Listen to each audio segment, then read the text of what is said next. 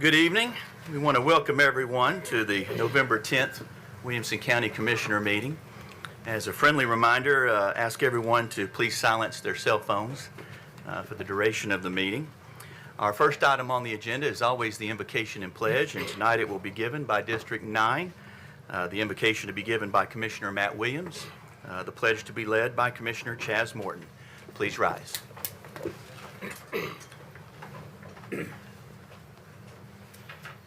Please join me in prayer.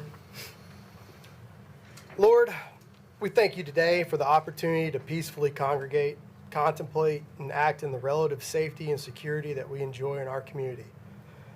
Help us keep our community's interests front and center as we navigate our unique challenges, and to remember that the bountiful blessings bestowed upon our community are exceedingly rare across the rest of the nation and the world. Many of those places our veteran community have had to deploy to. And this week especially, we thank you for all the men and women who have so bravely offered themselves in the selfless service to our nation. Hold and protect those that have and continue to serve. Lord, help us to be fiscally conservative, responsible, and wise with our resources. Such as on November 10th, 1775, when the Continental Congress, prudent with limited resources, authorized 2 battalions of Marines to arm ships already in possession. Lord, we thank you for the safety you have blessed upon our community.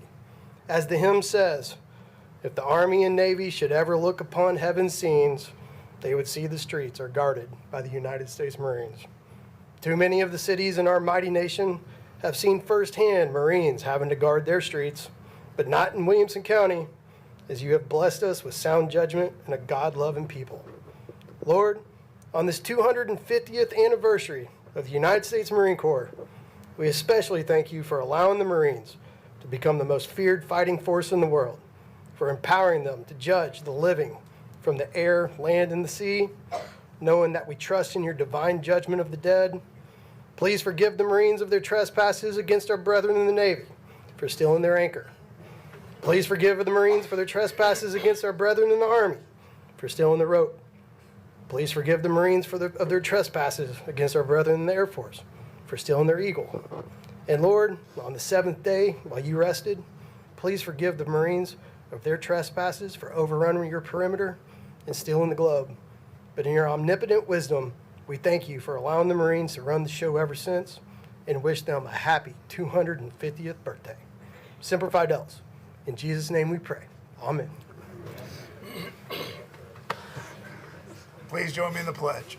I pledge allegiance to the flag of the United States of America and to the republic for which it stands, one nation, under God, indivisible, with liberty and justice for all.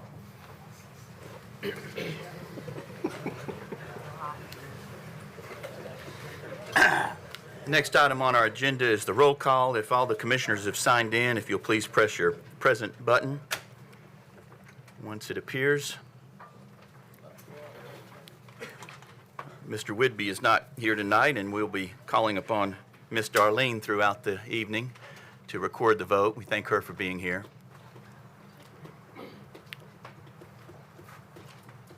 I'm not seeing it on my screen yet.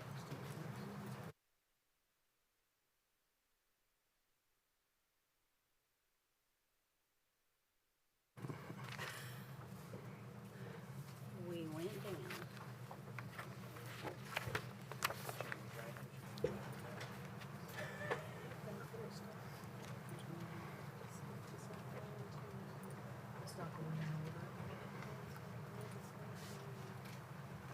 They're rolling in.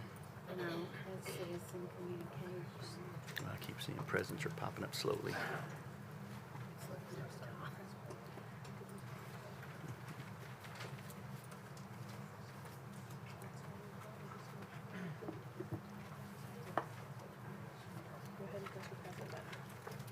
If you're ready to do so, go ahead and call the roll, Miss Darlene. No.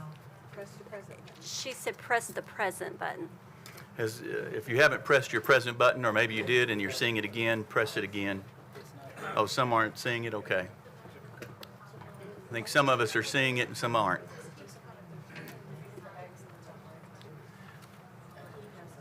The only commissioner I'm aware of being absent is Commissioner Stresser, and he did notify us that he would not be able to attend this evening. So I believe we have 23 present, 1 absent. I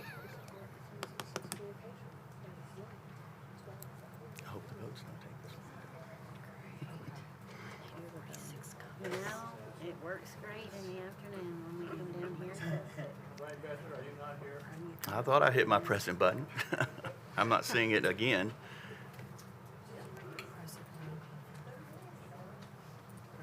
There we go.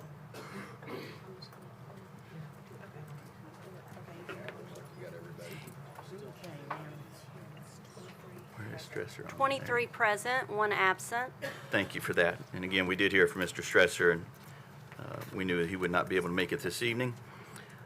Next item is approval of the minutes of our last meeting, the October 13th Commissioner meeting. Copies, I believe, were mailed out to all commissioners. I'll entertain a motion. It's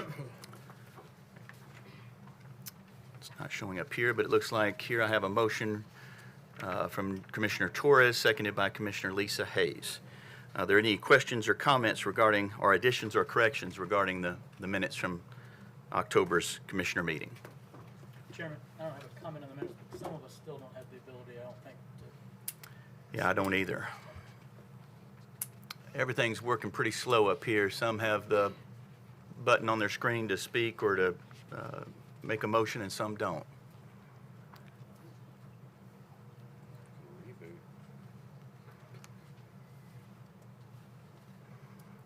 We need to do a reboot, perhaps, or He doesn't know. He looks confused.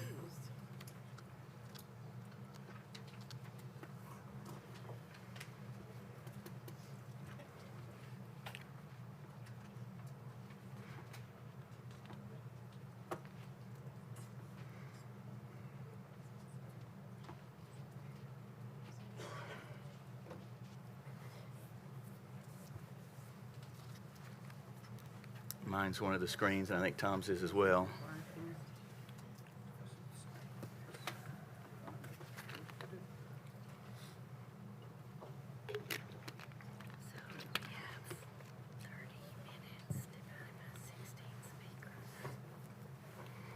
What does that equal? 1 minute, 50 seconds? Yeah, I was gonna say 1:45.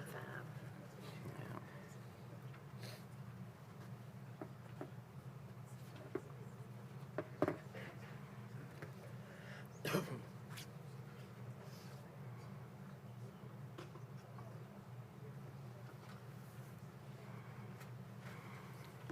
Apologize to those in attendance. We're having some technical difficulties up here, and it'd be better to work these out now than when we start getting into resolutions and the rest of the agenda. Oh, do you? Commissioner Sturgeon says she has Spotify and some great tunes that she could be playing for us.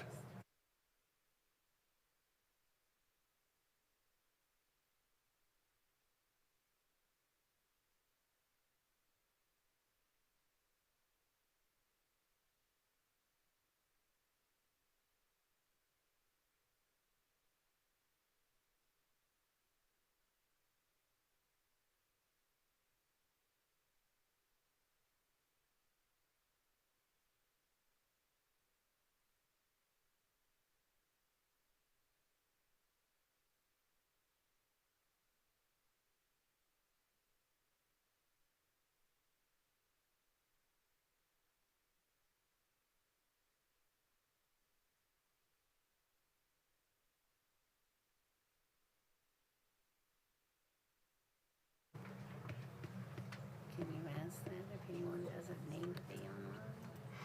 I think I'd rather have our IT guy tell me that that might be the issue Okay, first. here we go.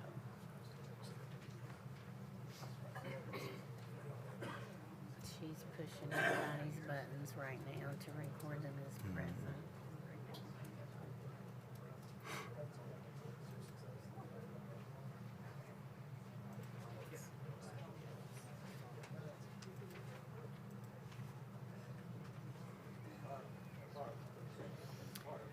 Okay, this needs to not be what I'm seeing.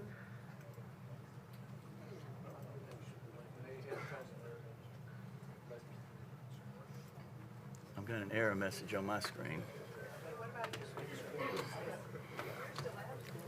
I've lost all control of mine. The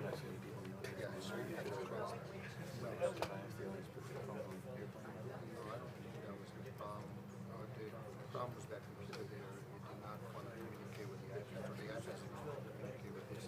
So we just have to start the meeting, so it's working. We just have to go through this here where we can just log back in and you're not going to have any problems now. And I need, Does everybody need to do what I do? Yes. Different, put their code in and everything? Yeah, if, no, we shouldn't have to. Is there anybody else? Can we get, where's the mouse now? it is working. Can I just, Yeah, I should have the other screen. Hope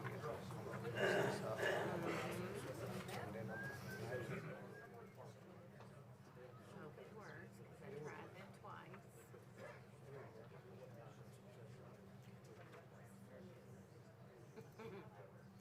Thanks. No.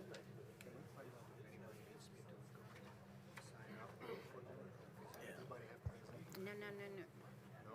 Is everybody present? I just want to He's make sure. already announced that. All those 23 dresses. present, one absent. But if anybody else has a screen that's showing an error message. Oh, If any of the commissioners are having an issue with their screen showing an error message right now, or raise your hand. raise your hand and we'll come to you and we'll get you rebooted. All right. I We're think we good. might be good. Knock on wood. So where we left off was with a proper motion and a second for approval of the minutes. The motion coming again from Commissioner Drew Torres and seconded by Commissioner Lisa Hayes. And I don't remember there being any requests for additions or corrections, but I'll ask one more time if there are. Maybe a show by hands if, okay. Then once it pops up on your screen, if you're ready to vote, there we go. If you're in favor of approval of the minutes from last month's commissioner meeting, please hit your yes button. Opposed, your no. Anyone wishing to change their vote, please do so at this time. Record the vote, please, Ms. Darlene. 23 yes. Motion passes. Next, we have citizens' communications. We've had quite a few people sign up tonight. Our rules allow for up to 3 minutes for a total of 30 minutes. When we have more than 10 sign up, we have to divide the 30 minutes by the equal parts of how many people signed up. We've had how many sign up? 16. So we're going to give each person 1 minute and 45 seconds. I'll give you a warning as you get close when you have about 15 seconds left. If you haven't wrapped things up, I'll give you a kind reminder to start wrapping things up. Also, as we say in all these meetings, when you come to the podium, state your name, the town that you live in, and then, be courteous as you speak. We won't allow any remarks that go against. No personal attacks will be permitted. Be cordial as you speak. No derogatory statements to be made towards individuals. Also, no clapping, booing, or audience participation is required either. Again, remember how we were all raised, and we'll be civil during all this. And if so, we'll hear every comment, and that's the intention of this body, is to hear every comment. We cannot respond back. So if you ask us a question and we sit here in silence, that's because our rules dictate that we can't respond to your comments. It's not that we don't want to or care. It's just that our rules don't permit us to have a dialogue as you speak. So I'll begin to call you one at a time in the order in which you signed up. First on the list is Your Honor, Judge Joseph Woody Woodruff.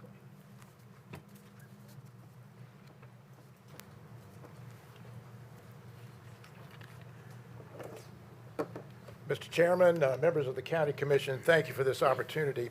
7 years ago, a task force was formed to study the needs for public safety infrastructure here in Williamson County, called the Triple J Task Force. That task force worked for more than a year, retained outside consultants in 2019.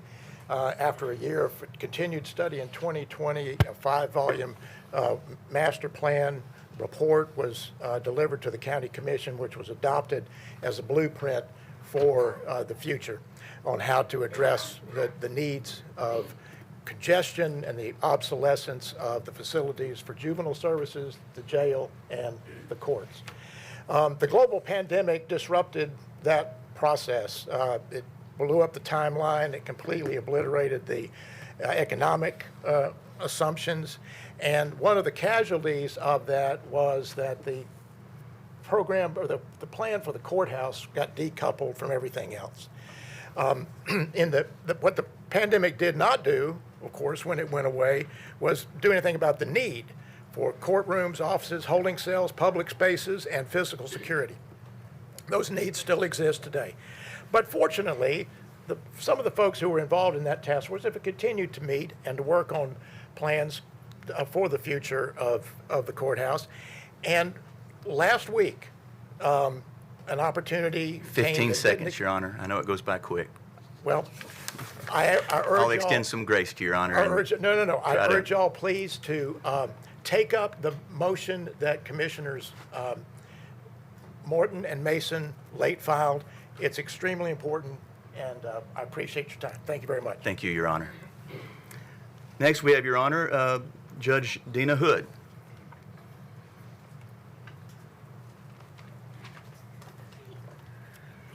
Good evening, Commissioners. I am Judge Dina Hood. I live in Franklin, Tennessee. My colleagues and I tried to divide up what we wanted to tell you tonight so we don't repeat ourselves. I want to talk to you about security concerns. The security concerns facing the courthouse are well known and documented through the years. There's a statutory mandatory or mandated courthouse security committee meeting that meets annually and reports to this board. And of that, there is always concerns about the judiciary's security. I've got statistics. I'm going to cut that out. I think we all know in this political environment, or not just political, in today's environment, political danger for the justices has increased, and we need some more security measures at our courthouse.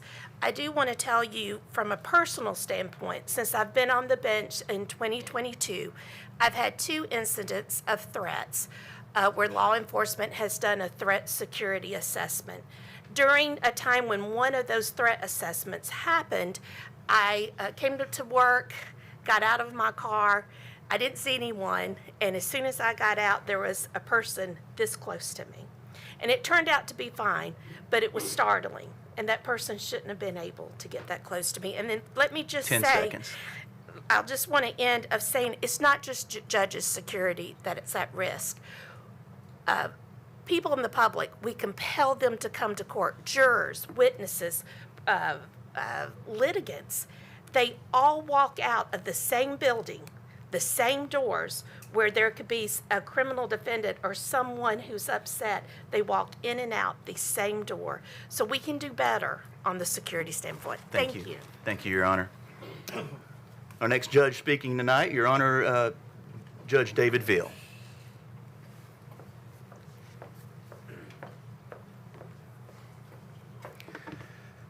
Mr. Chairman, honorable commissioners, thank you for listening to us tonight. I'm asking you to respectfully consider allowing late filed resolution 112541 to be heard tonight. We currently have 2 general sessions judges and only 1.5 general sessions courtrooms. We have 4 circuit judges and a special master. We have 2 courtrooms where we can hold jury trials in the Judicial Center. We have 1 small courtroom where the parties and the litigants are on top of one another. We also make use of the historic courthouse, which has 1 courtroom but no holding cell, so we cannot have a criminal jury trial there if anyone is in custody. The lack of having 4 full courtrooms affects our ability to administer justice. We're limited on what we can do based purely on the facilities limitations. With the rate of growth that this county has seen, and with it the court cases, it's only going to get worse. In 2002, when construction of the Judicial Center began, Williamson County had approximately 137,000 people. As of July of last year, we now have approximately twice as many, just under twice as many, 269,000 people, and I suggest it will continue to increase. Now, one option would be to find a Band-Aid to patch up the justice holes that we have now, and then we can do it again in 10 years, and again in 10 years, and again in 10 years. But might I suggest it'd be a better use of our resources to address our needs head-on with a facility that's designed from the ground up to handle both our current needs and future needs. 15 seconds. With that, I would respectfully request that you allow late filed resolution 112541 to be considered this evening and to allow us to look into the possibility of the property that is cited therein. Thank you very much. Thank you, Judge Veal. And then our final judge tonight is Your Honor, Judge Deanna Johnson. Good evening. Thank you for having us. Deanna Johnson, I live in Franklin. Again, thank you for having us. I'm the fourth and final judge, I believe. A lot of people say I look like Kira Cedric, and so the closer, I guess that is appropriate. But I won't reiterate what my colleagues have said. We're all on the same page in that regard. Judge Woodruff discussed the meetings we had back in 2017, 2018, 2019. A lot of different groups were involved, the Downtown Neighborhood Association, the business community, different community groups, different business people, the Williamson County Bar Association, Downtown Merchants Association. Lots of groups were involved to talk about what happens if you move the courthouse out of that downtown area. As Judge Veal discussed, it's not feasible. As you can tell from the resolution itself, it's not feasible to do something to that current existing building, and so this opportunity that has arisen over on Columbia Avenue presents itself as a great opportunity to at least look into it. And so I implore you to please consider the late filed resolution and at least let us look into that opportunity. Thank you. Thank you, Judge Johnson. Next on our list is Mr. Frank Limpus.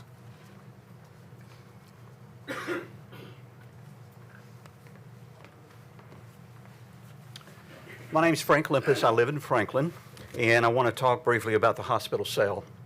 I direct my comments to those who have operated this clandestine effort that started in July with a supposed strategic planning process for the hospital.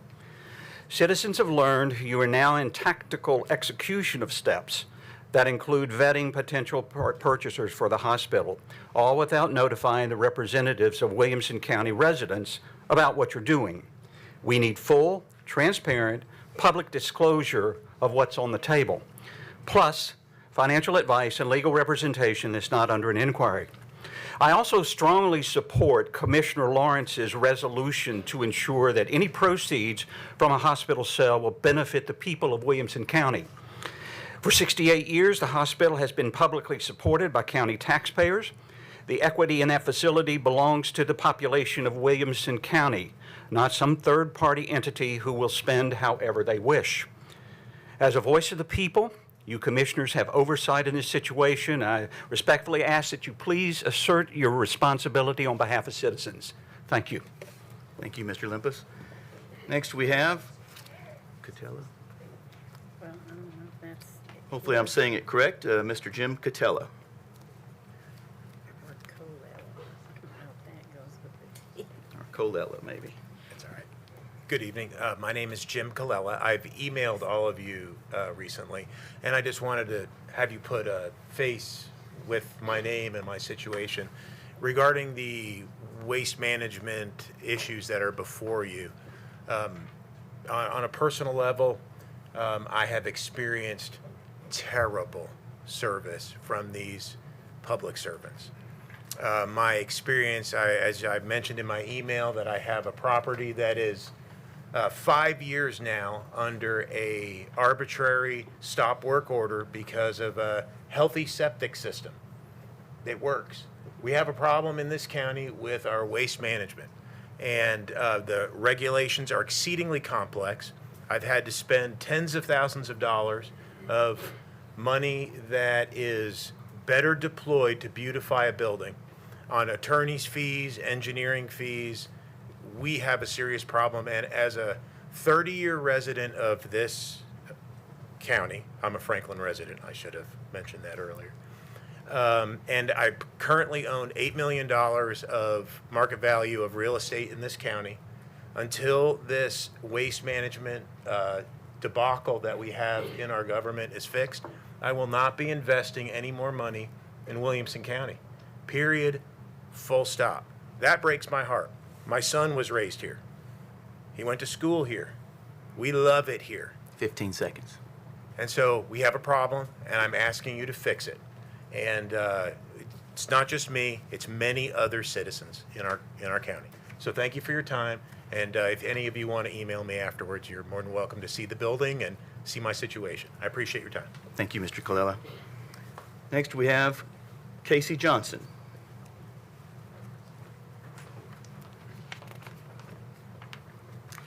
Good evening, members of the board.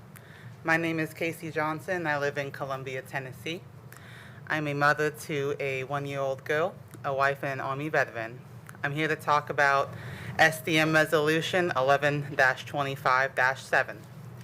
In my time in sewage disposal over the last few months, I've met many wonderful people who have dedicated their careers to serving this community with pride and commitment. As we look ahead to the pending task force, I respectfully ask that an impartial commissioner be appointed to lead it, and that it includes voices from within the department. The people who do this work every day know where improvements can be made, and their experience is essential in shaping effective and realistic solutions. Change is necessary, but it doesn't need to come through fear or uncertainty. Many want to be part of the effort to strengthen the department and make it more efficient for the residents we serve. We care deeply about the work we do, and we want to see the department succeed. Whatever the task force recommends, I urge them to provide clear guidance for how those changes should be carried out. This will help prevent delays and confusion, both for the employees and for the homeowners who rely on our services every day. If the task force decides that budget cuts are necessary, I also ask that clear direction be given to help identify or create alternative employment opportunities. These are hardworking individuals who have given their time and energy, to this county, and they deserve to be treated with fairness and respect. Quick decisions that look efficient on paper often end up costing more in the long run, and our goal should be lasting improvement, not temporary savings. Thank you for listening. Thank you. Next on the list is Ms. Dory Bowles. Hey, good evening. I'm Dory Bowles. I'm the founder and president of the Harpeth Conservancy, and we are a 26-year-old statewide science-based conservation organization, and our vision is clean water and healthy rivers across Tennessee.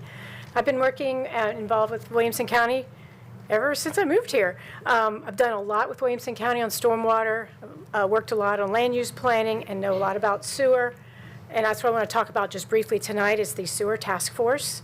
I've attended the Public Health Committee last week, and there are a number of amendments to that resolution that will, if those amendments are adopted, I think that the task force will help solve some of the problems that you're hearing. Even our own organization has heard many complaints over the years. There are lots of people who want to support the county in terms of making sure that our, people's homes are protected. It's a very big investment for most people. The septic fields, unfortunately, Williamson County doesn't have uniform soils. It's a very difficult place, Middle Tennessee. Soils are not they're not the same. And so we do need some of that customization off of the Tennessee state regs. I want to point out that if we go back to the way it used to work, you have a number of counties right around us. The standard zoning is 1 acre. You have TDEC with the septic field, and there are a number of homes right now in eastern Rutherford near the Cannon County border, or after 6 months, they have sewage backing up into their bathtubs and their sewage, into their toilets. So it's not a simple thing. It does require some specificity. Definitely we need some system improvements. There's no doubt about it. And I just wanted to let you know our organization is there to work with the task force and help out any way we can, but let's not throw the baby out with the bathwater. But at the same time, you do have some dedicated staff who definitely want to work on streamlining systems, and there are a lot of property owners who also expect that too. Thank you very much. Thank you, Ms. Bowles. Next, we have Frank LaRusso. Hopefully I'm saying it correctly. Got a thumbs up.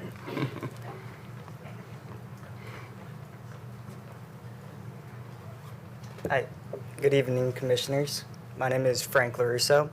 I'm a recent graduate from Purdue University with a degree in agricultural and biological engineering, and currently I work for the SDM staff. I've been here for about a year, and I would like to speak on what you guys have over there as far as staff, because truly, I feel lucky to be working with them. You've got trained professionals in soil science and mapping, and you've got a PE.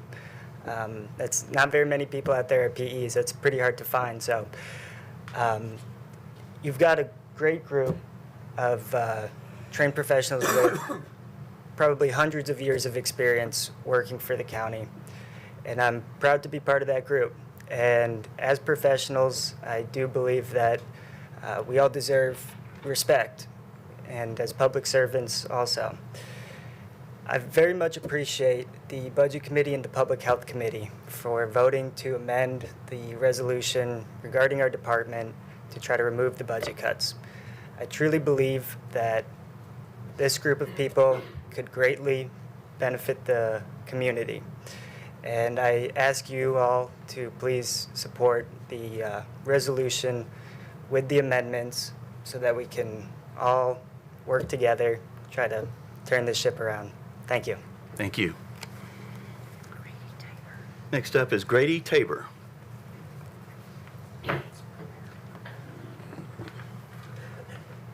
Thank you, Mr. Chair. Grady Tabor. I live in Brentwood, Tennessee. I'm speaking tonight to ask your support for Resolution 112539, sponsored by Commissioners Aiello and Tunnicliffe, and especially want to thank Commissioner Tunnicliffe. This is my third time to speak regarding the adequate facilities tax since 2019. And we're asking to increase the non-residential portion of that tax from the current 34 cents per square foot on new non-residential development to $2 per square foot, and to charge that countywide.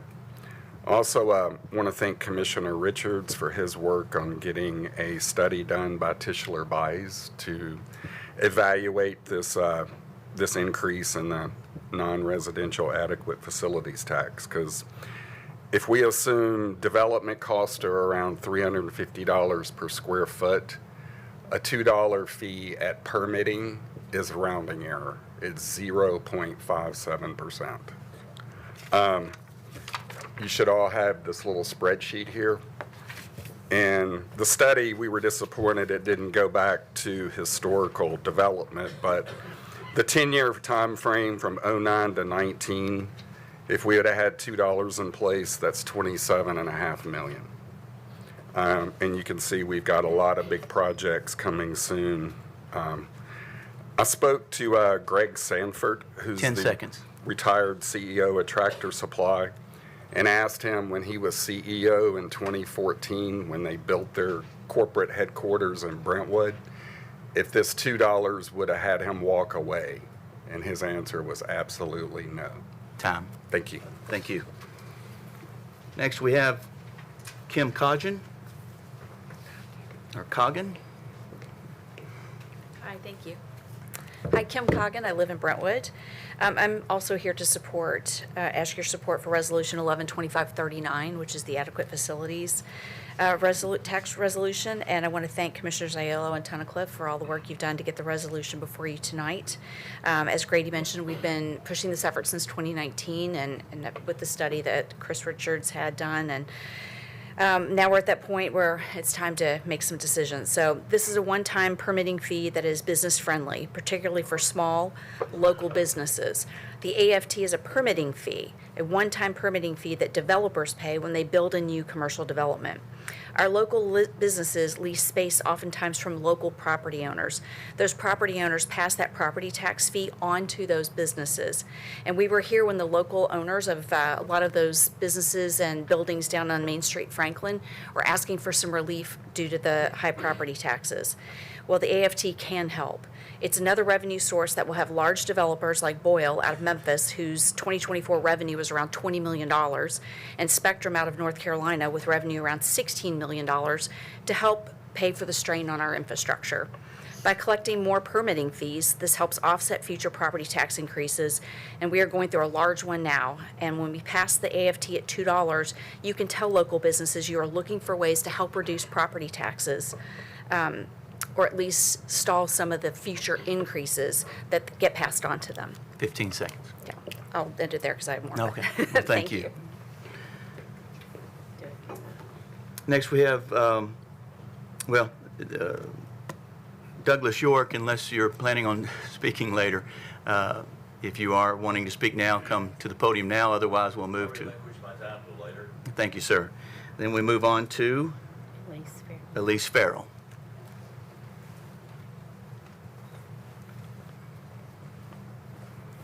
Good evening, Elise Farrell. I live in Franklin. I want to echo the comments that Mr. Limpus made on the Williamson Health sale. I really don't understand how a county commission can be told to stay out of the way of a potential sales process. Because if this asset's to be sold, then it's your job not to stay out of the way. Your job is to demand full transparency, independent legal counsel, and to protect the equity built up for the taxpayers of this county. I'm just asking you guys to please demand a process that respects the public, not one that makes decisions, in back doors. And I'm just asking you to do the job you were elected to do, which is protect the assets of Williamson County and the taxpayers of Williamson County. Y'all act like you don't live here, but you do. So this is to protect you and us. So I just don't understand this whole backdoor process, and especially I just am surprised that the lawyers on this commission wouldn't be outraged by that. So anyway, I just want you guys to, make sure that we have an accountable, transparent process so that the public can be aware of what's going on. Thanks. Thank you. Next we have Kirk Ewan. Kirk Ewan. Kirk Ewan. Actually, it's Ever. Kirk Ever. Sorry, Kirk Ever. Or maybe I'm not even close. It's hard to read it. Lives in Columbia.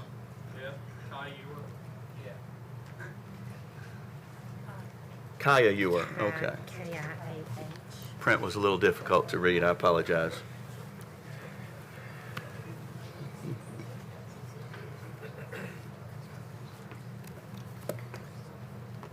Hello, I'm Kai Ewer. I'm from Columbia, Tennessee. I'm a employee here at the county. I'm a plat reviewer for SDM. I graduated from UT Martin with a degree in Natural Resources Management, Soil and Water Conservation.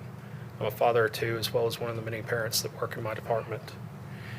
I've worked here nearly 9 years, and at that time I've seen a great deal of change. When I started, this department was backlogged, and as time went by, the volume of submittals continued to increase. At one time, I was working nights and weekends just trying to keep up. In the past 3 years, our department has made dramatic improvement after gaining more staff and changing regulations. We went from a 6-month backlog to 2 weeks or less in some cases. With this resolution, I fully agree our regulations should be reviewed and improved, but we need our staff to maintain the quality of work we are currently providing. In the past 3 years, we have changed our regulations making it much easier to renovate homes without a new plat or location map, or abandoning or bringing old systems into compliance, and much more. The staff here is dedicated to helping the public and keeping up with health and safety standards. Again, I agree our regulations need to be reviewed, and the regulations we have are longer than the state's, as stated by some. But if you'll see what I brought up here, our soils handbook, regulations, and technical manual are all just one book, while the 15 state's seconds. is 3. I ask that you continue with the recommendations of the Health and Budget Committees and extend the time frame for the task force to review our regulations and not make the budget cuts, and then decide if, once the review is done, if we need to cut our budget and personnel. Thank you, sir. Thank you. Thank you. Next, I have Jonathan Stewart.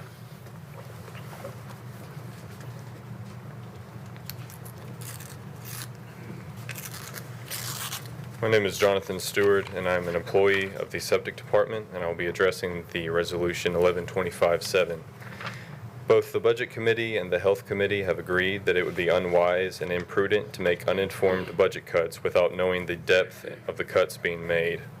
Our department has already begun to see attrition because of the way in which this resolution was originally presented. I'm glad that both committees have agreed to approach this issue more seriously and urge the rest of the commissioners to adopt the amendments which have been proposed. In regard to the Regulation Task Force, there are no doubt many regulations that have been acquired over the years that can be examined for effectiveness to determine where appropriate changes can be made. As I and my colleagues have suggested to both previous committees, there are some regulations that were acquired through the spirit of caution that may now have outlived their usefulness as technology and methodology have progressed. However, these systems of guidance and rules are there for a reason. And, like Christian philosopher G.K. Chesterton once said, never remove a fence until you have discovered the reason it was built. A reformer's duty is first to understand. The process of refinement in any field or profession is never a hasty or undisciplined pursuit of change. The lattice of safeguards and the decades of learned wisdom housed within the Williamson County septic regulations are the result of previous experience, learned mistakes, and the traditional wisdom gained through hardship. I ask that this commission proceed with wisdom, as I know the task force is meant to do, thank you, in finding out which current regulations are truly unnecessary versus what is expedient or convenient to remove. Thank you. Thank you, sir. Next, I have Jane Sadler.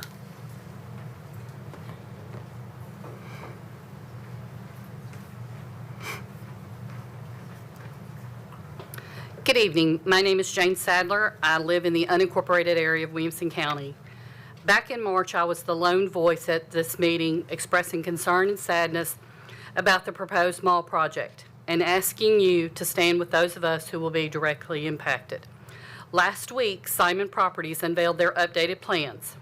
While they've described these as an improvement, for those of us living in the unincorporated area, our concerns remain the same. Their proposal includes widening a short, approximately 1.3 mile portion of Highway 31 to 4 lanes and adding 4 stoplights along that short route. This will push even more traffic from I-65 to I-840 to 431, the same corridor our families already rely on to get to our jobs, our homes, our churches, and our local stores. It's already congested today. What will happen during construction and what happens when the mall opens? Widening this short, approximate 1.3 mile portion to 4 lanes will not solve any traffic problems, and especially not when the City of Franklin has already approved 700 plus new homes 1 mile south of this area, and Thompson Station has approved 400 plus homes just 2 miles away. I'm asking you, my county representatives, to help us. We are your voting constituents. By working with TDOT and Thompson Station, we're asking you to find 15 solutions seconds. that make sense for all residents, not just the developers. Please help protect the quality of life in the unincorporated areas of Williamson County. Thank you. Thank you. And our last speaker, I believe, is Kathy Marlin.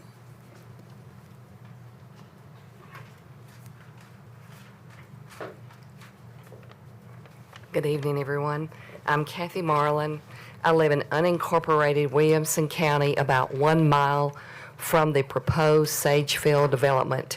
Residents have many concerns about this proposed development with over 70 stores and a hotel at 1733 Lewisburg Pike. It will bring more traffic congestion to an already congested area that bottlenecks from 840 onto Lewisburg Pike. Plus, we have traffic from concerts at the nearby First Bank Amphitheater. There are several housing developments nearby approved to be built, which will add even more traffic. Residents often struggle to get out of their driveways now onto Lewisburg Pike. Residents do not want the mall. There are retail and hotel developments already in place and some to be built within a few miles of this site. These are Tollgate, Berry Farms, Fountain View on Highway 31, and June Lake. The mall does not fit into the area and would permanently change the rural character and our way of life that we hold dear, and we need your help with this matter. Thank you. Thank you. That concludes citizen communications, and with that, we'll move on the agenda to communications and messages. Quite a few. First, we have 8 late-filed resolutions tonight. If there are no objections, we will hear resolutions 36, 37, 38, 40, and 42 under appropriations, as well as resolutions 39, 41, and 43 under other. If there are no objections, we will hear those this evening. I hear no objections. We also have requests by several commissioners to move some of the resolutions up to accommodate those in attendance tonight who are here to hear those resolutions, those being Resolutions 8, 33, and 43. If there are no objections, I'll give you a moment. Well, first I'll ask if there are any objections, and I'll give you a moment to move those behind Resolution 7 in the agenda. Are there any objections to moving those resolutions up to accommodate those in the audience tonight? I see none. So again, I'm going to do the exercise myself. We'll be moving Resolutions 8, 33, and 43.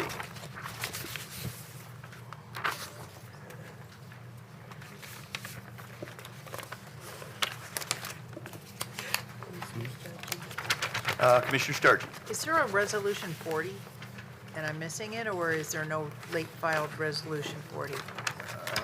Resolution 40, I believe, might be under appropriations. Am I right on that, Diane? Yes. It's a late filed resolution, but it's under appropriations. And it's on the agenda, so it's the bottom of page. Oh, I got it. 3. Thank you. Mr. Chair. Commissioner Torres. Sorry, did you intend to move 41? Sorry, I just want to clarify, 41 is the courthouse, is that the one, not 43, which is the City of Franklin, the gun range? Oh, yes. Thank you for that, Commissioner Torres. You're welcome. I misspoke and said, are we moving 43 as well? Up to Okay. There's another resolution that I intended to move to the front without objection, the one that our judges are here for tonight, which is Resolution 41. If there are no objections, are we moving 8 or 7?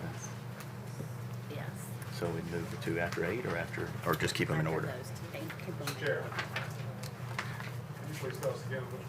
Yes, yes, I'll restate them.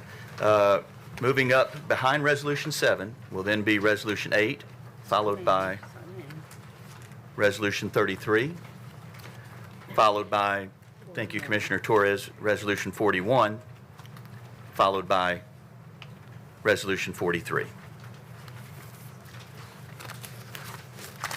Where's my 41?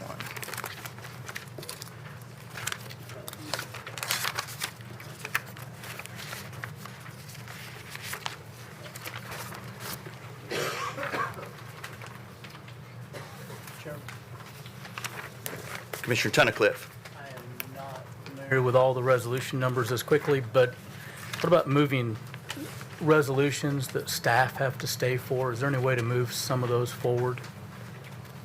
Is there any? That's all of them, I think. We'd be picking and choosing amongst staff that are all here and dedicated to be here, and we appreciate that. Unless there's a particular resolution that you believe there are citizens here for, Nope.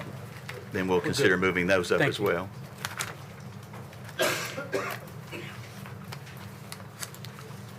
Forgive me, I'm... All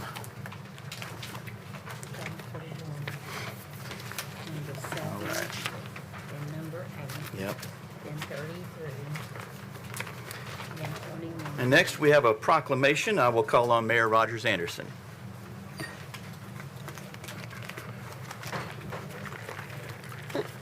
Good evening, ladies and gentlemen. Tonight we have the opportunity to honor our county historian, Rick Warwick, and his wife is with him tonight. Elaine, if you both would come up. Rogers, for some reason, the mic's not that loud tonight, so... I'll fix that problem. Many of you know Rick and his dedicated work that he has done for this county for many, many years. And tonight, with his wife beside him, I'd like to read the following. Whereas Mr. Rick Warwick moved to Franklin in 1970 and began teaching at Hillsborough School in Williamson County and graduated from Middle Tennessee State University in 1971. And after 2 decades of teaching, he took a sabbatical to concentrate on writing a book about the material culture of Williamson County, and shortly thereafter retired from the public school system and began amassing a wealth of historical information on people and places throughout our county. And in February 1965, the General Assembly approved an act to encourage and provide the collection and the preservation of state and county history, and for the appointment of a county historian for each county of our state. And in January 2017, the Williamson County Board of Commissioners appointed Rick Warwick to serve as the Williamson County historian, following the late Virginia Daniel Bowman, who served from 1972 to 2017 and succeeded the county's first historian, Colonel Campbell Brown, who served from 1965 to 1972. Rick is the editor of 29 published journals and over 25 additional published books, and has served on numerous boards, including the Tennessee Historical Commission, the Williamson County Historical Society, the Heritage Foundation, Carter's House, African American Heritage Society of Williamson County, and Franklin's Charge. And though often described as a walking encyclopedia of all things Williamson County history, Rick modestly considers himself as a man of tidbits of history. And though he serves without compensation, his wealth of knowledge provides an invaluable service and a source of historical information. By my signature, we are resolving tonight to proclaim the appreciation of Mr. Rick Warwick in honor of his passion for our county's history and his dedication to bringing stories to life, his historical collection, and his documentations of all the past of a service to the residents of Williamson County. Please join me as we say thank you to Rick and the sacrifice that Elaine has made.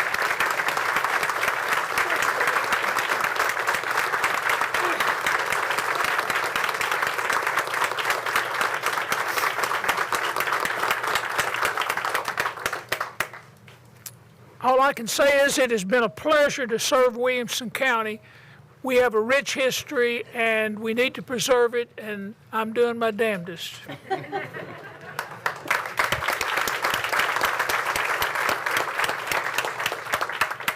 Thank you, Mr. Warwick. Very, very well deserved. I'm not sure if any of the microphones are working. Anyone in the audience, are y'all able to hear us through the speakers? I don't know if Creed is, if there's something that you can do. The lights are on, but I don't hear anything coming through the general speakers. If Creed can hear me back there and is able to do something.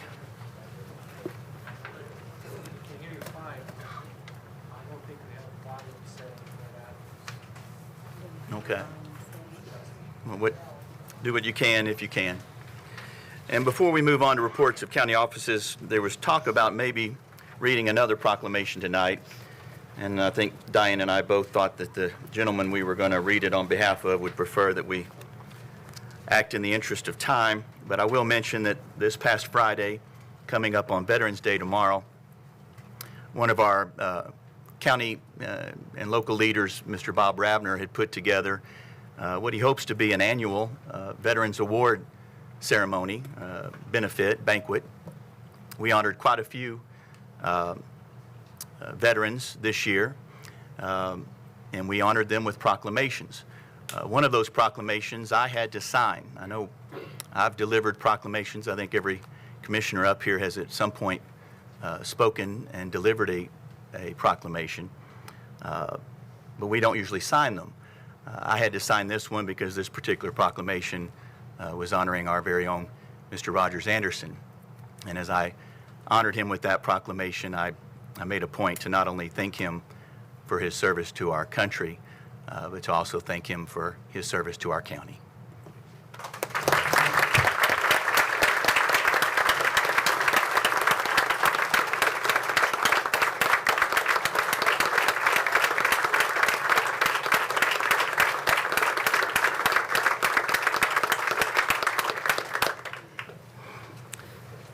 Now we'll move on to reports of county offices, and I will call on our very own Mr. Mayor Rogers Anderson. Well, thank you very much. I don't often get surprised at these meetings, but I am that one. Thank you very much. And with that in mind, tomorrow at 11, contrary to Matt Williams' prayer, there will be other people there other than Marines. And I encourage you to attend the Veterans Day parade that starts at 11 o'clock. I understand there'll be some refreshments there in the morning, and I do encourage you to come. It's a great time to see our men and women that have worn the uniform, and not all of them are Marines. So tonight, I would like to call on Phoebe, and as she's making her way up here to give the reports, we do have 4 or 5 presentations we'll be making, Mr. Chairman, and we will ask, if you don't mind me taking the point here, Grace Works, Alicia Bell will be coming up talking to us a little about what's going on in the SNAP program here within Williamson County. But first, Phoebe.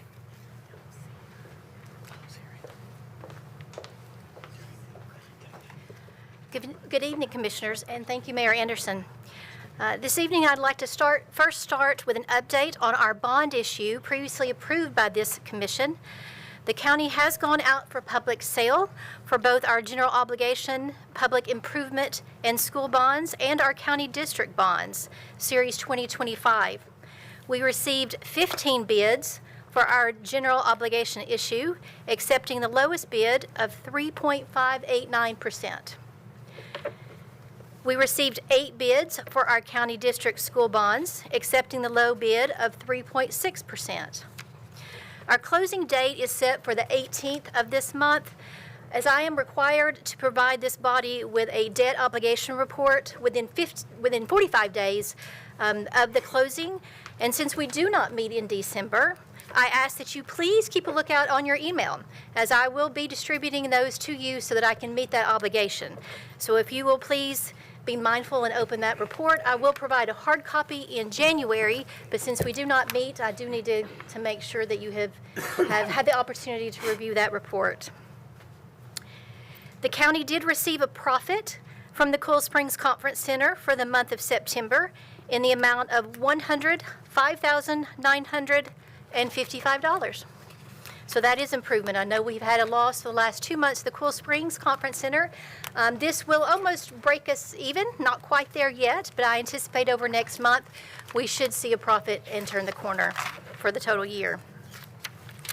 I have also been asked to take a couple of more minutes this evening to discuss our privilege tax report. If you will please take this time to pull your copy out. It may help if we all were looking at the same sheet of paper. This should be in your packet this evening. So our privilege tax collections for the month of September were slightly down, with a total of $859,000. This is a little bit lower than what we have been bringing in the last few months, but we are still holding steady based on year-to-year average. So if you take a look at your privilege tax report, this evening you have a resolution 112539 coming before you to discuss the increase of the adequate facilities tax on commercial properties. So if you look at this, I know I report every month on what that total dollar amount is, but I want to make sure that you are aware that this report actually represents 2 different privilege tax. So these are 2 different taxes. So when we speak of them, we collectively call this is your privilege tax for the month. But what we're actually looking at is 2 different taxes. The first being the adequate school facility tax, and the second being the adequate facilities tax. The adequate facilities tax is what you're discussing this evening. The first column of your report, as you can see, is listed as the adequate school facilities tax. For these collections, we do collect this dollar within the county, incorporated, and within the city. So this is incorporated and unincorporated. So that dollar is shared, and the revenue that is generated from those proceeds and those permits are shared with the county. We have some discussion over the budget committee. This is what was referred to as that 30% off the top that we split. So those collections are distributed with the towns within the Williamson County based on their population. You will notice there are 4 other columns to the right of the adequate school facilities. These are the columns that make up your adequate facilities tax. Now, the adequate facilities tax is only collected on commercial property currently within the unincorporated county boundaries. If you'll go down to about the middle of that page, listing reading from left to right, you will see the word commercial. You can see that for the month of September, we collected a total of $66,528.32. And that distribution was according to the 30 and 4 cent split, went to fire and highway. This is what we are discussing this evening. So I just kind of wanted to point that out so you'll know when we move forward if there is any questions regarding that distribution, that is what you're looking at. Again, for the total that I report on each month to you, for a total privilege tax collections, this includes all of the columns. So if you'll look at that monthly total, if you would just add, I know it doesn't add for you, and you have to take my word for it, but you are welcome to always check my math. If you look at that monthly total and you add those columns straight across, that is your monthly total that I report to you every month.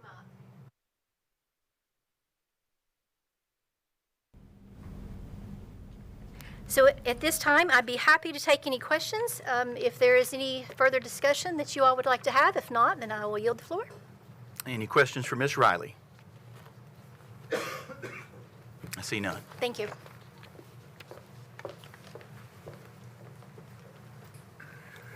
Diane, you might try resetting this mic. I know you just did the whole system. Because nobody can hear in the back. Yeah.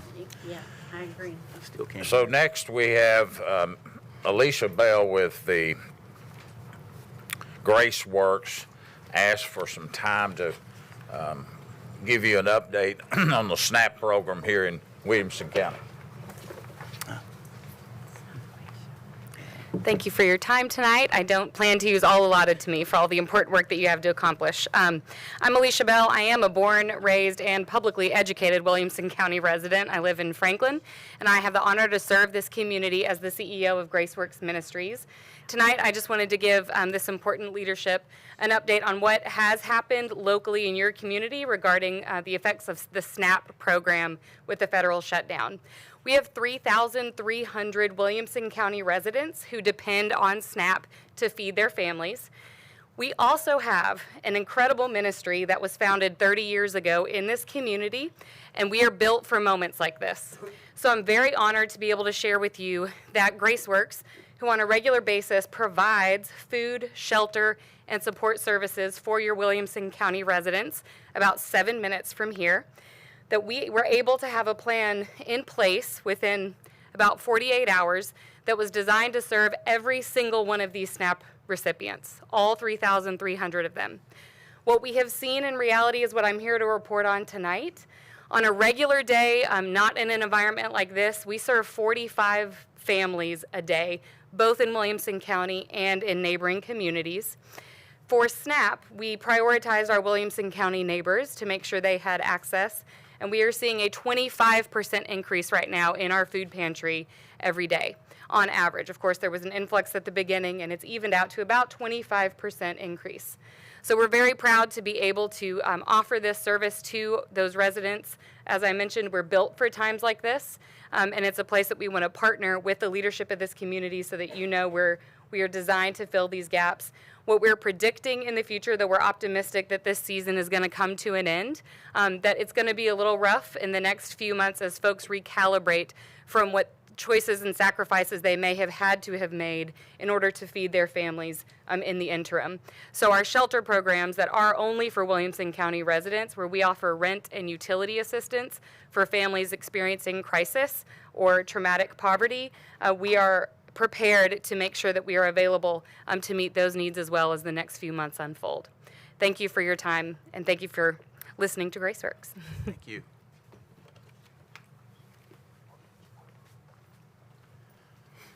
Mr. Chairman, Commissioners, next up, if Connor will make his way up, we're going to have an update on several of your questions in regards to the public safety here in Williamson County.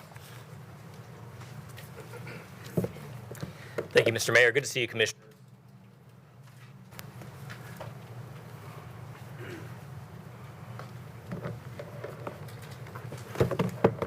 Just allow me one moment here.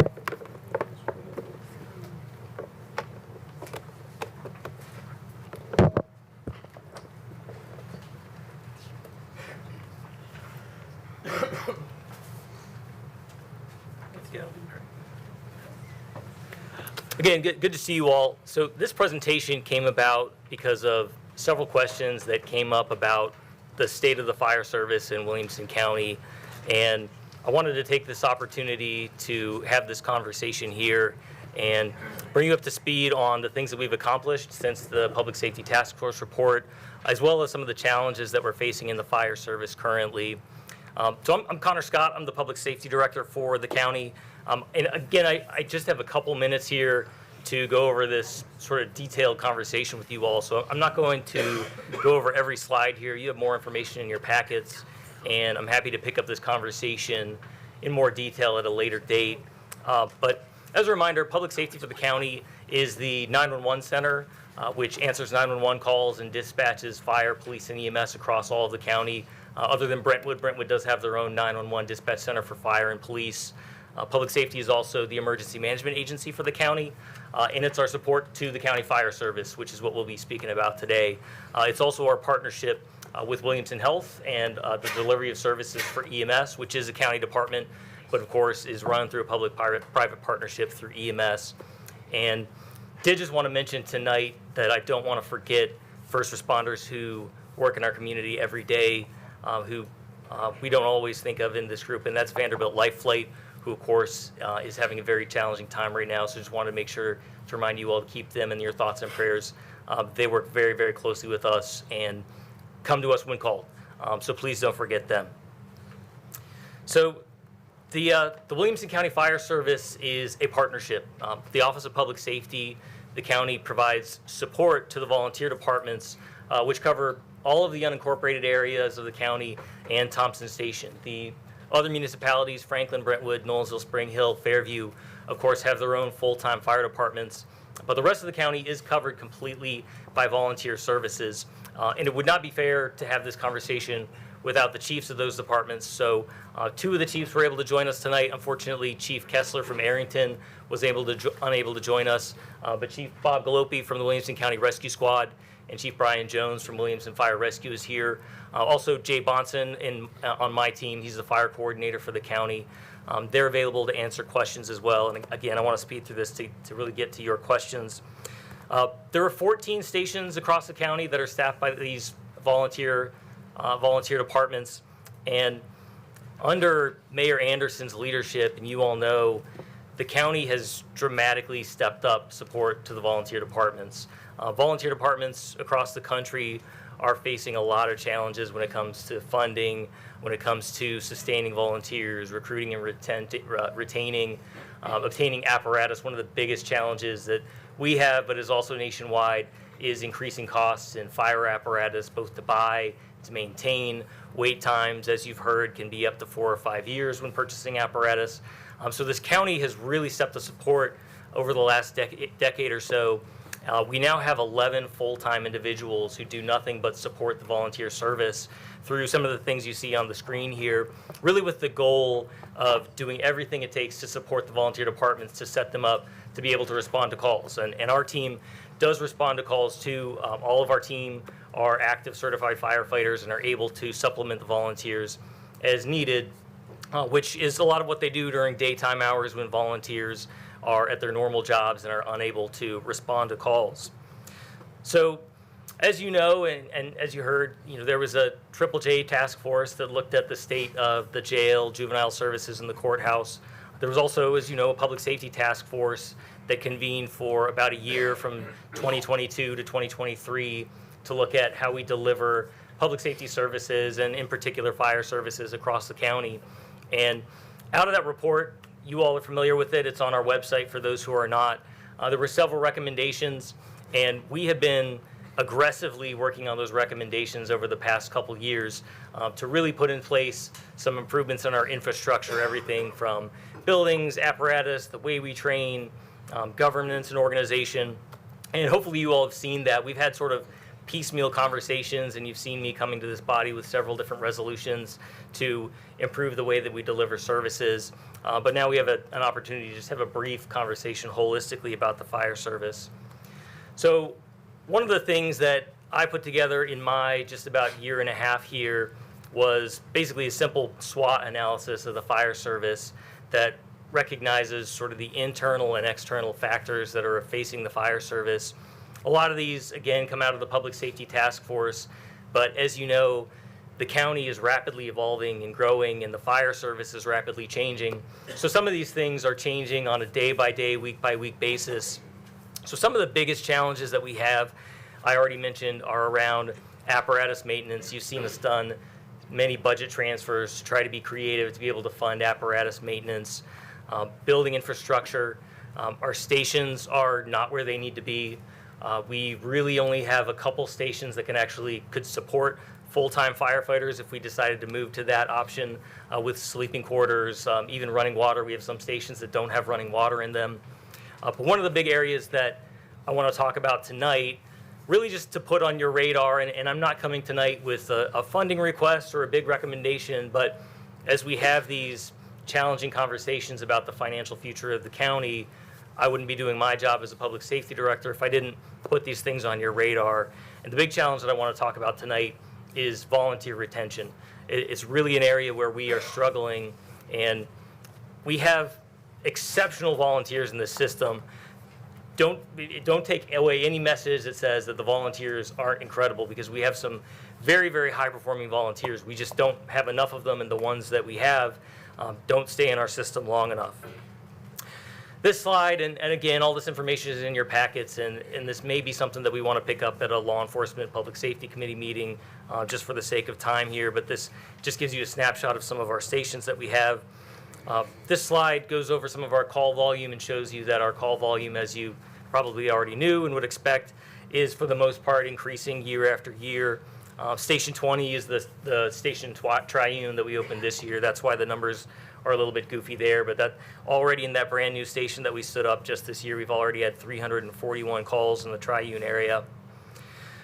So I put in some information on national trends in volunteerism, but I think that the one number that really stands out as we've evaluated our volunteers' progress as they stay in the system is that looking back from 2018 to current, if you look over 5 years, 84% of our volunteers have left the system. And that matches with national trends. And really in any other volunteer field, if you volunteered at your church for 3 or 4 years consistently in a position, that would be completely acceptable and a great thing to do. But we're not seeing the return on investment that we put into these volunteers in terms of training, the equipment we provide, everything that we put into them. So it's becoming a challenge, and we hear everything from time requirements, life changes, with the increasing demands on volunteer firefighters in terms of the training, the safety standards, what is asked of them. It's just very hard for anyone to give of their time, and it really is about a year of solid training just to be able to operate as a basic firefighter, because these people have to give up their nights and weekends to be able to do the training. They don't have 9 to 5 hours to be able to do it. So after getting through that year to become a productive volunteer, there's a lot of upkeep and requirements and a need to respond to calls, and our volunteers just aren't able to do that on a consistent basis. Another thing that we look at in terms of analysis is each one of these blue vertical lines here represents one of our volunteers. So to the far left, you see one volunteer who's run almost 600 calls. And as you look through our system, we have about 220, 225 active volunteers, but many of them are only responding to a handful of calls each year, and we're really relying on just a small number of a core group of volunteers to provide adequate fire coverage for the county. There is good news, though. Our program was recently recognized by the state and received an award for delivering the most training hours for volunteers for any fire training entity across the state. Like I said, there is no lack of quality among our volunteers.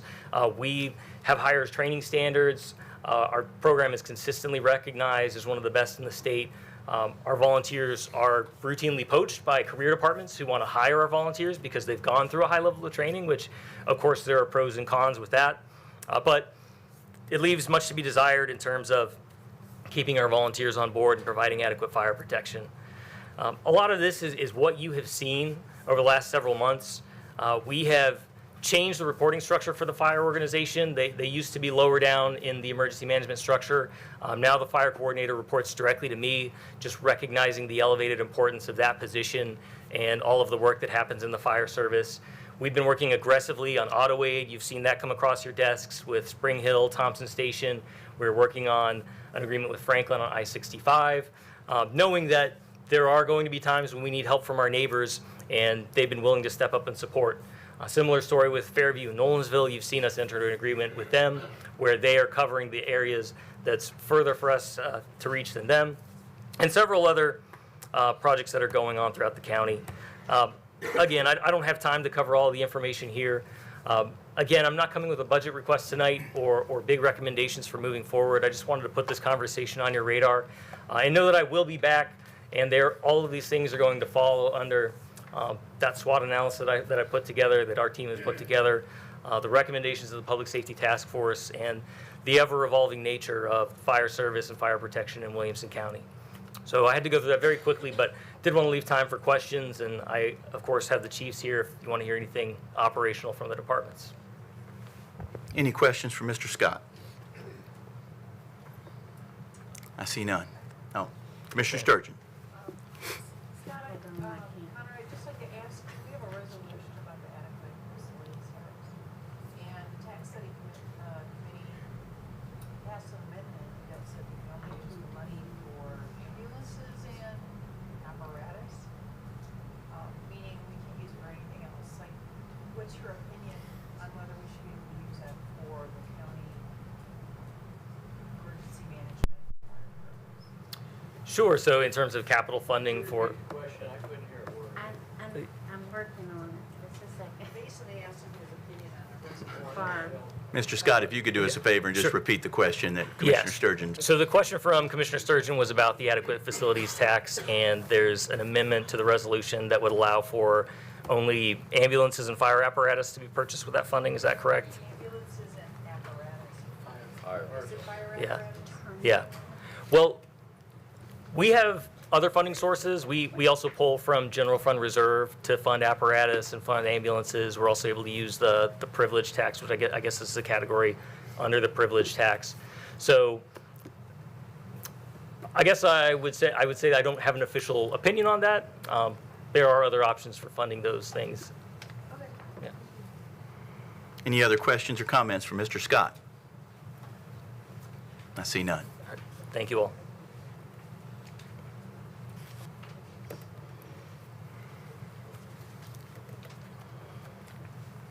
So as he's clearing out this, the next presentation we'll have tonight will be Oversight Jim. If you'll make your way up, you had asked for a update on the JJJ program that is going on.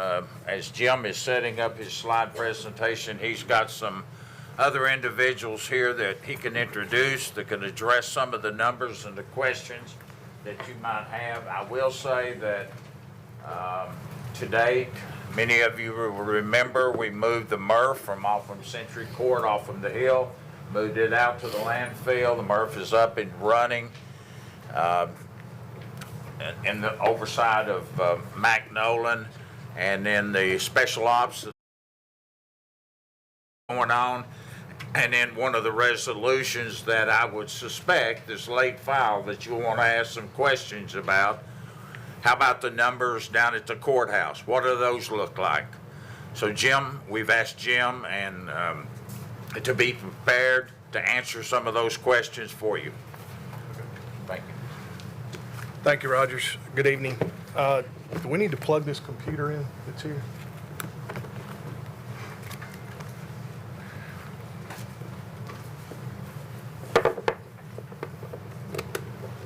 Thank you.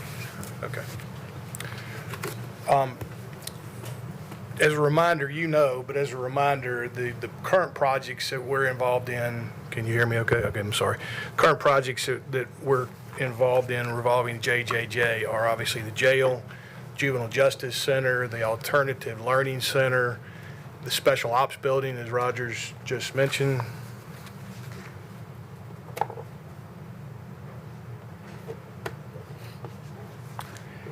And then we also have included, and I'll explain later, the gun range, which was part of the program as well. And there's an impound lot and maintenance building that I'll explain to you later. A lot has been going on over the last several months. We have, along with, I'm sure, any other project, we have struggled budget-wise, but I think we have good news on that to report after this. Jeff Coonan with Gresham Smith, who is leading the design effort for these buildings, is going to take you through what has been done to date and what's to come in the future, and to tell you a little bit about these buildings that are in design and what design phase they're in. And the PowerPoint's not up.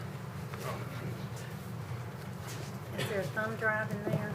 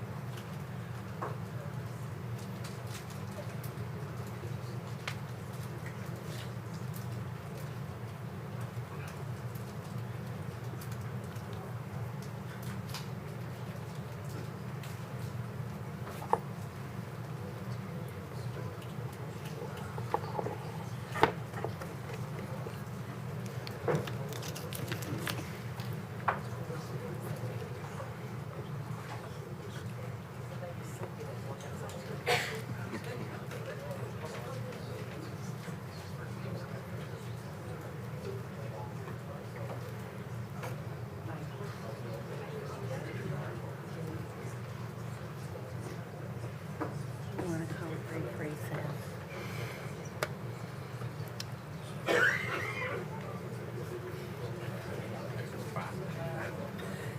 We seem to be having some technical difficulties, so we're going to take a 5-minute recess, and we'll reconvene at 7:30.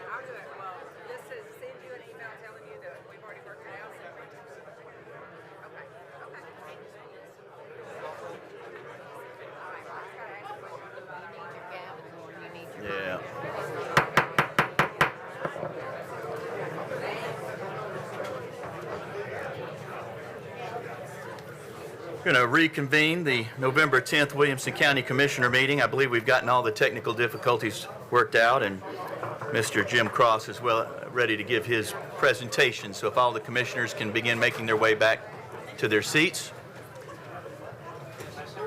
we'll proceed with the rest of the meeting.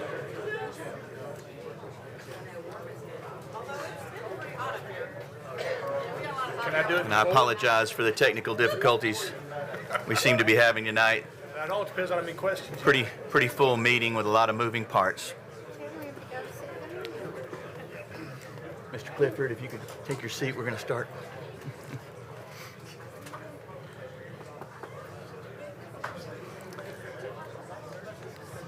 You may proceed, Mr. Cross. Okay, thank you. So as I mentioned, Jeff Coonan with Gresham Smith is going to talk about that, and as Commissioner Torres just reminded me, I've got 5 minutes, so we'll make it brief. Okay. Thank you, everybody. I will do that. I will try to make it brief here. Certainly have time to answer questions as we go ahead, but I'm going to give you a brief summary of where we stand with the design of all the remaining components of the project. Right now, we've got that covered in a series of slides here. Before I get into that, though, I just want to take a moment to mention say a word of thanks to all the stakeholders, from the sheriff, his organization, and juvenile justice and Williamson County Schools for their collaboration on this. It's been a very intense process to focus on developing the design here to make a series of facilities that are highly functional and efficient, and also look for creative ways to save money. And I think that all in all, the group has really excelled themselves in that respect. So I'm going to jump in and touch on the jail here. So that's what you see on the screen here. Most of these slides, you'll see two columns. On the left-hand side, there will be a column that says the previous design. That is some broad language there, but that refers to the last completed milestone development of the design. So in many cases, some of these were done, or the last milestone was developed back at the beginning of 2023 or in the end of 2022. So those are the numbers that you're seeing over there. And then on the right-hand side, you see the current design. So what we've completed to date here. So the jail here, you see the square footage is shown at 320,000 square feet. And then beneath that, you see a 230,000 square foot number that is enclosed square footage. So just as a note there, why is that differentiated here? The jail has a parking structure that is tucked underneath the southern side of the building. So the building is taking advantage of a sloping site in order to tuck the parking for all of the jail staff underneath the building. And of course, this is a concept that will help us preserve more of the site later on for future development. And it's a pretty efficient way to create covered parking and direct secure access for all the jail staff into and out of the jail vertically instead of horizontally. Between the previous schematic design and now the completed design development, you see that we have netted out one additional bed here, so we're generally right on target. And we've also managed to squeeze a little bit of square footage out of the building. And a lot of that comes from rethinking how the circulation works, finding efficiencies there, and generally making, especially with regard to some of the, I'll call it the back of house circulation for servicing behind cells and that sort of thing. It's still a highly functional building, but we've managed to find some real efficiencies there. Okay, moving to the Juvenile Justice Center, you see the previous schematic design for that was approximately 124,000 square feet.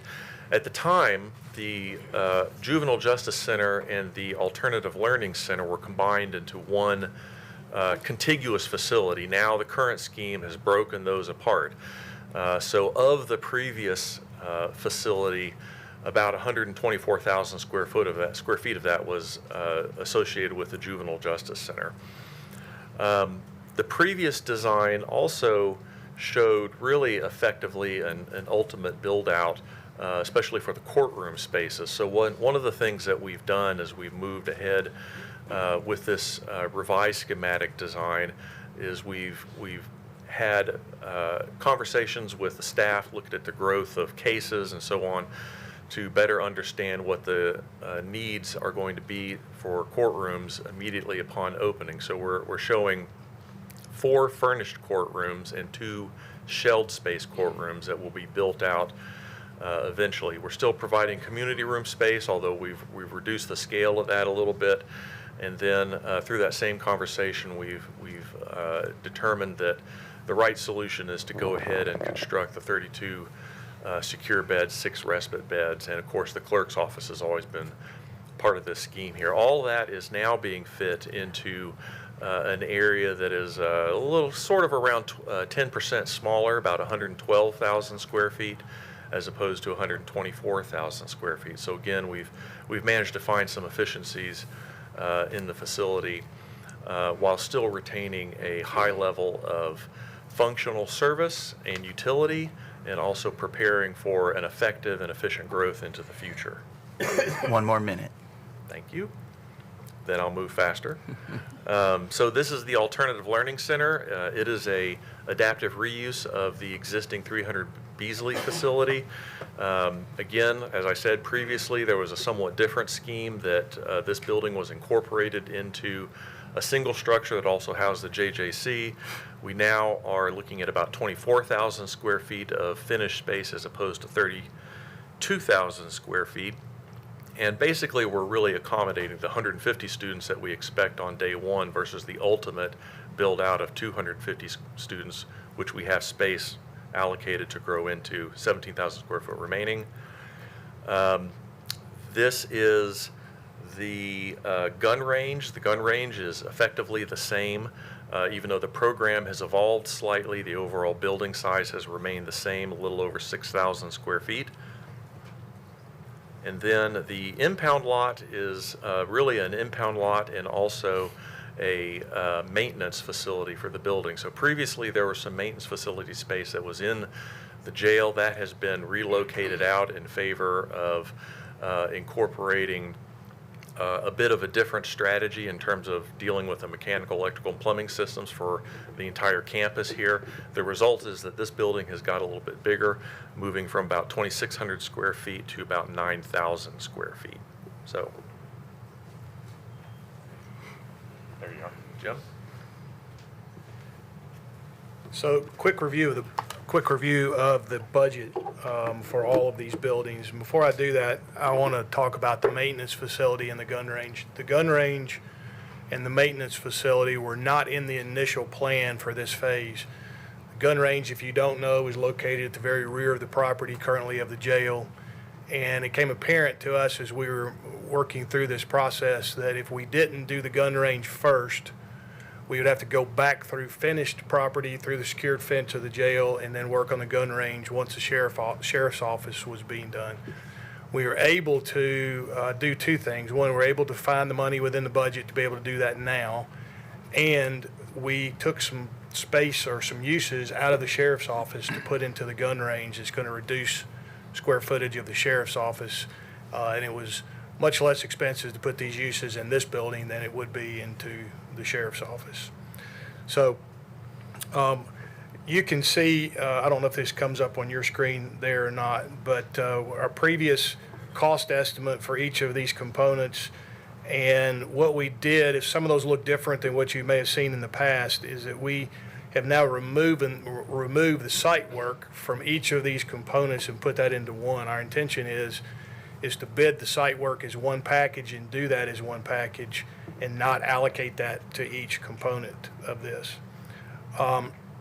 As Jeff mentioned, as we have been working through the schematic design to design development, the JJC is still in schematic design.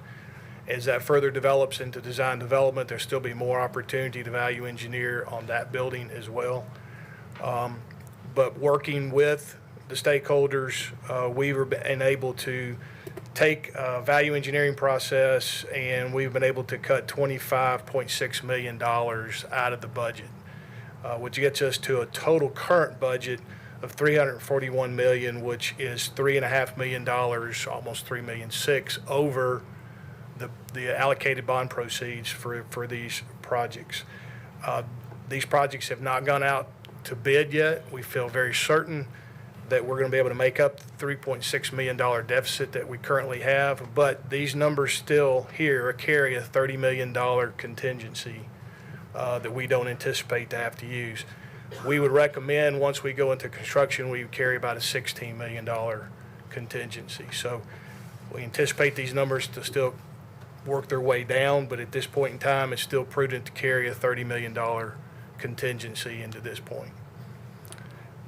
That's a very quick overview. I think this package, either you will have it or it will be sent to you. I'm happy to answer any questions. I'm happy to answer questions after the fact as well if you'd like to do that. Any questions for Mr. Cross? Hold on. If you let him unplug that first. Oh. So I Oh, okay. screen. Well, that didn't help. If you can turn Commissioner Lawrence's mic on, I'll go ahead. There you go. I'll Go just ahead, talk. Commissioner I'll just Lawrence. talk loud. So, Jim, thank you for being here tonight. Sure. Well, they took the numbers down, but it was 25 million. I think you value engineered. As I recall, there was a savings of 20 million if you move the alternative learning center out of the juvenile center. So, is that part of that 25 million, or is that? It is. We probably didn't realize the full amount of that 20 million. As we got into the alternative learning center building, we found that the roof wasn't in good shape. It's going to need a new roof. All the HVAC equipment was end of life. That's going to have to be replaced. Because we're changing uses of the building from a warehouse to educational, the City of Franklin is about to adopt the new International Building Code, which is going to cause us to have to put more reinforcement in the roof to meet the wind tornado requirements. So we didn't get all the efficiencies out of that we had hoped. A good portion of that savings was going to come out of site because we were not having to relocate the Charles Meeks Drive and the fiber optic line and all those utilities.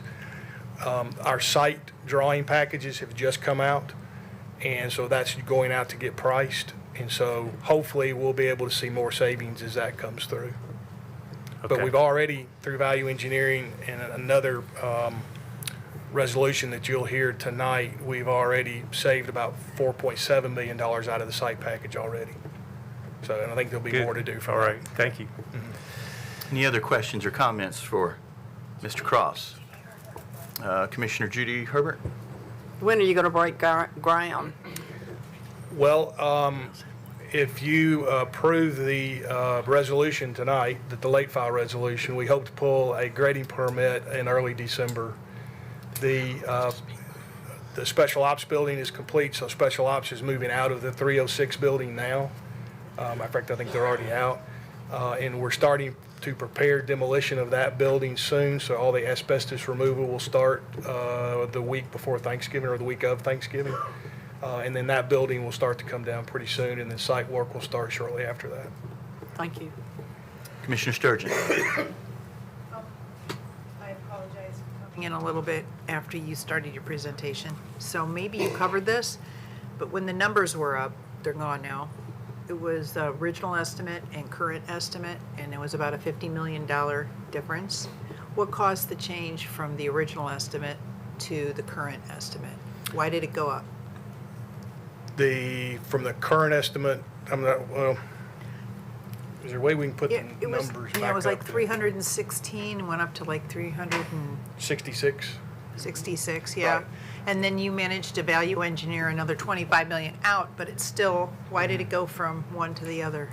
Well, a lot of different things caused that. Design was one, so we had to go back and get that out. And then when we were here a year ago, we were dealing with 2023 numbers. So all those numbers have been updated since then. So inflation? And like I said, this has not been put out to bid yet, so this has not gone to the submarket. So we really feel like when that does, we're going to start to see some of that condense back down. But there's still a lot of turmoil in the markets right now related to tariffs and other things where people are pricing their work as if tariffs are going to happen, but they haven't really happened yet. So I think all that will start to work itself down a little bit. That's not the total problem, but its prices have continued to rise. So it's still just an estimate, is what you're saying? It is just an estimate, that's true. It has not gone out to bid yet. And we still have $30 million of contingency in there as well. Right, I saw that. Thank you. Any other questions or comments for Mr. Cross? And does everyone have a request to speak button showing on there? Nobody does? Okay, while they work on that, if you could just raise your hand if you have, and I see none. Thank you. Thank you. Any follow-up, Rogers?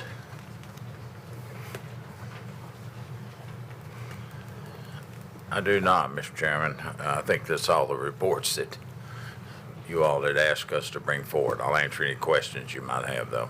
Any questions for the mayor? I see none. With that, we'll call on Superintendent of Schools, Mr. Jason Golden.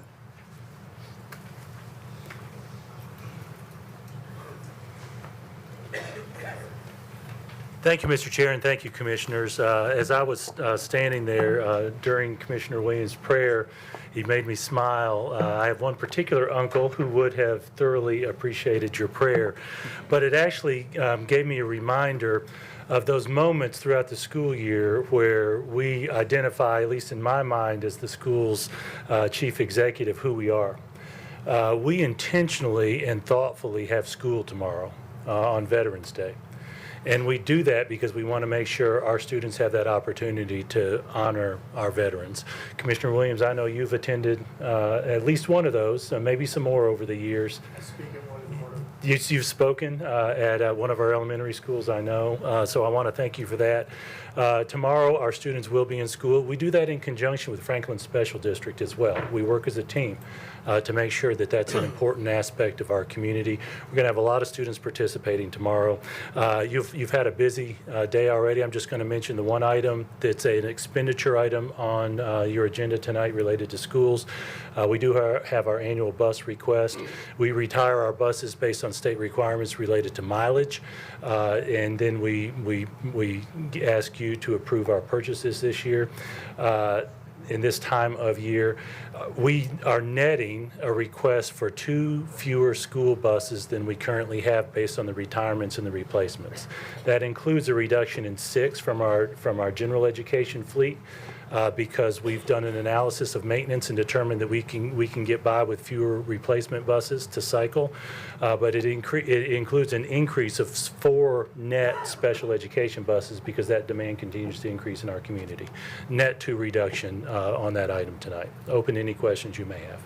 Any questions or comments for Mr. Golden? Commissioner Petty. Page High School Friday for a special program for veterans. And I got to tell you, I was told that the students organized and wrote everything. They gave tremendous speeches. They brought a guy in that had been in Iraq, I think, or Afghanistan. The band was awesome. The whole program. I was very impressed with what the students put together. It was a tremendous program. Thank you for doing that. Thank you, Commissioner. Page High School's Student Council put that together entirely on their own. Pretty incredible group. And I tell you, seeing a grandparent or a parent walk across the gym floor to greet their child, and you all know that those veterans are pretty humble as a group, and letting those children and grandchildren know what their parents and grandparents have done to open up those conversations is a big part of that. Thank you. Any other questions or comments for Superintendent Golden? And for our IT team, we still don't have request to speak buttons showing up on our screen. And again, while they work on that, we'll go by a show of hands. I see none. Thank you, Mr. Golden. With that, we'll move on to the hospital report with our CEO, Phil Mazuka, and our CFO, Terry Fowler. I had on my comments, good evening, but maybe I should say good night. I appreciate you having me, Mr. Chair and Commissioners. I'll start with some brief comments, and then I'll turn it over to Terry, who can provide the financial report. So to start, I want to give a quick update on our cardiac imaging projects. We're expecting delivery of our new CT scan with cardiac imaging capabilities this week, with installation and testing to take place over the next 30 days. We expect to see our first patient with this new unit on December 15th. It'll give us a better access to CT procedures, being our third unit at the main hospital. The cardiac studies actually will begin just after the first of the year as we get staff trained and on our new software package. Excuse me. Our new large bore MRI with cardiac imaging capabilities is still planned to take our first patient in March of 2026. The longer lead time is due to the construction required for that unit. As I reported last month, our thorough and deliberate strategic planning process related to the future of Williamson Health continues as we explore all potential pathways to the best possible future. This includes a wide spectrum of options, from ways to remain independent all the way to a potential change in ownership. As you know, if the Williamson Health Board of Trustees concludes that a sale is the correct path forward, the County Commission must approve any transaction. That said, I want to reiterate that our board is not close to making a decision on our future. We're still in the information gathering phase using many different avenues, including the RFP solicitations that we announced last month. We do not expect to provide any significant updates on the comprehensive strategic planning process until 2026. A topic that's come up over the past few weeks is what happens with the proceeds from the sale if our board chooses to go down the path of change of ownership. The question is better answered by lawyers and not hospital leadership. The mission of Williamson Health is to provide world-class health care to members of our community. That has always been our focus and what drives our strategic planning process. The process we're going through is an effort to ensure that Williamson Health is in a position to continue to provide high quality and compassionate care to our communities for years to come. Lastly, as we have said in every step of the process, Williamson Health will always follow the law, whether it is as currently written or if it is amended. It's not our place to determine what happens with the proceeds, and we will ensure full compliance with all relevant legal and regulatory requirements. Now with that, I'll turn it over to Terry for the update on the financials.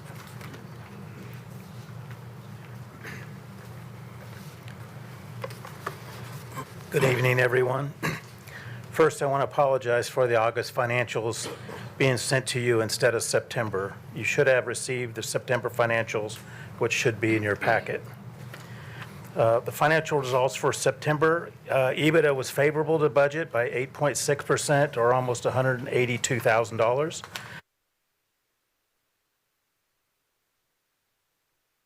%.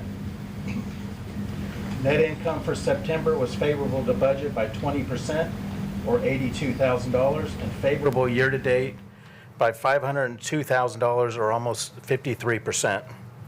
September volumes were lower compared to budget and prior year, with the exception of physician office visits, GI procedures, cath lab cases, which were up compared to budget.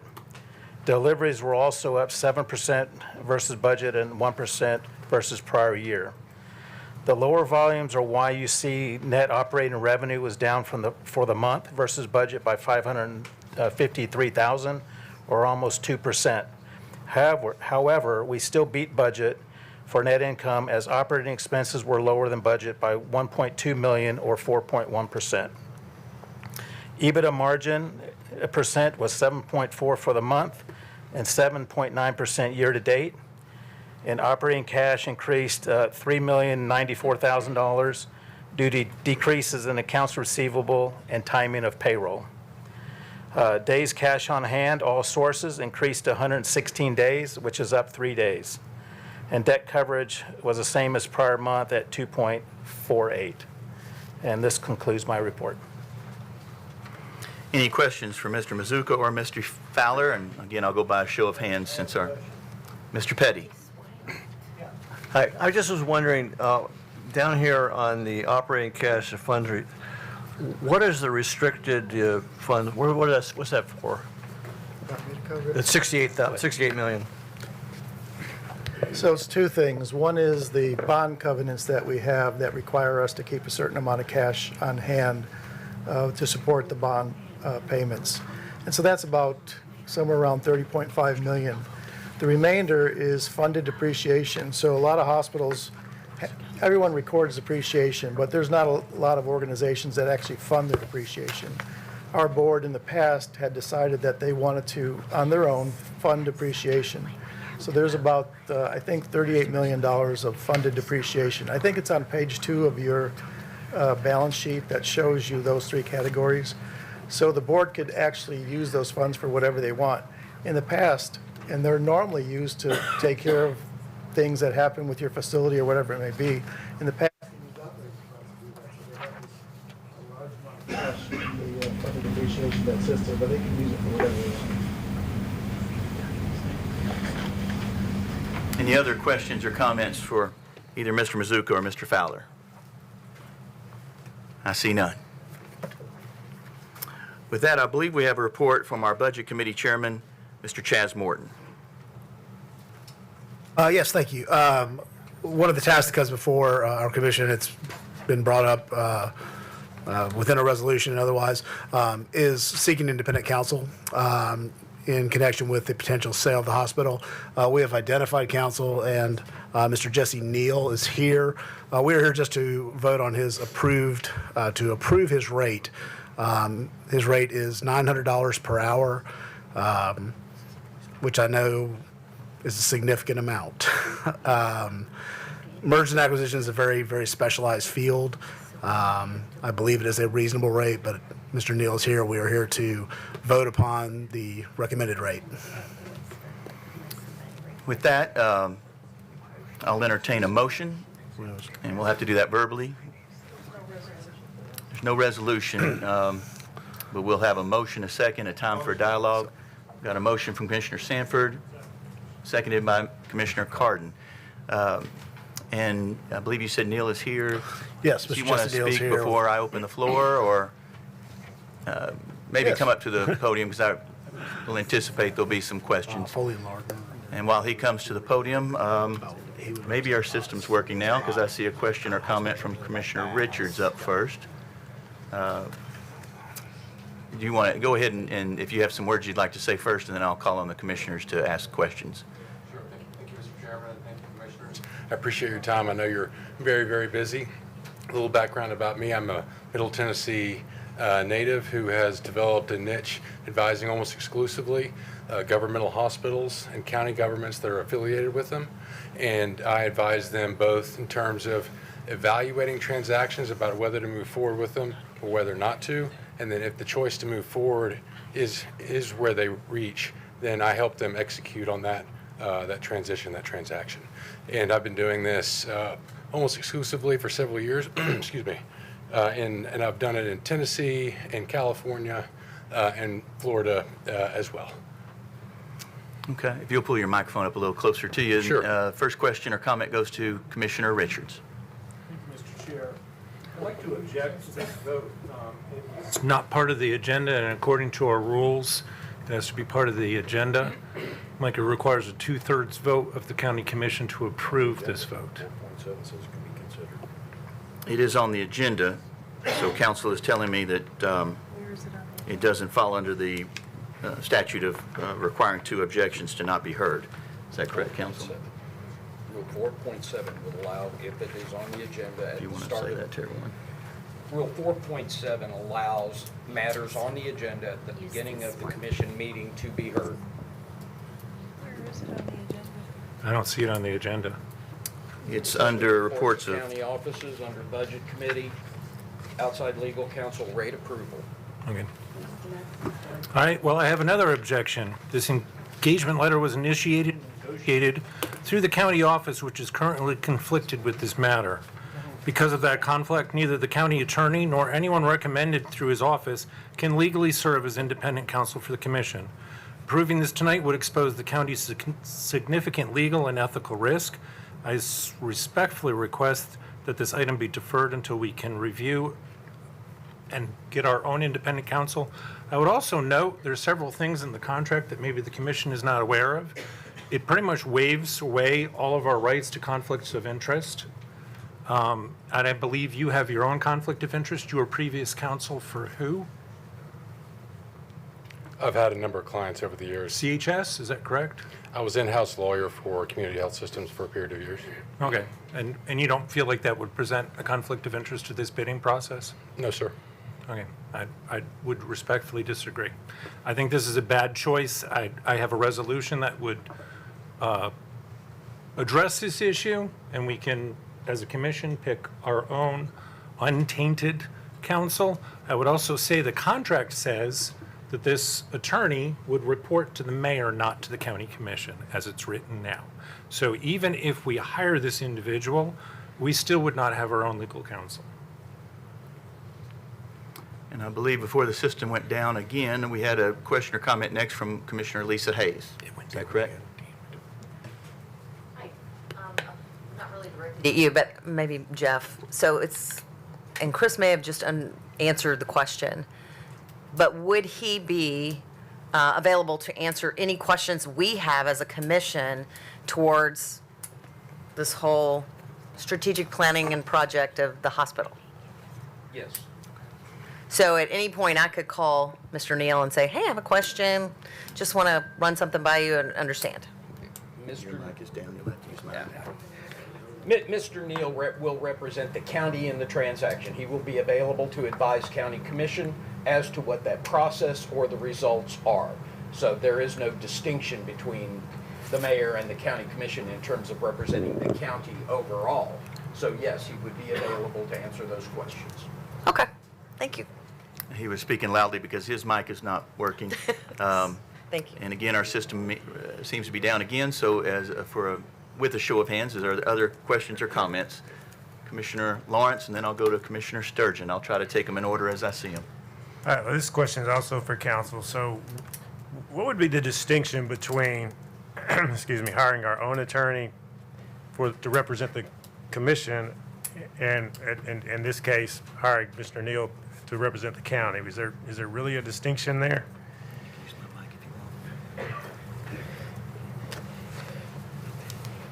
The statute authorizes the mayor to employ counsel for the county, subject to approval of the rate.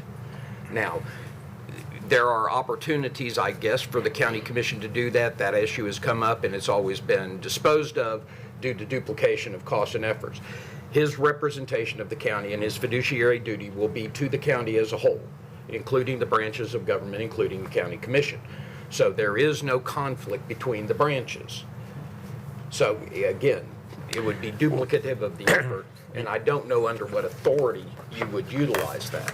Okay, but he would not represent the hospital, correct? Correct. Okay. And I'm glad to comment on that. Go ahead. For better or for worse, I spent a lot of time in front of county commissions talking about their affiliated hospital and worked with them. Really, my charge, in my experience on other transactions, is to meet with you individually, understand your needs, understand your questions, understand the questions that are being brought to you by your constituents, and then through my experience on mergers and acquisitions and in the Attorney General's office, help get you that individualized feedback, that individualized solution, that individualized provision in the documents that takes the political or the governmental question, concern, issue, and finds a solution through the evaluation process to your satisfaction.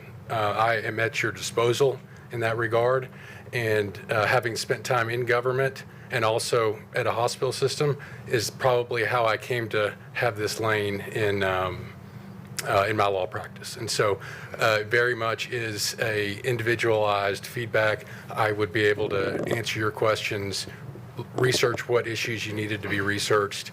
I'm at your disposal, and my goal really at the end is to support the commission and the county to one and first is evaluate the options that are before it and to help facilitate the direction that ultimately you choose. And if I do say so myself, it's absolutely true that the community, every community I've worked in, they look to their county and their county commissioners to lead them through the process, to ask the questions, to find answers, and give them confidence that what they're doing is in the best interest of the government and the community that are there. And so it's not the kind of legal engagement where you have a lot of boxes that you can just check and pull off the shelf. It's something that's very much individualized to the community, to the county commissioners, and their expectations and issues and concerns. And that's what I've committed to do through this engagement, and that's what I hope I can do. Commissioner Sturgeon, have you already spoken to this? Okay, go ahead, Commissioner Sturgeon. I'm just curious how this works if you're hired by the county mayor, and you're working for the county, but the county mayor is also on the board of trustees. So what, does he take off his mayor hat, put on his county trustee hat, or, I mean, hospital board hat, and the other lawyer talks to him, and then when he puts his mayor hat back on, you represent him? I mean, So how do we know that it's really going to be your agenda, our agenda? In a fiduciary way? I do appreciate that, and the corporate lawyer in me really appreciates that question. And if I could get some indulgence, obviously we have not moved forward with the engagement, but evaluating those very issues will be key, I think, for the council that ultimately the county and the county commission decide. And I think it'll be, as is typical in that type of situation, every relationship between the county hospital and the county, no two of them are alike. In Hamilton County, it was different than Williamson County, and so the issues and the facts that are raised up have to be analyzed and bespoke to the satisfaction of that county and the county commission. And so I think we will have to flesh that out and make a determination on the direction that you think is best. Commissioner Petty, unless you had a follow-up. Thanks for coming out tonight. My question is, the first I heard of you and being hired was at the Budget Committee last week. So I'm wondering, who is it that made the decision to hire you, and were any county commissioners involved in that? I can't speak to that. So back in the process around late July and August, as the hospital was proceeding down with the direction of what you heard Phil Mazuka say, do we merge? Do we stay? Do we sell? It became apparent to me to reach out to legal counsel, Jeff Mosley, and say we got to have someone that's going to protect the interest of the taxpayers and your interest as county commissioners. I said, do you know someone like that? And so through some processes, we became engaged with him. We reached out to him, said, what kind of experience have you had? We reached out to him and asked, have you done something like a not-for-profit hospital? And all of those questions were answered satisfactorily. So the process that you go through, and not downplaying the questions that you're asking, because they're all good questions, but we do this throughout our tenure, whereby the county mayor, he can't reach out to all 24 of you. Now, he can communicate with you, answer your questions, but from time to time, we have to have things signed and paychecks have to be presented to him. The one element that I will reach out to you, Commissioner Petty, is that we're building in the fee of his company that in the event that the hospital does sell, that part of that cost will be reimbursed back to the county through the acquisition of whoever, if that's the route that you all decide to go. So the only thing we're doing here tonight is finding a lawyer to represent you, and there is no conflict, Commissioner, for me and the different ads. I'm trying to do the same thing that you're doing, the best for the county, but get you somebody here before you, and he is very qualified to do that. So that's the journey we took. It's here tonight. You're voting on his rate, just like we do at every budget meeting as long as I've been around. It's his rate that you're approving. So we don't get anything to say about who we get as Commissioner Sturgeon, you've not been called on. I'll get to you later if you wish. I think our next speaker, if Mr. Petty doesn't have a follow-up, will be Commissioner Williams. Or did you not press? I didn't press. Okay, I'm sorry. I thought I saw you up there. Then I'll go to Commissioner Mary Smith. Hi. So This might be a question for Jeff, because it sounds like there's a lot of questions just about how we got to this point, because I don't know that anybody on the commission, other than a few emails, realized that we were going out and getting legal counsel. So I don't know that there was an RFP process or how many people actually were talked to about this potential largest transaction this county has ever undergone. And I think a lot of us just have a lot of questions around what the county's interests are. So nothing personal, but is there a way we can defer this? Is there, until maybe we get an opportunity to get some clarity on? It's your choice. You just won't have anybody representing the county until you get back around to it. Because as the mayor has said, this isn't my area of expertise. And that's why we went to identify somebody who does mergers and acquisitions and has been through the Attorney General process. So I'm not going to jump into that in the meantime. So the county will go unrepresented if you defer this. Well, if we do defer it, I do make a motion to defer it. Is there also a way just to kind of put a pause until, because I have reached out to Wesley Robertson at CTAS, because I know Campbell County just recently went through a similar thing. And so I have reached out just to try to have somebody make sure that we understand as county commission what our oversight should be as this process continues, and we understand what exactly it is we will be looking at from the standpoint. I don't know that anybody really can explain to me right now what our interests are with regards to the hospital, because it's gone through so many evolutions, and there's been add-ons, there's satellites, there's so many components now to Williamson Health. I don't even know if somebody can actually tell me exactly what our interests are today with regards to the county versus the operational side of it. So I would like to defer, just because I think we need an opportunity to have somebody kind of come in and give the county commission, just a snapshot of this is what the county's interests are, so that we can make sure that we're actually doing the right thing by the taxpayers. Motion to defer has to have a date. I'd like to make a motion to defer it to our January meeting. I have a motion to defer this vote to our January meeting. Do I hear a second? Second. Second came from Commissioner Richards.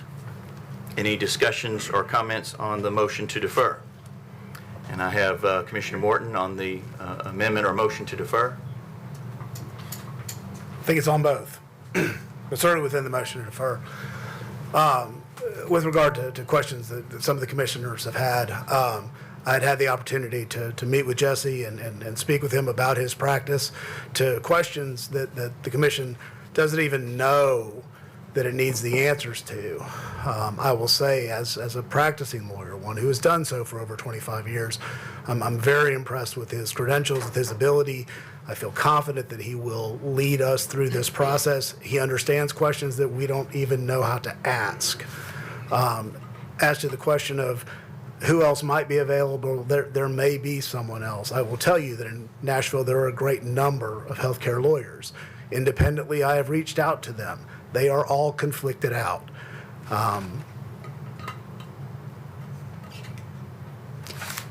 Understanding what legal conflict means may be beyond the understanding of some of our commissioners. Past representation does not necessarily forego. Jesse's loyalty will be to the county, not to the mayor, not to any individual on this commission. It is to the county. And so I don't understand fully. I disagree with the idea of a conflict being present. I will say that, like I said, I've looked into other healthcare counsel that I know perform in these areas. They are representing interested buyers, and so they are conflicted out. They are truly on the other side.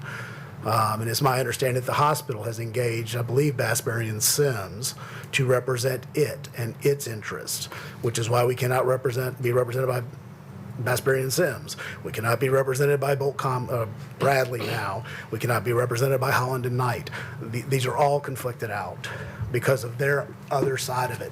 We have somewhat lucked into counsel in that he's got this experience where with his former firm, he would be conflicted out through that. Because they have started a new firm, they have not yet had the opportunity to latch on to any of the healthcare providers. But I would fear that at some point, Jesse and his firm may fall out, but he is available now. To the question of deferring, I am nervous going ahead without counsel. I will say that we can terminate representation if we are not satisfied with the product we're receiving, but deferring this gives me great concern. Thank you. Commissioner Clifford. Thank you, Mr. Chair. As an attorney, too, I would disagree with there being a conflict, but I won't discount the hesitancy with some of the commissioners. And maybe there's an opportunity where we can do a tentative or temporary engagement, because I, too, am hesitant to go forward without representation at this point, because the train is rolling forward, and I do feel like we need some representation. But I understand the concerns of the commission, and perhaps instead of deferring it completely until January, perhaps we do a tentative engagement, get some representation now, while commissioners with hesitation have time to look into things, look into options, or answer their questions without leaving us unrepresented.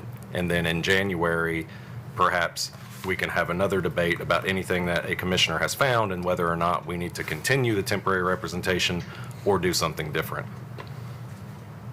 Commissioner Sanford. I concur with Morton and Clifford, but my question is, I guess, to Jeff. So is each commissioner going to get his email and cell phone number? And let's say, for example, Tunacliff has 100 questions for him, and next thing you know, that alone is an $80,000 bill. And then Commissioner Torres has 30 questions for him, and when does it end? So I'm just curious how that works.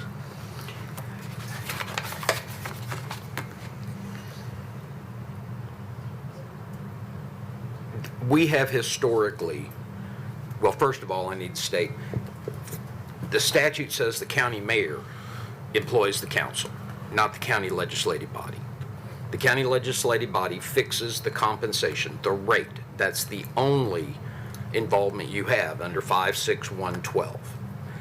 Secondarily, the idea of him saying, I report to the mayor, is to try to streamline the questions and the issues that are presented to him. Every commissioner can call me and have. And, you know, our engagement letter says that first call's free. But if I have to research, if I have to draft, if I have to do those things, they get billed.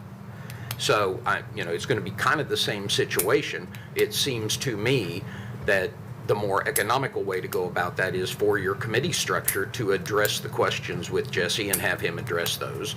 But that's up to the individual commissioners. But yeah, it can get expensive in a hurry if everybody's calling on their own and getting individual answers, because you don't know if they're duplicative or not, among other things. Mr. Chair, I had a question about point of order with my comment. I intended to make an adjustment, but I don't know if the right thing to do is make an amendment to the amendment or encourage a no vote on the amendment so we can bring up the thought that I had, which was provide a temporary assignment until the next commission meeting where we would review it. So that would essentially be approve the rate until the January commission meeting, which we would then review it. It's not an amendment, it's a motion to defer, but let me check with counsel to see if he has suggestions on. I have a tendency to want to let others speak, and then I'll come back to you if you wish to make that suggestion at that time. And then in the order with our protocol, Commissioner Richards has already spoken, so I'll go now into Commissioner Hayes. I'm good. Commissioner I'm Hayes? pulled. Oh, you pulled? Okay. Then we go to Commissioner Richards. Thank you, Mr. Chair. 2 points that I really didn't want to have to go here. The first is that Mr. Mosley is not entirely correct, and it's a shame that the commissioner has to research this. There is an AG opinion that says that the commission can hire their own legal counsel, and that's exactly, in this case, in a case of conflict of interest. I'm not sure why he doesn't want to share that with us, but he should be sharing that with us. The other issue is that the state is currently investigating Mr. Mosley for a conflict of interest.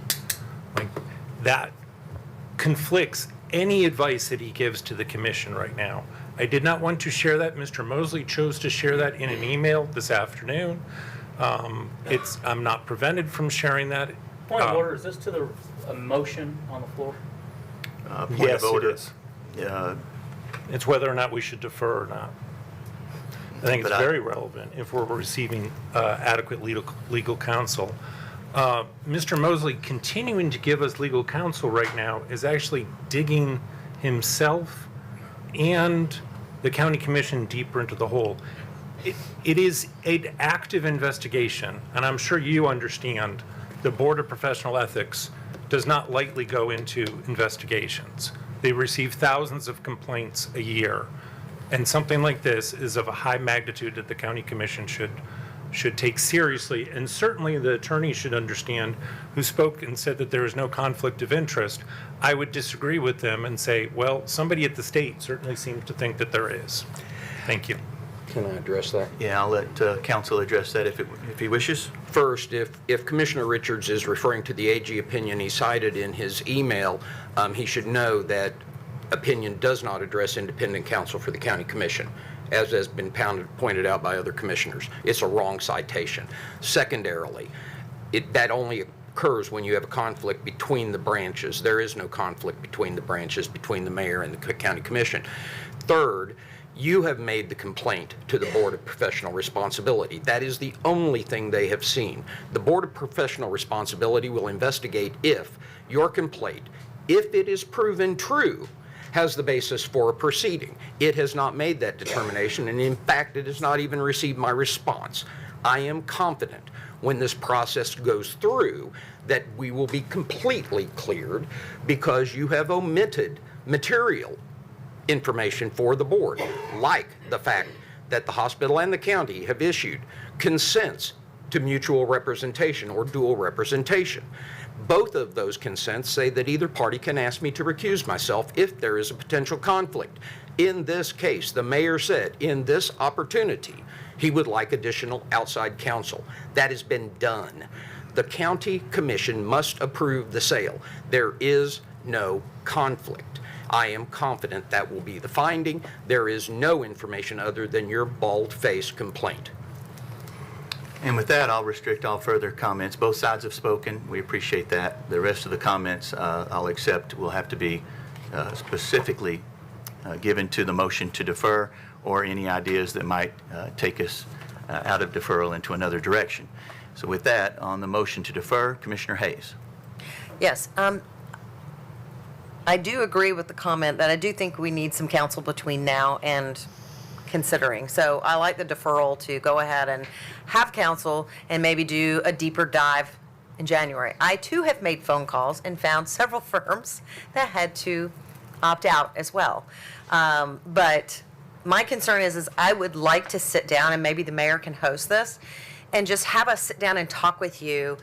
And I don't know if we can do that in private like we've done with one other issue, because I don't know if we can do that, or it's public, I don't care. But just to have an open discussion, I think there's enough concern about the county commission having questions, not feeling like we're privy to a lot of things like the strategic planning that's occurring. So, you know, I would like that. I don't know, Mayor, if you could do that between now and the end of the year. I think that would help a lot. But thank you, Mr. Neal. We're sorry to put you through this. Mr. Chairman, if I may. Absolutely. We will have a meeting, if you want it, at the Law Enforcement Budget Committee. We'll invite him down. Whatever committee meeting you want, because we don't do things in private. What we have been talking to him is about the opportunity, this process the hospital is going through. It's going as we speak.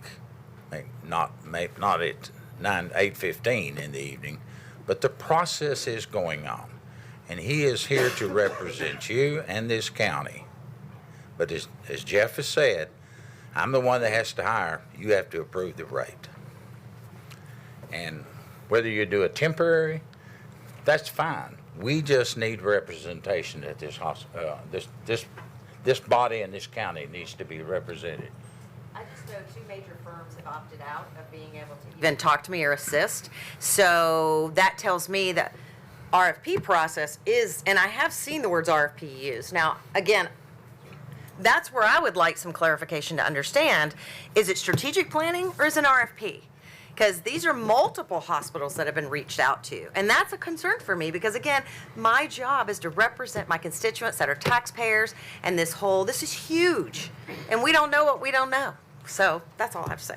Thank you. Again, try to keep your comments to the motion to defer.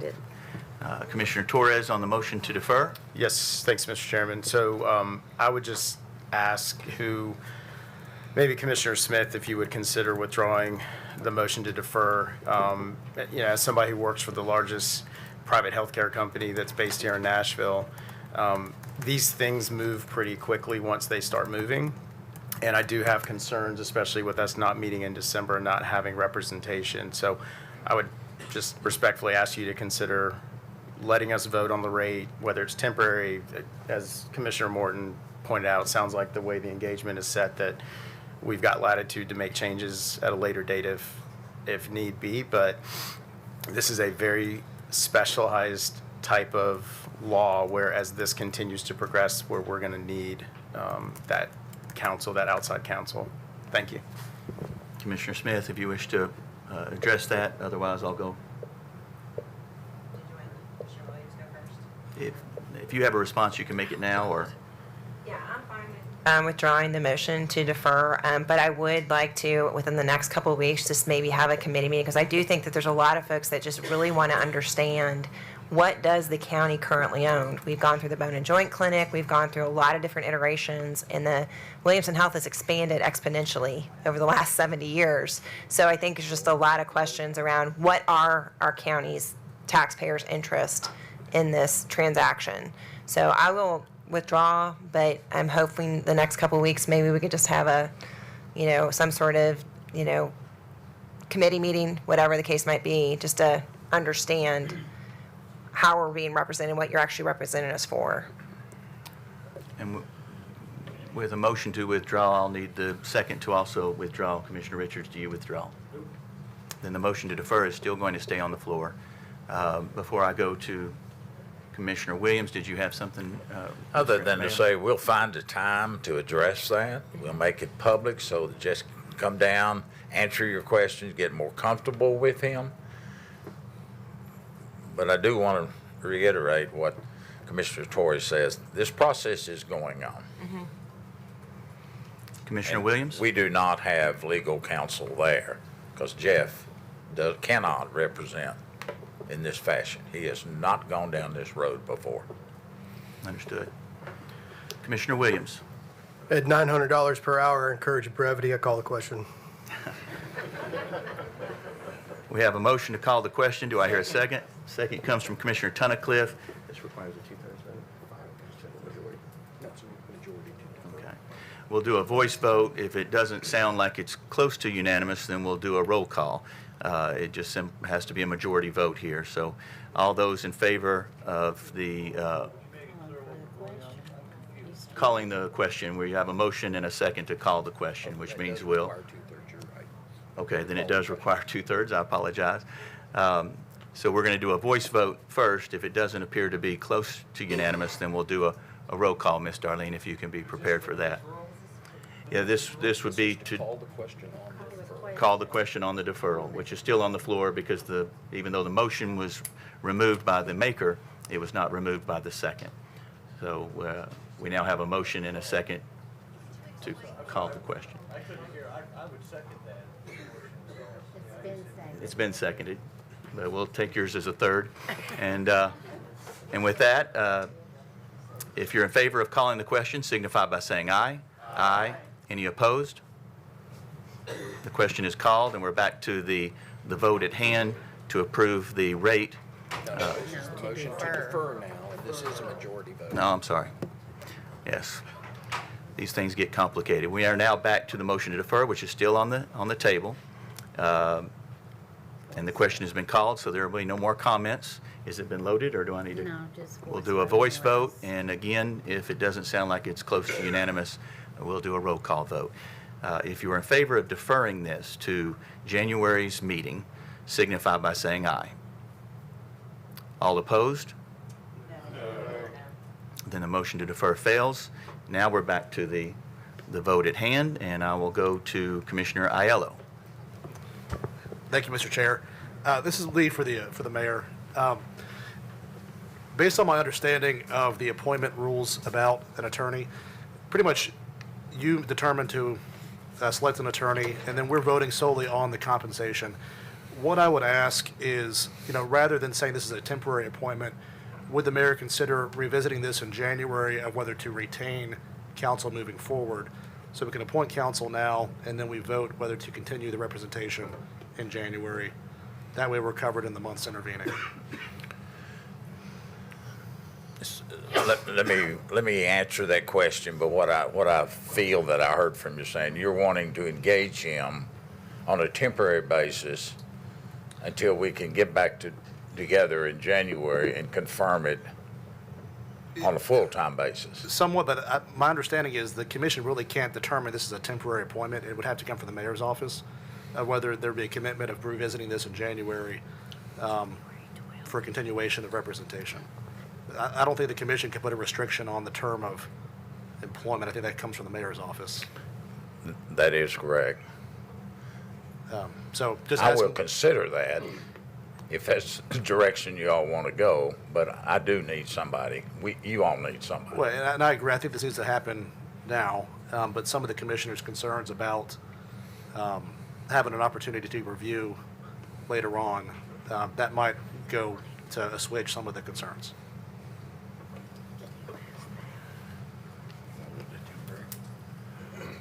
I always serve the pleasure of the client, and so it will be temporary. He has agreed to those terms of doing a temporary, and then we'll come back and visit this in January. Yes. Yeah. Thank you. Commissioner Petty, I believe, is next. Has already spoken. I don't see anybody else, though, so go ahead, Commissioner Petty, Well, unless you accidentally hit it. no, I agree with everything that Commissioner Ariello said, and I think it's a good idea. We'll do a temporary for now. We can firm it up in January, and I do agree that we need to have representation now. I don't think there's any question about that. Any other questions or comments? All right, then we are now going to be voting on the rate. Is this something that's loaded or a voice vote? Made a motion as a voice vote, I think. It's a voice vote.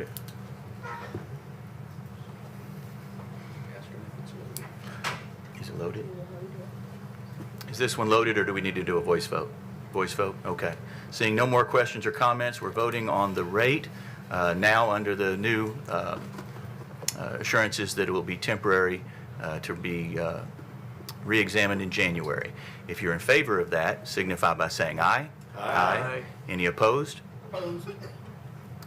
Passes with one objection. 22 to 1. All right, thank you, sir. Thank you, Commissioners. Appreciate it.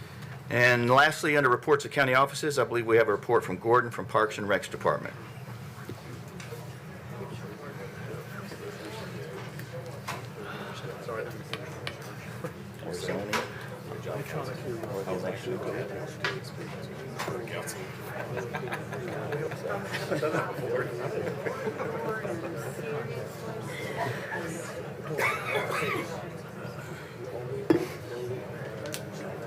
The natives are restless. I'm coming up here with a smile on my face. The Parks and Recreation Department provides fun and enjoyment for the county. That's what we're here for. And hopefully we're going to get this to the finish line. You can start hearing resolutions. Beth, come up here with me, please, ma'am. I'm pleased to announce tonight, when you see the business from the Parks and Recreation Department, it's all good news. You know, we have over $5 million that's coming in the way of donations, and these are always good. We have great partners in the county. You're voting on a resolution later on tonight to accept $1 million from Excel Swim Club. If you approve that resolution tonight, Excel Swim Club will join us in January for a $1 million check presentation. In the meantime, what I'd like to do is let everybody and remind everybody that Beth Lathers, one of your former county commissioners, a longtime public steward and servant in Williamson County, town of Dolinsville, has been employed by the mayor's office to be a grant writer for Williamson County. One of the best moves our great mayor has ever made. Beth has been so successful in all the endeavors that we've done together in Parks and Rec, and we just want to share a couple of things with you. In year 2024, we applied for an LPRF grant, and we received that grant for $2,173,000.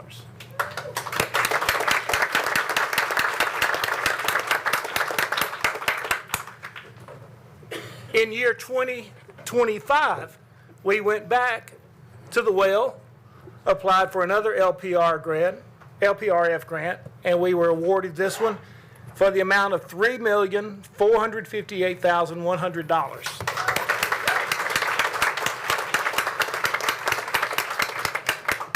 I'd like to recognize Beth's part in this, along with Phyllis Huffman on my staff, who's done an amazing amount of research, and also Andrea Hastings in the Budget and Finance Department. Andrea is the accountant who deals with the dotting the I's, crossing the T's. Beth writes them, Andrea checks them. Phyllis is like the private detective that pulls it all together. So it's a great team. We have some great success stories. I also want to thank County Commissioner Brian Clifford for his support, helping through get things through TDEC. Great sponsor, great partner from the state of Tennessee. So thank you all. I hope you approve our resolutions tonight, and we'll end this on a happy note. All right, thank you all.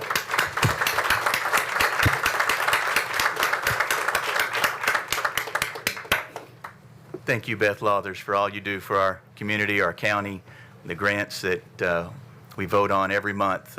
More and more of them have your name attached to them, and we couldn't be more grateful, and thank you for what you do. Commissioner Williams, did you wish to speak? Yeah, I just want to echo gratitude to Beth for everything she's been doing for the county. Do you have any idea as to what the total amount of dollars you've helped us procure in grant funding?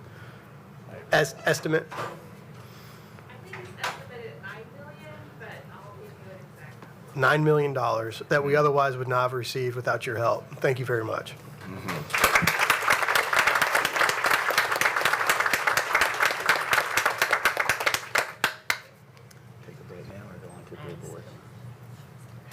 Next on the agenda will be Beer Board, followed by the consent agenda, and then we will move on to zoning. At some point, I think, I get the sense that we want to take a break maybe. Do we want to go on to Beer Board or take a break now? Keep going? All right. I think I'm seeing a majority of votes to keep going. All right. So we'll go on to the election appointments. This one, the only one we have tonight is the Beer Board, which is a 3-year term expiring 11 of 28. It is an at-large member. Term expiring is Tommy Randolph. Nomination is Tommy Randolph. I have a motion from Commissioner Mary Smith, seconded by Commissioner Drew Torres. Any comments or questions on that nomination? Seeing none, if you're ready to vote, if you're in favor of the nomination, signify by pressing your yes button. Any opposed, your no. Anyone wishing to change their vote, please do so at this time. Record the vote, please, Miss Darlene.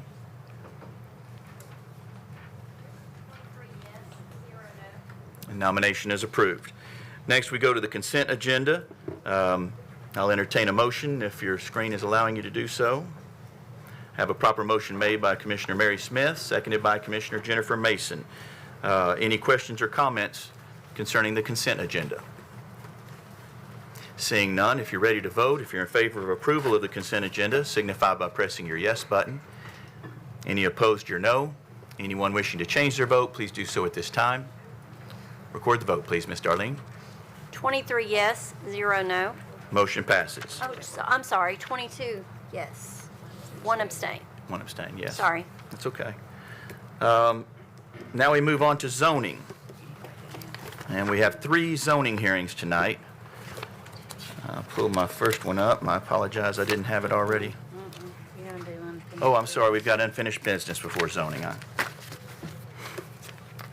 So under unfinished business, we have Resolution 1125-1, formerly Resolution 1025-19, a resolution to amend the rules, regulations, and procedures of the Williamson County Board of Commissioners concerning the attachment of contracts to resolutions. Looking for a proper motion. Motion made by Commissioner Tunnicliff, seconded by Commissioner Greg Sanford. Questions or going to explanation. Committees. Rules Committee was 6-4-0 against as amended. And of course, the commission action taken last month was to defer this to this month's meeting. And for explanation, we'll go to Commissioner Brian Clifford. Thank you, Mr. Chair. This was a resolution that was really requested by the county clerk, and I think it's an efficiency, cost savings, paper reduction. All those things were in the spirit of this, while still providing the commission with what it needs. I think this will save the county some money and save some heartache for our county clerk by providing contracts in this fashion. If the county clerk's office has anything to add to that, I would certainly encourage them to provide information. From what I understand, it's basically going from an opt-out to an opt-in. Now, instead of automatically getting the contracts, and you would have to opt out if you didn't want them, now you'll only get the front page, and if you want the entire contract, you'll opt in, and they will send that to you. Am I correct on that? Okay, I already called that out. And again, Rules Committee was 6 in favor, 0 against. I have a question or comment from Commission, as amended. Question or comment from Commissioner Hayes. So is this an opt-in to get a copy electronically or paper? Paper. Okay, that's it. Thank you. Any other questions or comments? Seeing none, if you're ready to vote, if you're in favor of Resolution 1125-1, signify by pressing your yes button. All opposed, your no. Anyone wishing to change their vote, please do so at this time. Record the vote, please, Ms. Darlene. 23 yes, 0 no. Resolution passes. So we were voting on it as amended. Wasn't made on the floor, though. It was only made in committee. Chair of Rules should No. have reported their amendment. Okay. No, thank you, Commissioner Sturgeon. If you want that, somebody needs to make a motion to reconsider. Now we need a motion to reconsider. Motion made, Commissioner Sanford, seconded by Commissioner Smith. Is that recorded vote? No, voice vote's fine. Voice vote is fine. If you are in favor of reconsidering this to add the amendment, signify by saying yes. Any opposed? Now we'll go to Commissioner Clifford for the amendment. And he refers to council. Do you wish to make it, Commissioner Sturgeon? Okay, Sure. we'll go I to mean- Commissioner Sturgeon for the amendment. Yeah, originally it just said you get a copy and then the front first page. And I just want to codify that if you request a full hard copy, you get one. So that's just adding that language to the resolution. Okay. So yeah, again, it'll be an opt-in instead of opt-in. We said it, but we didn't say it as an amendment. It's already in here. A hard copy is available. And it is technically already in the resolution, so Well, you would just add be available upon request, would really be the amendment. This just says it's available, but it doesn't say to be requested. What you explained does, but this does not. okay. So the amendment adds the language available upon request, and we will now vote on the amendment unless there are questions or comments on the amendment. You have one, Commissioner Williams? Okay. In concern of the amendment, the amended resolution, if a commissioner wants to opt in or opt out, that's their choice. I just want to call out, we did have a discussion in committee. Any other organization I've been a part of, the cover page of a contract's insufficient. It's not going to give you the information you want. You're going to want to have a summary page that probably captures about 15 key terms of any contract out there. So I would like to see, just making the other commissioners aware that that's an insufficient option. What would be more sufficient is if you had a summary page that captured 15 key terms that probably the Rules Committee probably wants to identify. And then if a commissioner only wanted to receive that, that could be adequate. But, I mean, effectively, I wouldn't recommend opting in to not receiving the contract just to receive a cover page. That's all. Any other questions or comments on the amendment? Seeing none, if you're ready to vote on the amendment, it can be by voice. So if you're in favor of the amendment, signify by saying aye. Aye. Any opposed? The amendment passes. Now we'll go to the vote on the main resolution as we did previously. We'll reload that one. She's going to reload it. When it pops up on your screen, if you're in favor of this resolution now as amended, signify by pressing your yes button. Opposed, your no.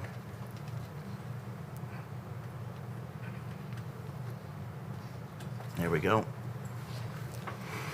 Anyone wishing to change their vote, please do so at this time. Record the vote, please, Ms. Darlene.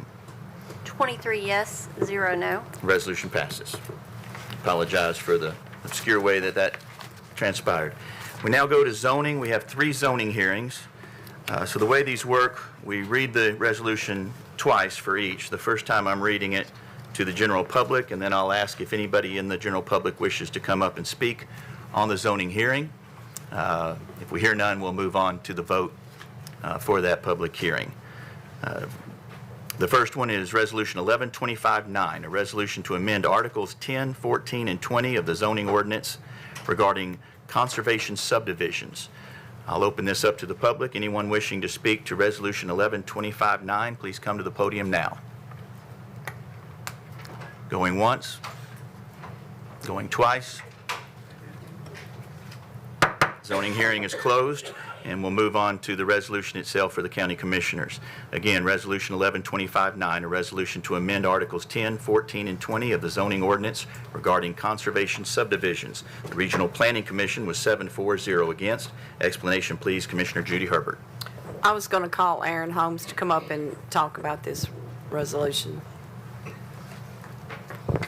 Thank you, Commissioner Herbert. So this is an amendment to the zoning ordinance regarding conservation subdivisions where the proposal is to increase the minimum lot size from 1/4 acre to a 1/2 acre in the RD5 and RP5 districts, increase the size of the required open space strip between the lots in the conservation subdivision and the adjoining property, double the size of the required streetscape in front of the conservation subdivision, and then establish a minimum of a 100-foot buffer from a cemetery to the disposal fields and storage ponds for a non-traditional wastewater treatment and disposal system, and also establish a 300-foot setback from a buffer from a cemetery to the wastewater systems treatment system. Any questions or comments? Looks like I have one from Commissioner Petty. Just want to be for clarity, because I read this myself. So that's saying if you have a 1/2 acre lot, if you have 2 1/2-acre lots, there's going to be 150 feet between the lot lines of the 2 properties. That's correct, between the lot lines and the development Yeah, and that's going to be boundary. throughout the whole development. That is correct, Okay, yes. just wanted to make sure I had it clear. That's correct. Commissioner Sturgeon. Thank you, Chairman. Aaron, what led to this change? What problem are we fixing? So currently there is a conservation subdivision on Owen Hill Road before the Planning Commission. Planning Commission will see it on Thursday night. And several county commissioners asked us to look at amending the conservation subdivision to prevent to strengthen the conservation subdivision requirements so that we would have the larger buffers, the streetscapes would be doubled so that you could not see the development from the roadway at any time of the year. And then there's also a cemetery on the property, the development property. And currently, our regulations require those cemeteries to be located in an open space, but we do not have any buffer requirements from a wastewater system. Wastewater system is located close to this cemetery on the property. That's what prompted these proposals. Okay, thank you. Any other questions or comments? Seeing none, if you're ready to vote on Resolution 1125-9, if you're in favor, signify by pressing your yes button. Any opposed, your no.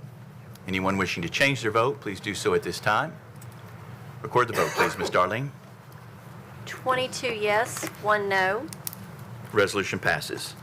On to our next zoning hearing. I'll open up the zoning hearing now for a resolution to amend Articles 11 and 23 of the zoning ordinance regarding private airports, landing strips, and heliports.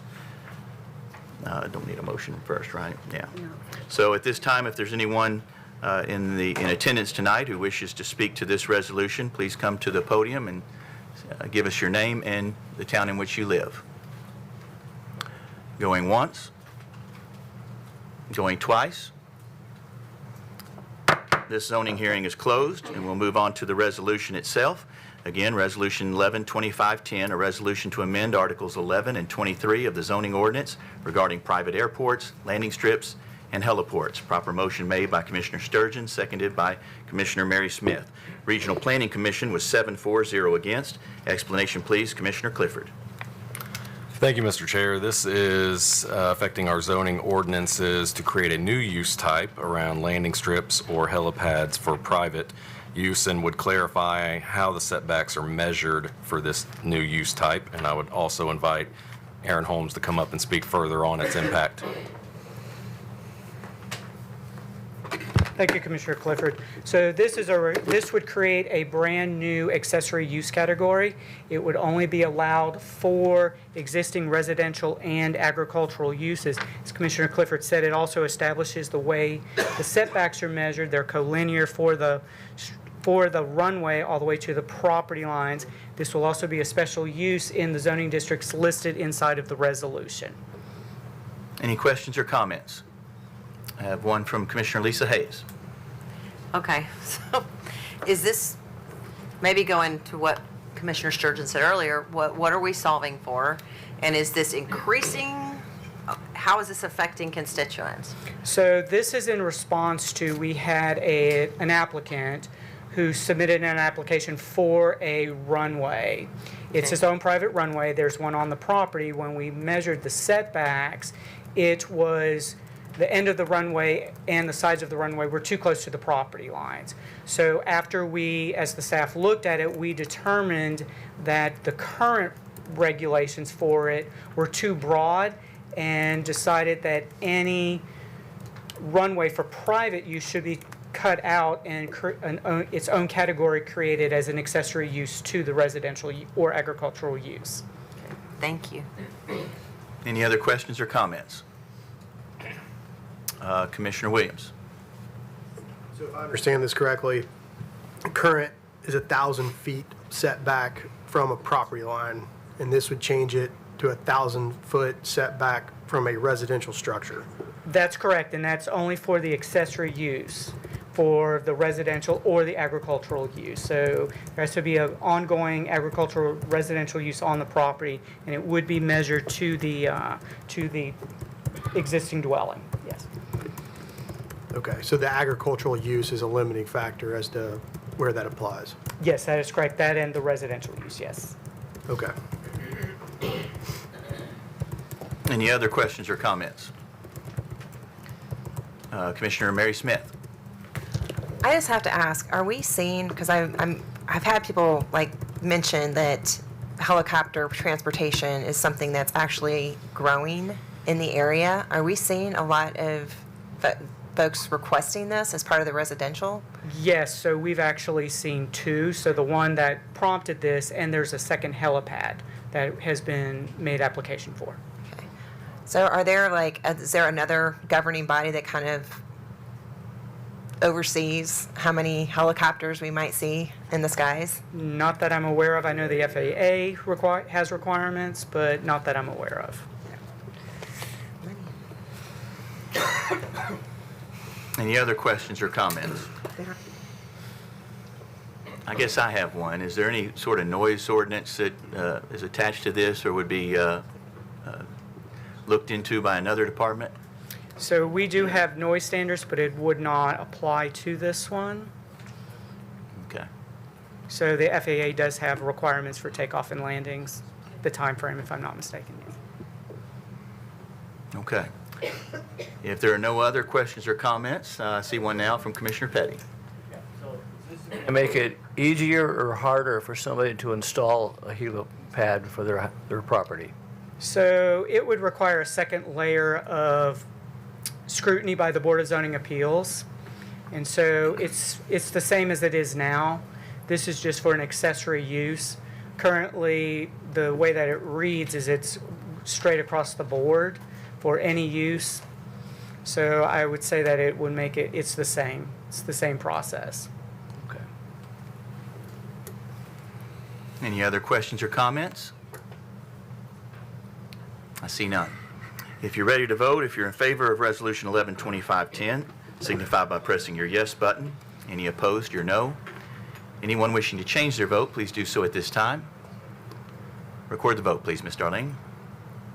23 yes, 0 no. Resolution passes. And for our final zoning hearing tonight, I'll open up the floor and open up the zoning hearing for Resolution 112511, a resolution to amend Article 11 of the zoning ordinance regarding telecommunication towers. If there's anyone in the audience wishing to speak to this resolution, please come to the podium and state your name and the town in which you live in. Going once, going twice. Zoning hearing is closed, and we'll move on to voting on the resolution itself. Again, Resolution 112511, a resolution to amend Article 11 of the zoning ordinance regarding telecommunication towers. The Regional Planning Commission was 7-4-0 against. Explanation, please, Commissioner Mary Smith. Yes, thank you. And I guess, Christy, do you want to be the one to come up in case there's any questions? But this was a continuation. It's a little over a year ago. We did the setbacks for the schools. And so one of the things that came out of that was just better notification to the public when these towers might be coming up closer to residential. So Christy's been putting a lot of work into this, and so I really appreciate all the time and effort you put into it. Just to kind of, if I had to summarize it, she can probably summarize it better, it really improves public notification to a radius versus just adjacent property owners, and it also puts a greater onus, I believe, on the providers to show that there is a gap in coverage. But I'll let you answer any other questions that might come up. Any questions or comments? So have one here from Commissioner Jennifer Mason. Thank you. So I'm fully in support of this. I just want to make sure, because we had a long discussion when we talked about the schools, that we're not going up against any of the requirements that the federal government puts on us for the, I forget what it's called. Radio frequency. Yes, radio frequency. So I just want to make sure we're still in a line there, that we're not getting crossways with them, because I know there are certain things we can control, certain things we cannot control. Absolutely. And really, to answer your question, no, we're not getting crossways there. And I was very careful in that regard. What this essentially does, as Commissioner Smith said, is significantly increases the notification process, not only notification to property owners within a radius as opposed to adjacent property, but also some signage requirements that we didn't have before on the property and at the nearest crossroads. There's specific information that has to be on the signs, that has to be in the notification letters. We are asking for some additional data when the application is made to show that there is a gap in coverage that can't be addressed by a co-location.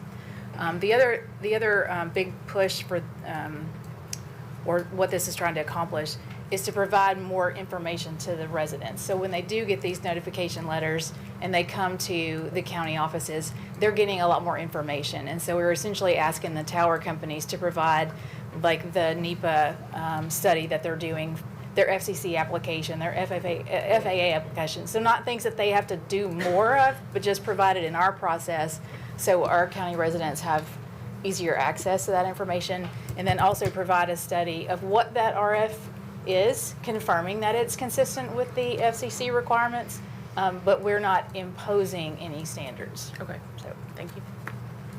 Commissioner Tunnicliffe. Yeah, I have a conflict of interest on this resolution and will be abstaining, as I did with the two in the consent agenda. Thank you. Thank you. Any other questions or comments? I see now, sorry, Commissioner Sturgeon. I'm just curious, what's the increase in radius of notification? So now it's a 1,500 square foot radius from the site, the Like lease circular? site. I'm sorry? A circular? Mm-hmm. From the lease site of the tower, as opposed to, before it was just adjacent property owners to that Okay, that's property. what I thought. Yeah. Thanks. Any other questions or comments? Seeing none, if you're ready to vote, if you're in favor of Resolution 112511, signify by pressing your yes button. Any opposed, your no. Anyone wishing to change their vote, please do so at this time. Commissioner Smith, no. Record the vote, please, Ms. Darlene. 22 yes, 0 no, 1 abstain. Resolution passes.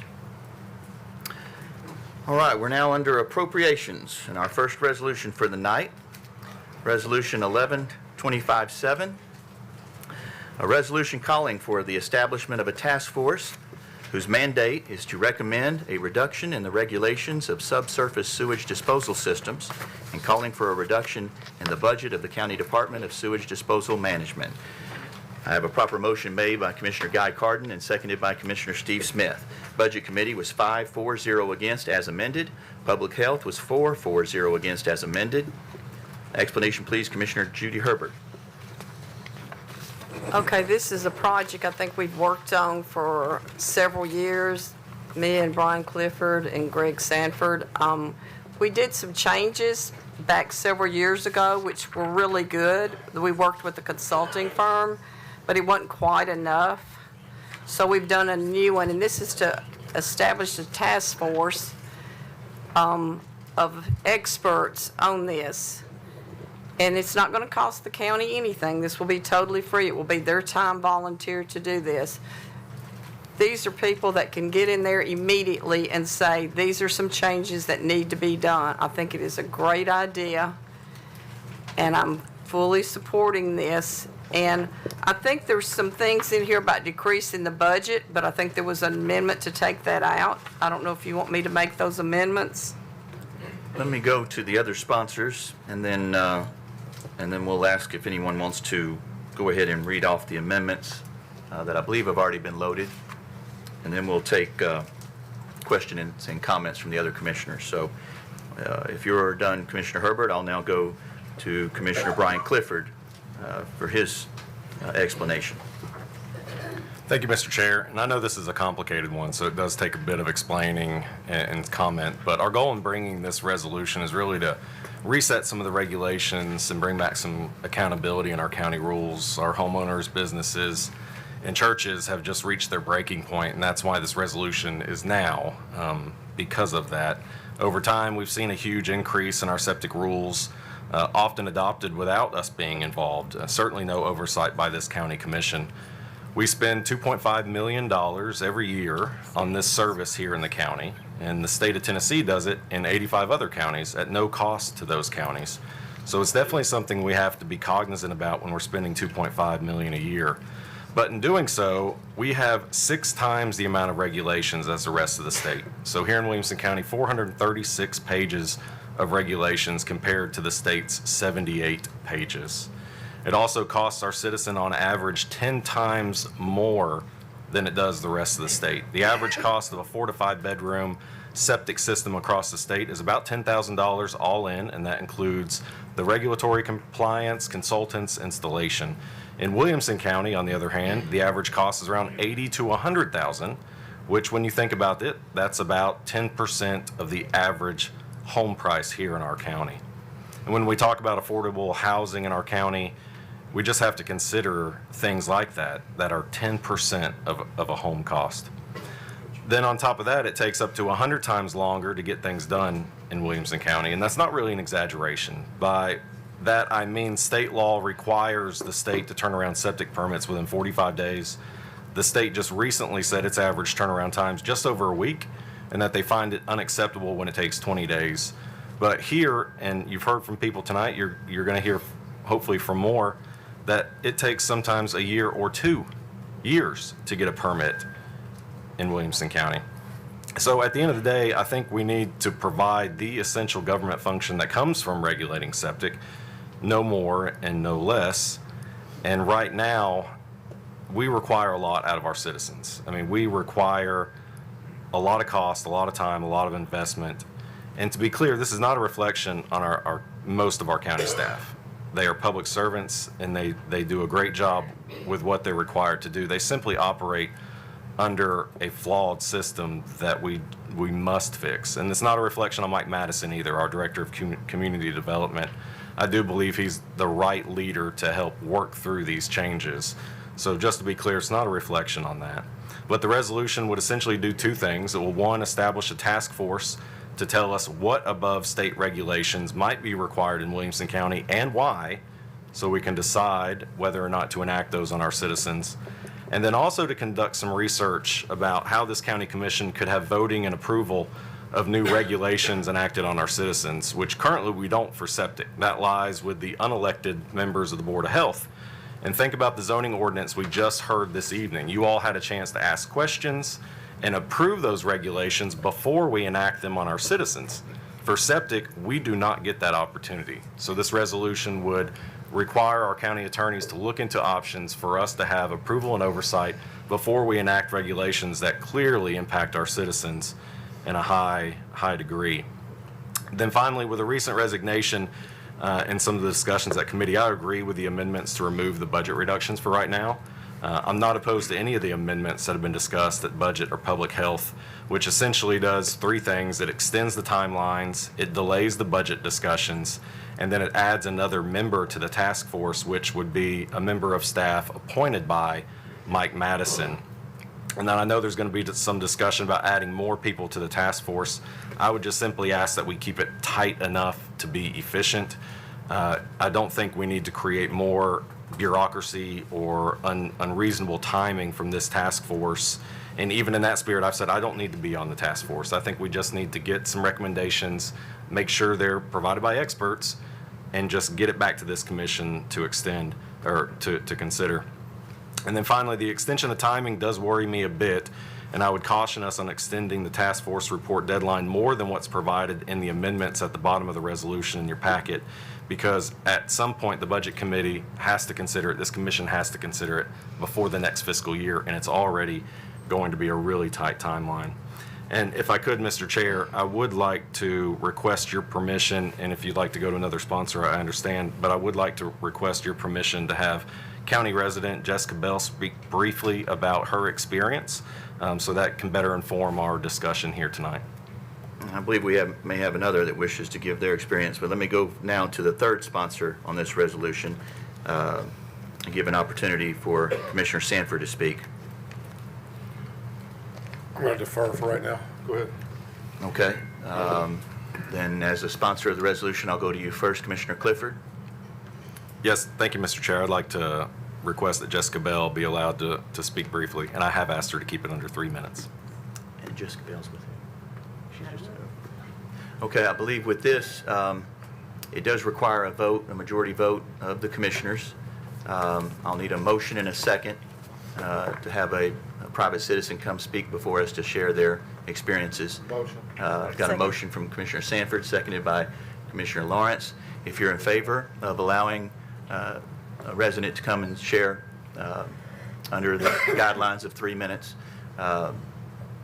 their story with us, then signify by saying aye. Aye. Any opposed?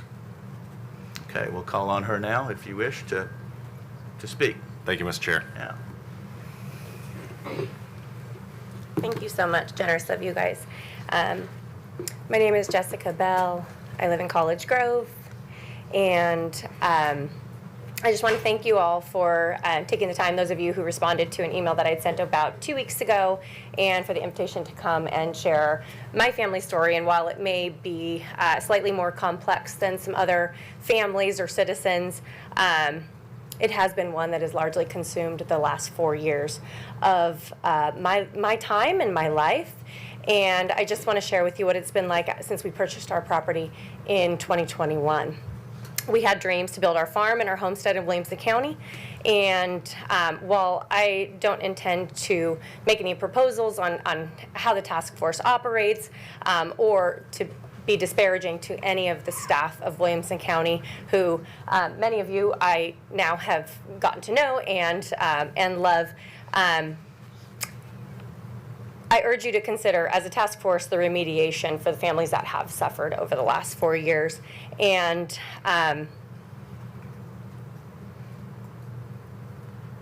sorry, let me jump to, I'm trying to pare it down as I go through this. The majority of the concerns are the hundreds of thousands of dollars in unexpected direct costs, not to mention the other financial harms, which I'll cover shortly.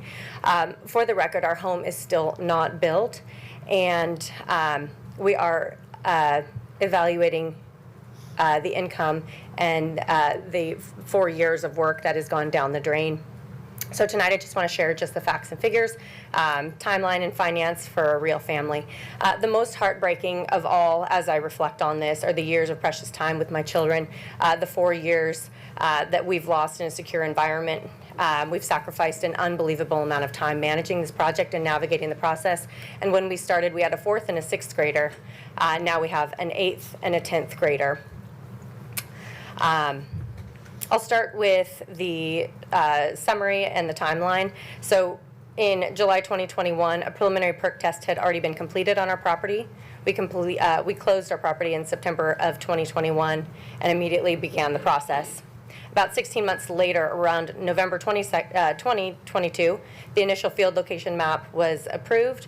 It was prepared and submitted by our surveyor. And unfortunately, at that time of my review of this location map, I discovered that the surveyor had made an unfortunate error. We now had to go through that 14 to 18-month process a second time.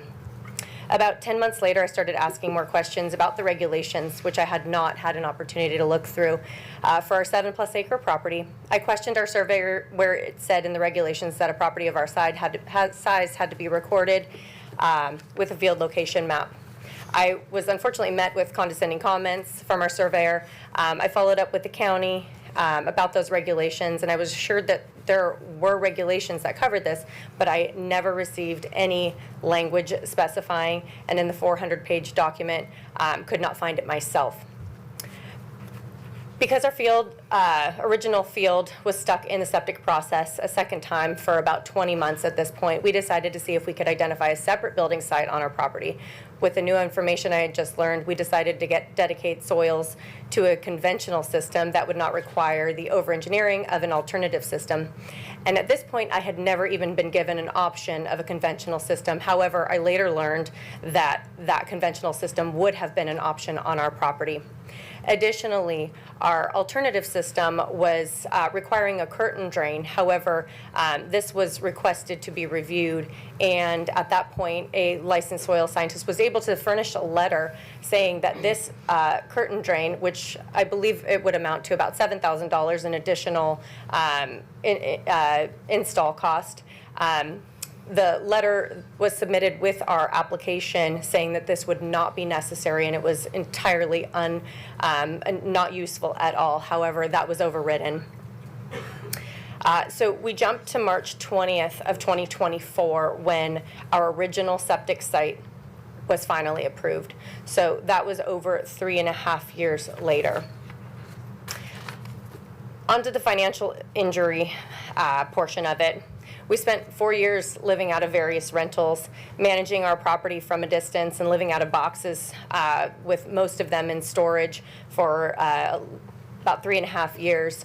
That cost us over $20,000 to do that. We had to extend a 2-year lease 3 additional times, which added an additional $75,000, and then the owners would no longer rent to us because they were selling their property. So we did end up spending a couple of months in an RV.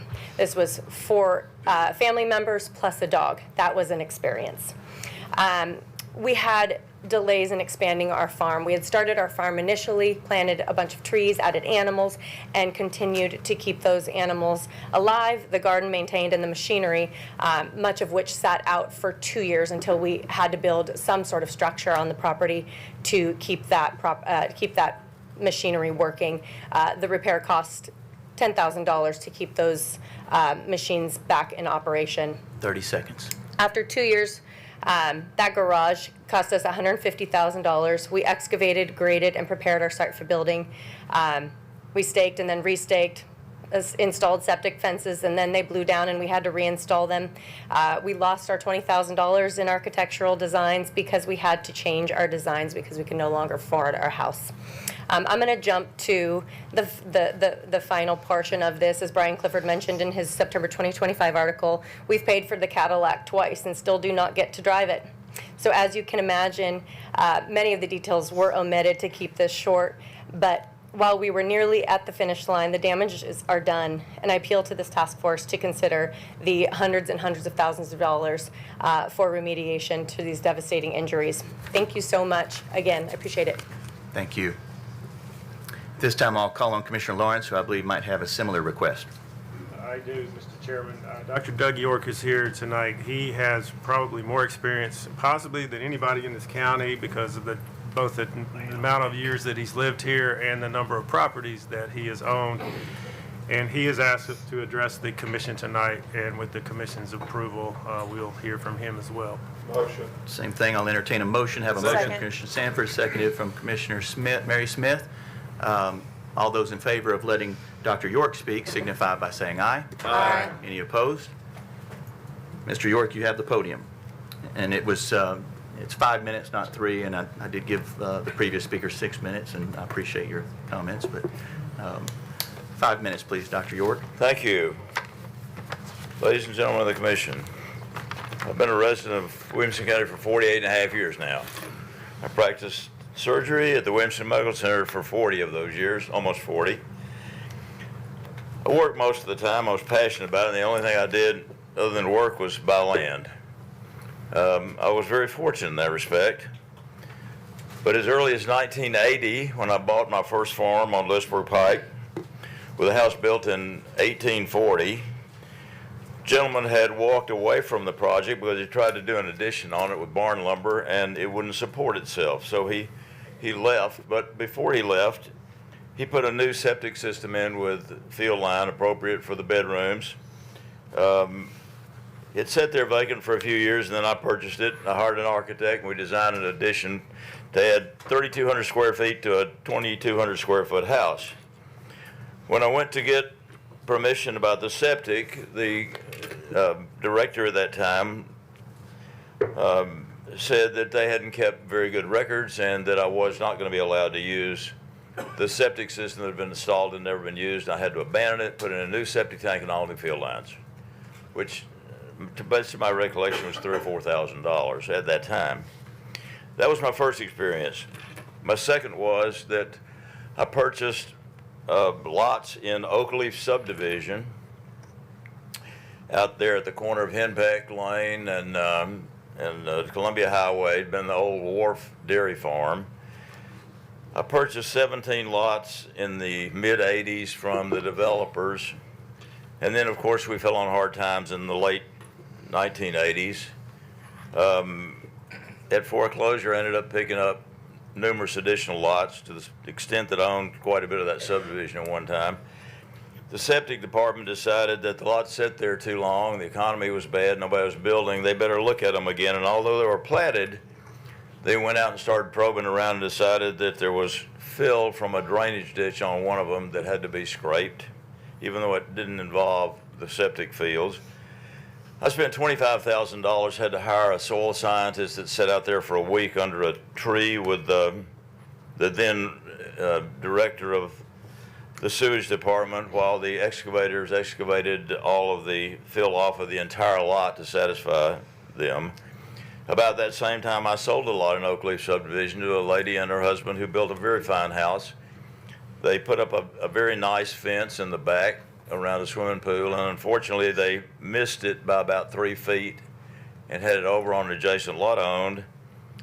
It gave the septic department an opportunity to express their regrets for not having adequately outlined where her septic fields were, so they made her redo her entire, the house was built, they were living in it, go back and get a soil scientist and a surveyor to do theirs all over again. And oh, by the way, you got to do the lot next door where you're buying 1/10 of an acre.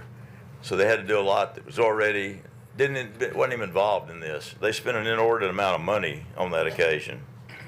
Third experience I had with the septic department was I owned 31 and a half acres on the north side of 96 Highway at Triune. Right before the 5-acre rule came into effect, I set about to divide off an acre and a half, realizing I'd have 6 5-acre tracts. So I did all the work, turned it into the septic department. They refused to allow me to record it because they wanted to know what was going to go on the other 30 acres. I'd bought that parcel in 2 pieces, and there was a line dividing part of it. They required me to have a survey of the whole business again and get that line out of it. And by the time I did all of the work they had required, it took another couple of years. I went back to them and they said, "Oh, you can't do that now. It's got to be combined with a lot next door that had a house built in 1809, You'll have to have a 6.5 acre lot there.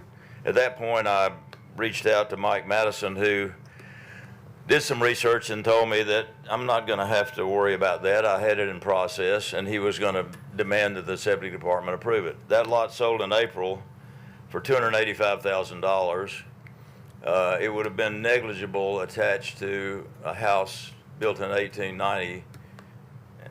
I would have lost a tremendous amount of money over that experience. 30 more seconds. I've had 2 additional issues since that time. The most recent, I bought a property with it was part of the dairy farm at Nestledown, had a house built in 1945 and a house that one of the heirs had built in 1989. I was told that I have to do a primary and secondary for the house, although there was no problem with either one of them. I'd have to abandon the septic for the 1987 house and put in a modified low pressure system that cost $60,000. I spent $20,000 on soil scientists and surveying to satisfy them to get it recorded in end of July. Thank you, Dr. York. I appreciate the comments. Thank you. Now, because he's a sponsor, I'll move to Commissioner Sanford if you have a question or comment at this time. Thank you.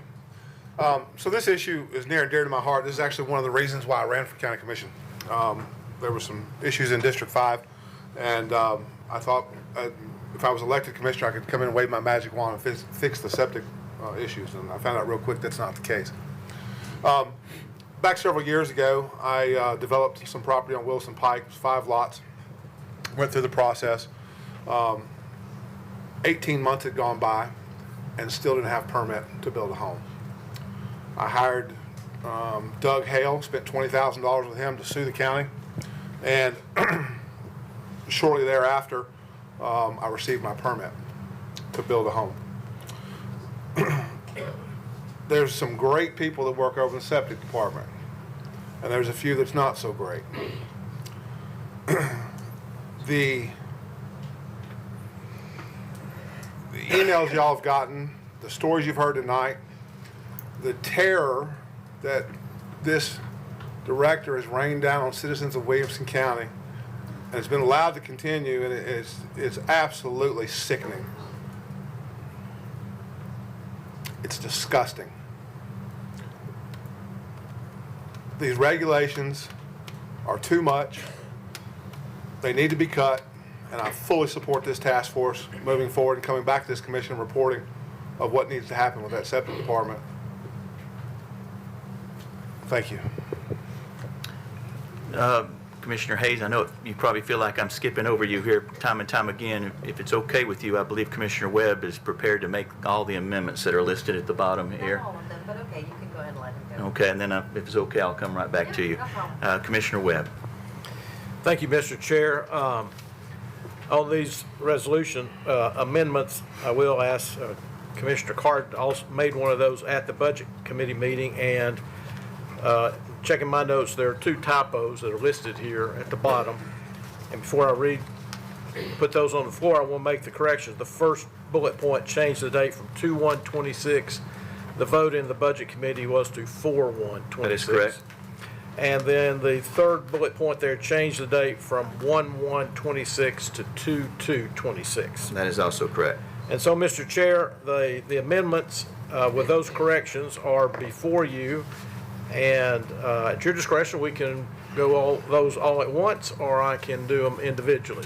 In the interest of time, if it pleases the commission, why don't we go ahead and list them all at once and get a motion in a second. And then, of course, we can add to them, subtract to them as dialogue permits.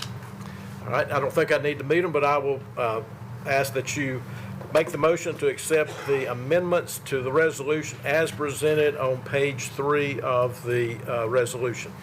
I have a proper motion. Second. Seconded by Commissioner Judy Herbert.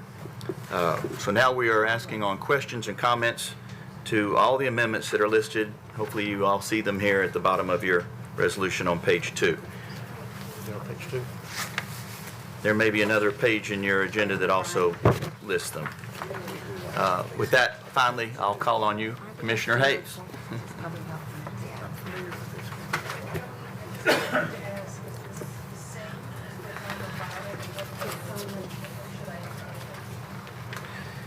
what's on the bottom of the resolution is incorrect. The type, what you have is correct, and that's what he This is just correct. Go ahead, Ms. Hayes. Okay. Ready for me? Yes. I would like to propose an amendment to, you're looking on page 2, section 3, where it begins members of the SSDS task force. And I have gone through the pleasure of actually typing it up. If anybody can pass these out, you can look at what I'm talking about. Tried to, for convenience sake, to make it easier. And while those are being passed out, if you kept one for yourself and can read it to us, Sorry. No. I believe you're proposing an amendment to the amendment. And if you'll go ahead and read it. Are you talking about the overall amendment that's at the bottom of the? Yes. Yeah. You're making an amendment to the amendment. I'm making an amendment to the amendment. If you'll read that amendment to us, Commissioner Hayes, while the printed document is being passed out. So where it begins, now therefore as be it resolved, members of the SSDS task force, the county. So I reordered it a little bit just to make it simpler. A, the county mayor or county mayor's designee. B, the county development director shall be nominated and approved by the majority of the vote of the county commission. This position shall act as chair of the SSDS task force. No problem there. C, one county commissioner for each of the 8 districts, and I list those district numbers, 1, 2, 5, 6, 8, 9, 11, and 12. If I've missed one, my apologies, but I think those are the districts that actually have septic issues or in unincorporated areas. With oversight by the septic department, the county commissioner and each district mentioned above will be nominated by and approved by the majority vote of the county commission, whose nomination and appointment shall be documented in amended resolution during the November county commission meeting. Number 1, county commissioner appointed. Basically, I listed the same thing. I just worded it. Formatted it a little cleaner. Some of the dates below may not be congruent. I'd have to check against the amended resolution. But basically, the task force shall vote on recommendations. All appointments herein, including the names and contact information, shall be provided to the chair of the county commission no later than November 30th. The chair of the county commission shall then immediately provide names and contact information for all appointees to the chair of the SSDS task force as noted above. The names of the appointees to the SSDS task force shall be included in the final report of the SSDS task force. E, the chair of the SSDS task force shall set the first meeting of the SSDS task force to occur no later than December 10th. Am I married to this date? No, but I'm trying to put a date so we have a starting point. And meetings shall continue at minimum monthly, set by the chair of the SSDS task force deemed necessary to accomplish the mandates herein and the deadline provided. And there's one more sentence that hadn't changed. So the point of my wanting to amend this, I too, just like these Miss Bell and Mr. York, have experienced the lovely nightmare of our septic department. And again, I love our staff. I know they work hard. I know that, you're following the direction you were given. I don't fault you on that. And I feel for you. I spent upwards of about $50,000 and 5.5 years have gotten nowhere, to the point where I finally sold my property for other reasons. But so I understand. I totally understand. But I too support this overall resolution. I just think that districts that are impacted should have representation. I've seen with other issues in this county where they're not represented by a diverse array of county commissioners who, as many people know in my district, I will speak openly and I will push back. Some do not. And again, I'm not going to call names, but I just feel like we need to have a broader recommendation. It's not going to slow things down like some people say. I think it will give a broader perspective. And if there's anybody who will be vocal and fight on behalf of people and this nightmare that they've experienced, it's me, because I've also experienced it. So yes, I would like to also be on this committee. And I think more districts should be represented and not just one. That's my feelings on the matter. And that's why I'm set forth this amendment. Anybody have any questions? I'm happy to answer them. Well, the next step would be to get a second, but before I do get the second, let me make sure this isn't a typo, just as a point of clarification. Is there a reason why you have omitted districts 3, 4, 7, and 10? Is that Do they purposeful? have unincorporated issues with septic systems? I believe. If they do, add them in. No, those are just the ones that I know for a fact I've heard stories about and know have septic Okay. as an issue. So my apologies if I missed that. So I believe the overall intent is to, instead of having one member of the commission on the task force, have 8. Yes. Correct. And that motion has been made by way of her statement in this document. Do I have a second? Second comes from Commissioner Richards. So we now have an amendment to the amendment on the floor. Commissioner Mary Smith on the amendment to the amendment. If not, I'll call on you again later. Yeah, I think I have a different amendment, but I'll do it after this is over. Okay. Oh, yes, I won't be able to do, at 2 amendments, you have to take a vote. Now, then go back to 1, so then you can add another amendment. No, it's okay. It was the Public Health Committee amendment, so I can do it after this Oh, is, okay. because I know we were doing the budget first, and then, so the Public Gotcha. Health amendment's separate. Commissioner Herbert on the amendment to the amendment. All right. We have worked on this and worked on this. The task force is not for all the commissioners to vote their concerns of things that's happened. It is to get these regulations changed. We want them from the experts. We're not the experts. They are. And I don't want to get bogged down in a task force. We don't want to hear every commissioner's issue with the septic. We know there's it. Believe me, I know I get calls every week with issues with the septic regulations and things. I think that is overkill. We need to get in there, get the experts, as we call them, the soil scientists, the surveyors, the engineers, and make these. They already know changes to make. There are people in the septic department that can tell you. I don't think that's nurse. I don't know what 12 commissioners can contribute to this. We are not experts in that field, and this is the whole purpose, is to get the experts that know and get these regulations changed ASAP, and let's get going. Thank you. Commissioner Tunnicliffe, did you withdraw? Yes, I did. Okay, then Commissioner Sturgeon on the amendment to the amendment. Oh, yeah, okay, I forgot my question. I just noticed that your amendment, Lisa, says December 10th. The original date was the 15th, and I'm just wondering why you changed it. I know there was discussion about getting this started sooner rather than later, so I moved it up Okay. to go ahead and push it forward. Actually, did you move it up or did you move it back?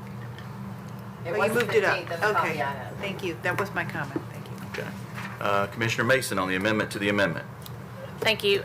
I may be stating the obvious here, but if you have more than one county commissioner on the task force, you then have to have an open meeting. It then becomes public, whereas a task force with one commissioner can meet multiple times, work it without making it public.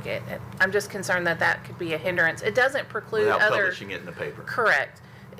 It doesn't preclude other county commissioners from attending that task force meeting, or does it? How would that work? If a commissioner attended it, is it still have to be public and published in the paper? If the body has 2 or more governing body members, commissioners on it, and that body, the task force, deliberates towards a recommendation back to the county commission, then it would have to be an open meeting. Okay, but if it only had one county commissioner and other county commissioners came and observed and If they're not spoke, voting and they're not- deliberating, then they can do that. Okay, that's my only concern with having, and I think that kind of piggybacks on Commissioner Herbert, maybe too many cooks in the kitchen that would be voting members. But I do understand Commissioner Hayes' concern of wanting commissioners who want to be involved, but I don't think that precludes people, if they're not on the task force, from attending those meetings. Commissioner Webb on the amendment to the amendment. Mr. Chair, this may be for legal. Can we divorce the this amendment on the the amendment to the amendment, divorce it? Because I'm just concerned that the comments such as what Commissioner Mace just made if they got a negative response, then we have positive response even from the Public Health Committee on the ones coming out of budget. Can we divorce this? What's the process? The amendment to amend will be voted on separately from the other amendments. It will be voted on first. If it passes, then the group of amendments that you put in place would be voted on as amended. Okay, thank you. Commissioner Clifford on the amendment to the amendment. If I may, can I ask Mike Madison to come up? I have a question. Sure.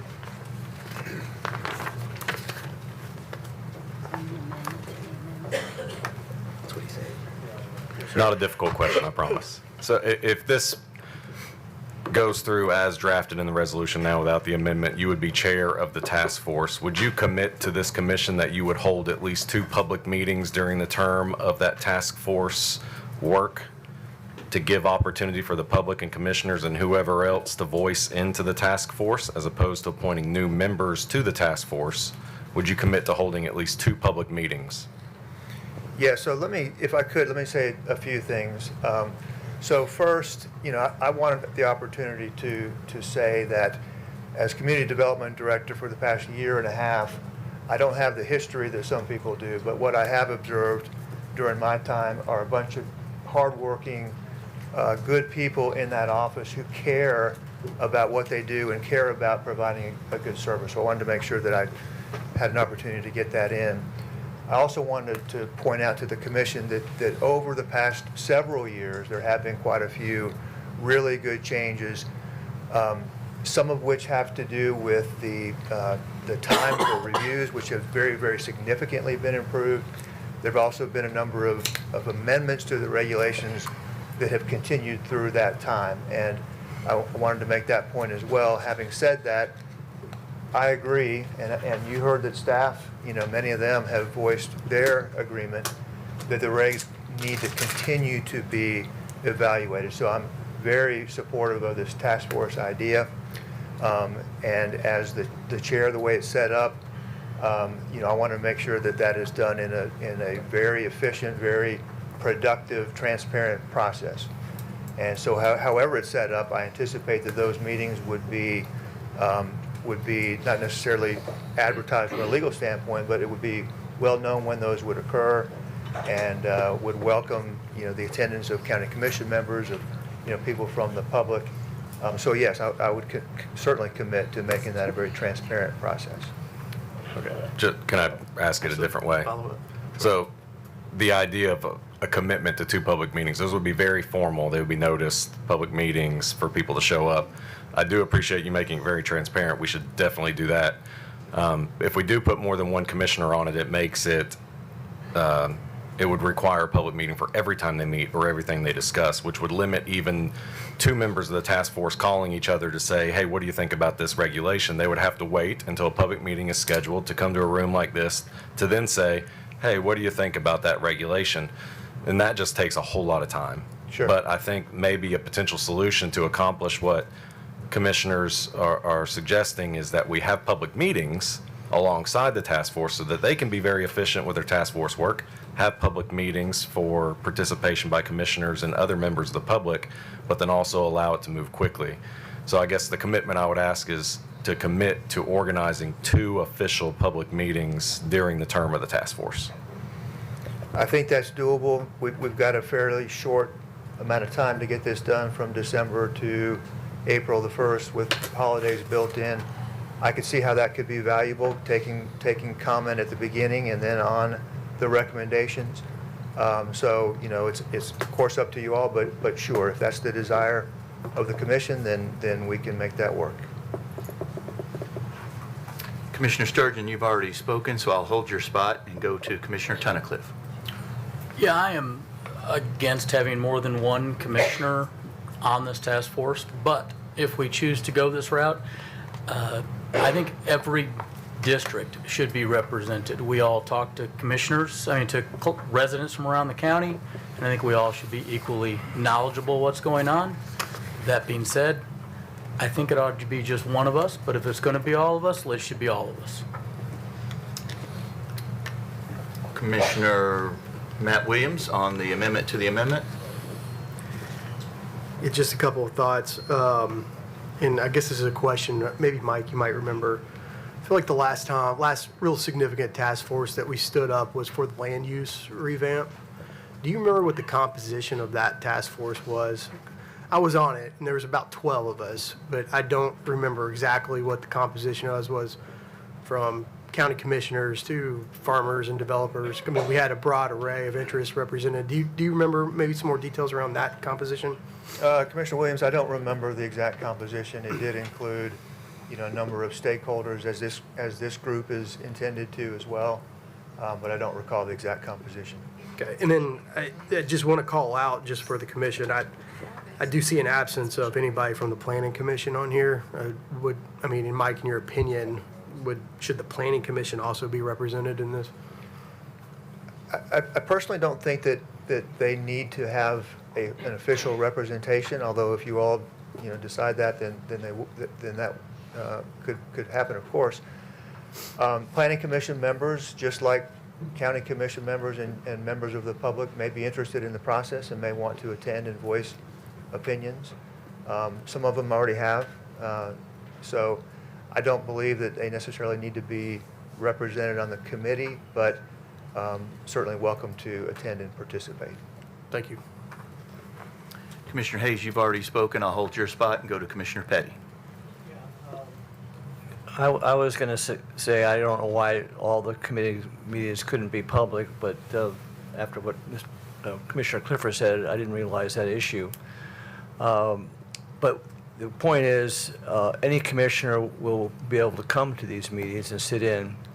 Now, one of the things I try to do is I record a lot of the meetings for my newsletter I send out each week to try to inform the public what's going on in the county. So I'm assuming if I come to one of the meetings that's not public, I wouldn't be able to record it. Is that correct? Not be able to record the meeting? Yeah. But it's not a public meeting. I mean, a public meeting, I have to be able to record it, but if it's not public, I'd have to get permission? I'd have to research that. I don't know off the top of my head. We'll have to get back to you on that one. Okay, so my next question is, so when you have these non-public meetings, are you going to be providing minutes available for all of us after the meeting so we know what was talked about and what issues came up and that sort of thing? Yes, sir. I do anticipate doing minutes from each meeting. Okay, thank you. Commissioner, if I could, you just said they're non-public. They're just not advertised as a public meeting or an open meeting under 844. I forget the section number. So the difference when you're talking about an open meeting that requires advertising pursuant to that section versus whether they are open to those who might be present is a difference. Those are two different matters. It's not closed to the public. Okay. Necessarily. I mean, there's no reason it needs to be closed. It just doesn't have to go through the advertisement for an open meeting and doesn't have the same deliberative limitations of two commissioners being there that you have if they're both on the task force. Okay, so recording it would be no problem. I don't know the answer to that, but I'm just saying they would still be open for you attending. Yeah, right. I understand that. Okay. Commissioner Sturgeon on the amendment to the amendment. Thank you. In public health, we talked about this resolution at length, and I was assured that these meetings would all be open and that anybody can attend them. And if you're not going to put in a public notice, how is the public supposed to know that they're happening? So I'm not going to vote for this unless the public has notice and is able to come if they choose, because they're the ones that are suffering. So they need to be able to come to these meetings, and I think every commissioner should be able to know that are happening. We should have meeting minutes, and they should be public. It's a very important thing. I don't see why we can't do that. So that's my comment. I guess I don't get a response, but I was told don't even worry about how many commissioners are on the task force because we would all be able to go, but you can't go if you don't know when it is. I guess this is a point of a clarification. Hopefully I'm not making things worse. It's a situation where because of the Open Meetings Act, if there are two or more commissioners on any board, as you know, a process has to be put in place of going to the paper and having sufficient notice given, where if it's one commissioner, it's still open to the public and any commissioner can go or any member of the public can go. but we don't have to wait 2 weeks in time period. We can still, I believe, put out a notice. We're just not tied to it, to 2 weeks, preventing us from doing something that may have more urgency behind it. May I add Absolutely, something? please. Commissioner Sturgeon, what I would anticipate doing, given the compressed timeframe we're working under, is at the first meeting, trying to schedule many subsequent meetings and making those dates available. Make a notice for the first meeting, so people know that it's happening. Sure. Commissioner Hayes on the amendment, on your amendment to the amendment? Yep. You know, I've heard concerns about, in the past, the Board of Public Health had they're the ones that reviewed the changes to the regs, and, County Commission had no insight to that. A lot of this has been hidden in the past, away where County Commission couldn't see it. So I don't understand. I mean, I do understand we're worried about speed. I get it. But let's be deliberate. And maybe we don't need every district I've listed here. Maybe we just need 4. I want greater representation. And yes, being public, our citizens have spent a lot of money and suffered, as we've heard. Why not be open and transparent with open meetings? We owe this to our residents for the many years that they have had to endure the ugliness of this laborious process. God knows, again, I've been on the receiving end of it. So that's why I'm so adamant that I don't care if we cut it down to 4 or 5 districts. I just think we owe our residents that are taxpayers, and with all the consternation of everything being secret and behind closed doors, what are we doing again? Maybe they are gonna be public, but why is the open meetings such a hurdle? Why is it such a problem? I just don't see why we can't have more commissioners involved. And I will stop bloviating, but I just don't understand the problem. I think greater representation is not a bad thing. Commissioner Clifford on the amendment to the amendment. Very briefly, following Commissioner Sturgeon's comments, I think when I asked Mike Midison to commit to those 2 public meetings, those would include the full notice and everything to ensure the public can attend. And I hope that would accomplish some of your concern.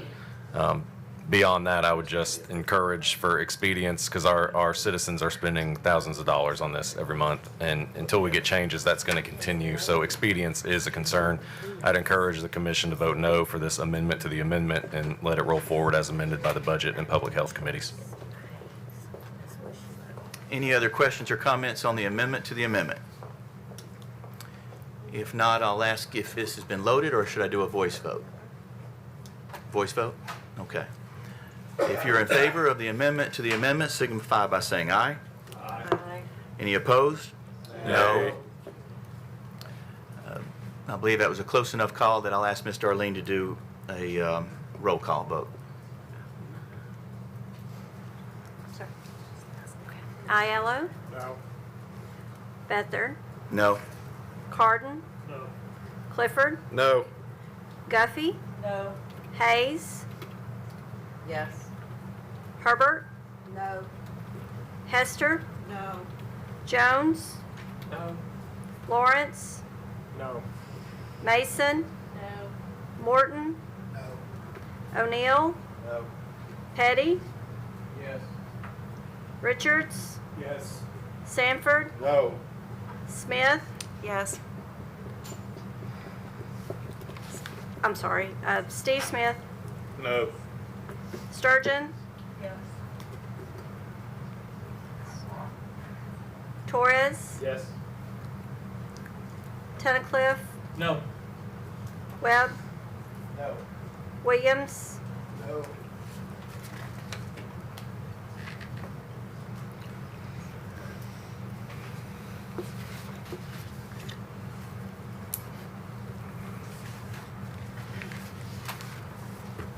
Mr. Chairman, I think I messed up on Mary Smith. Was it a yes or no? Yes. Yes, thank you. I have 7 yes.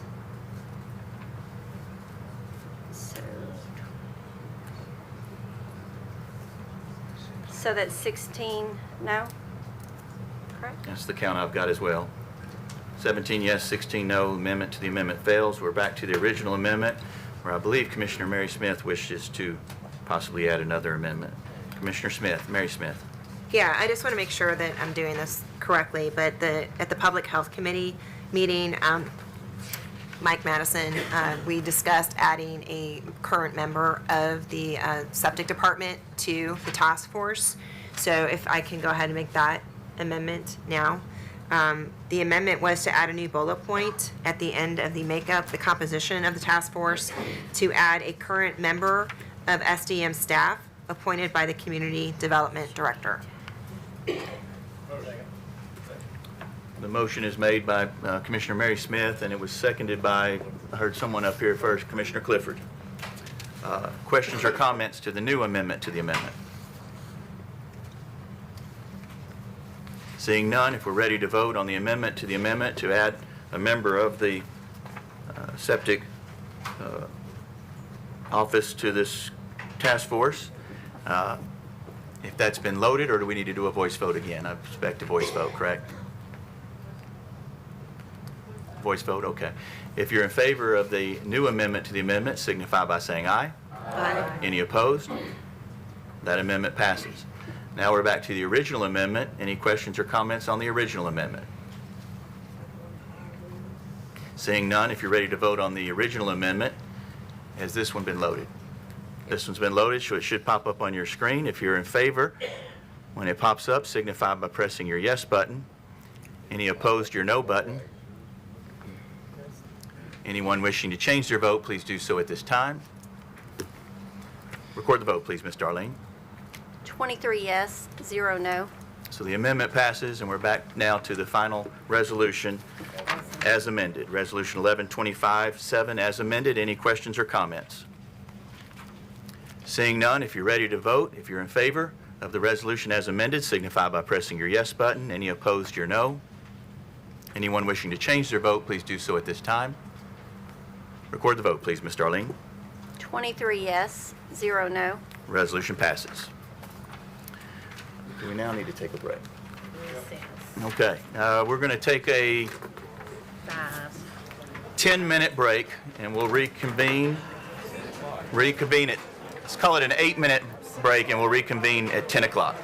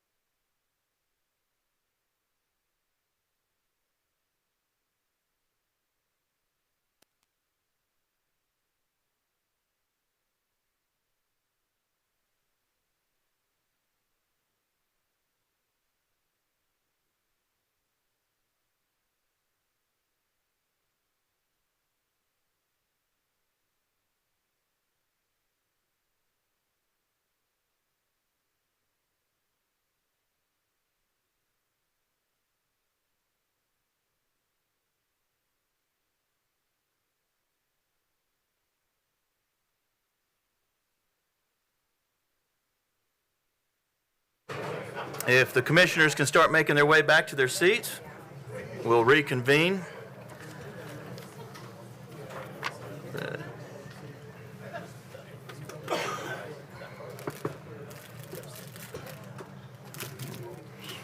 All right, we'll reconvene the November 10th Williamson County Commissioner meeting. I think there's still a few others that are finding their seats, but I'm sure they're on their way. So on to resolution, the second resolution under appropriations. Resolution 1125-8, a resolution to appoint one county commissioner to serve on the Subsurface Sewage Disposal System Task Force. Brian's not in his chair. I'll entertain by the screen your motion and second. We have a proper motion made by Commissioner Megan Guffey, seconded by Commissioner Drew Torres. This one didn't go to committee. Okay, we'll get an explanation, please, from Commissioner Clifford. This is Resolution 1125-8. To appoint a county commissioner to the task force. Thank you. Sorry, I was late to return, Mr. Chair. Right. So following the resolution that we just passed, which called for the appointment of one county commissioner to serve on the task force, we presented this resolution for this body to nominate and approve the county commissioner to serve on that task force. And the way that we approached it was to draft a resolution, provide a blank space for an amendment to be inserted with the county commissioner's name, which we would then vote on the amendment as the appointment. And so I would like to make an amendment to add a name to that blank, which I think is appropriate, as this commissioner, even before my time on the commission, has been working on improving septic, fielding complaints, and has put a lot of time and effort into this, represents all unincorporated area, and I think would be appropriate as the representative commissioner. So I move to put Commissioner Judy Herbert in the blank spot. Second. Second, it came from Commissioner Sanford. I believe also Betsy Hester was a close second in there, too.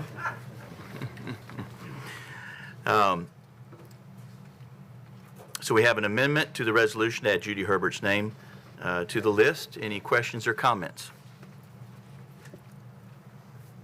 Seeing none, if you're ready to vote, if you're in favor of the amendment, is this one loaded or voice vote?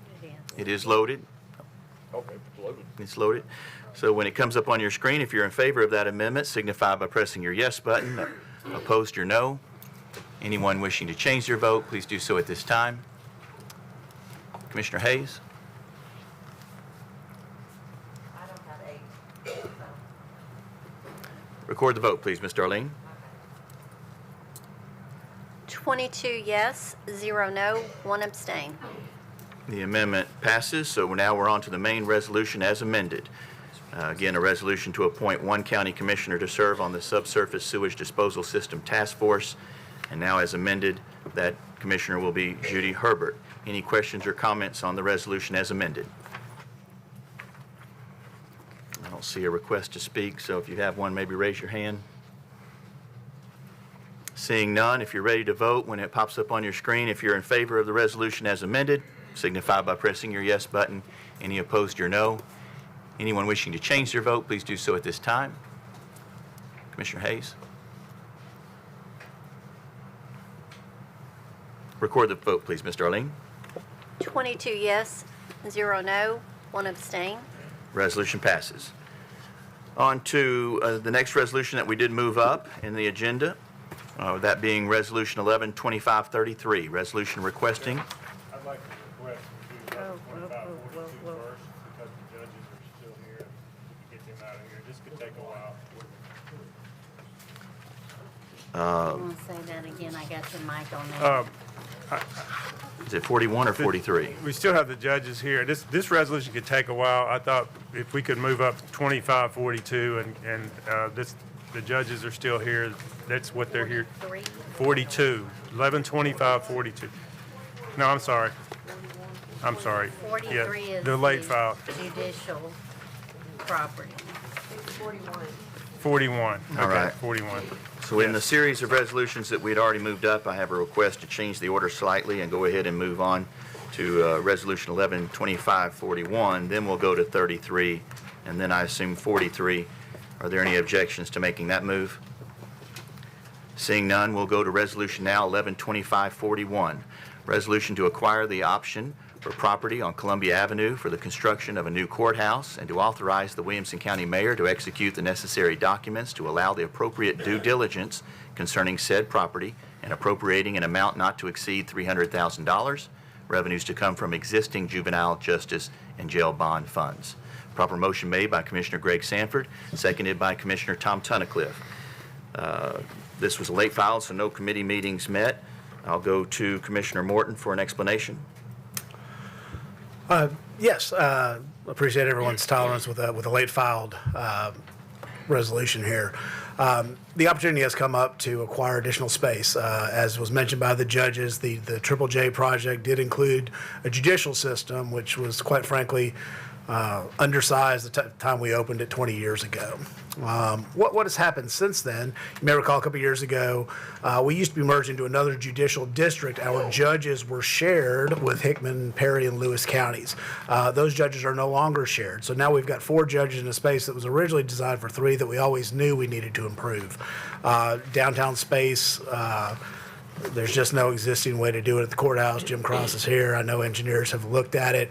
We actually just voted last month on some funds for the Heritage Foundation to improve the Dan German Hospital.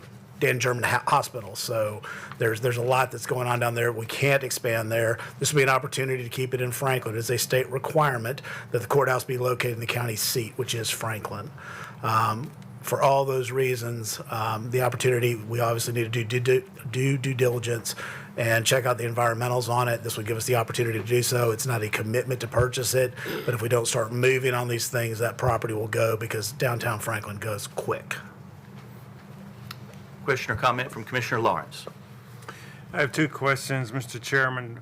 First of all, there's some property that's open to the east of the courthouse now. That was, in my recollection, the place where we were talking about expanding the current courthouse. Is that not an option now, or?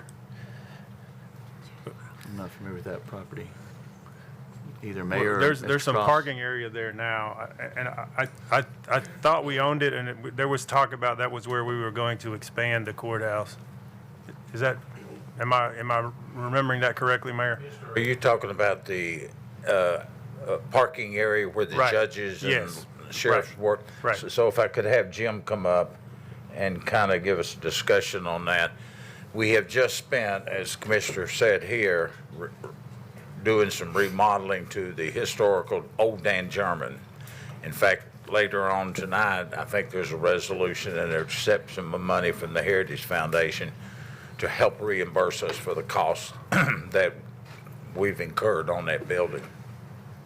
That other area presents a challenge for us to do the expansion of what we were looking at. Not to say you couldn't do it, but the prevailing problem that always comes up with the downtown area is parking, no matter what we do. Jim, you want to help me out? Because I know you've done some of the due diligence on that. I had too many people in my ear over there. Gresham Smith did the 2019 master plan, and Jeff again is here. It might be better for him to come up and talk about, since they did the master plan, to answer your question, Commissioner Hall. Okay, thank you. Thank you.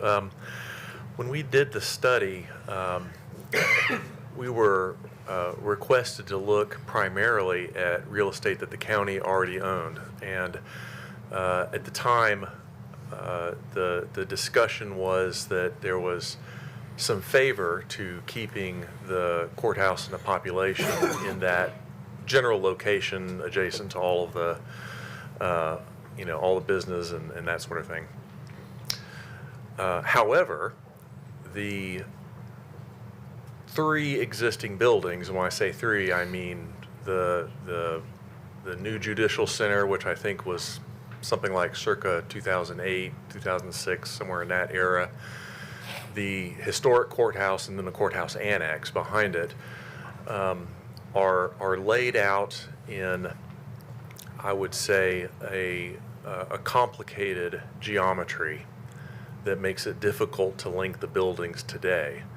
And then the site that you're referring to, which is really the only other piece of property in the area that is available, sort of falls in that same characterization of kind of continuing the very difficult connection between the parcels. So if you can imagine a series of parcels that are only connected at the corners, that is essentially what you have there. So what ended up happening as we began to study laying that out is a significant amount of circulation space was required to make the connections between the different courtrooms. And even then, we still found that a lot of the spaces that were fitting into the historic courthouse and the annex were probably not really ideal in terms of how they worked for security, and we were still very limited in terms of the number of courtrooms that we could provide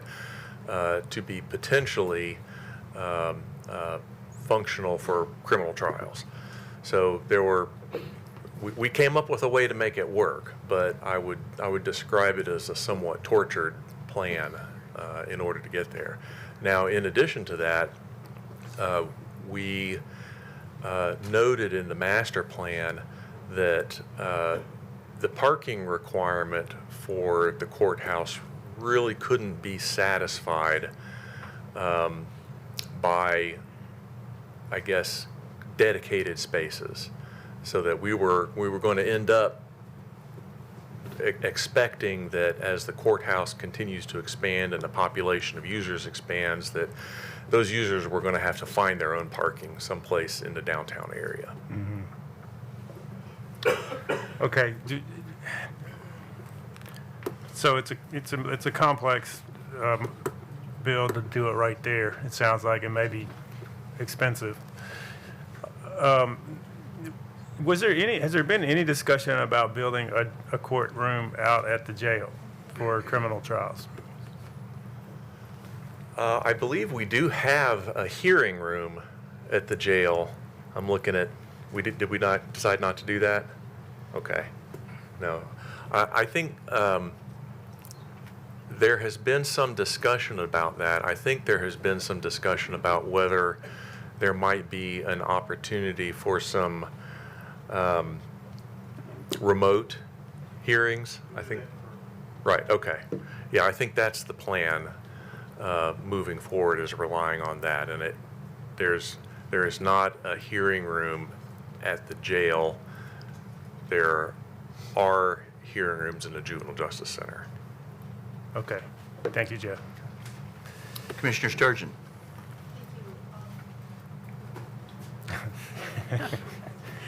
I know we peeled off the judicial system from the original JJJ project.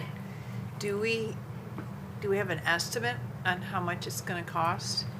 Do we have a design or a time schedule on when we're going to do it? And if we approve this $300,000 to do due diligence, what's the possibility that it's just $300,000 spent and we're still looking for a place to put the Justice Center?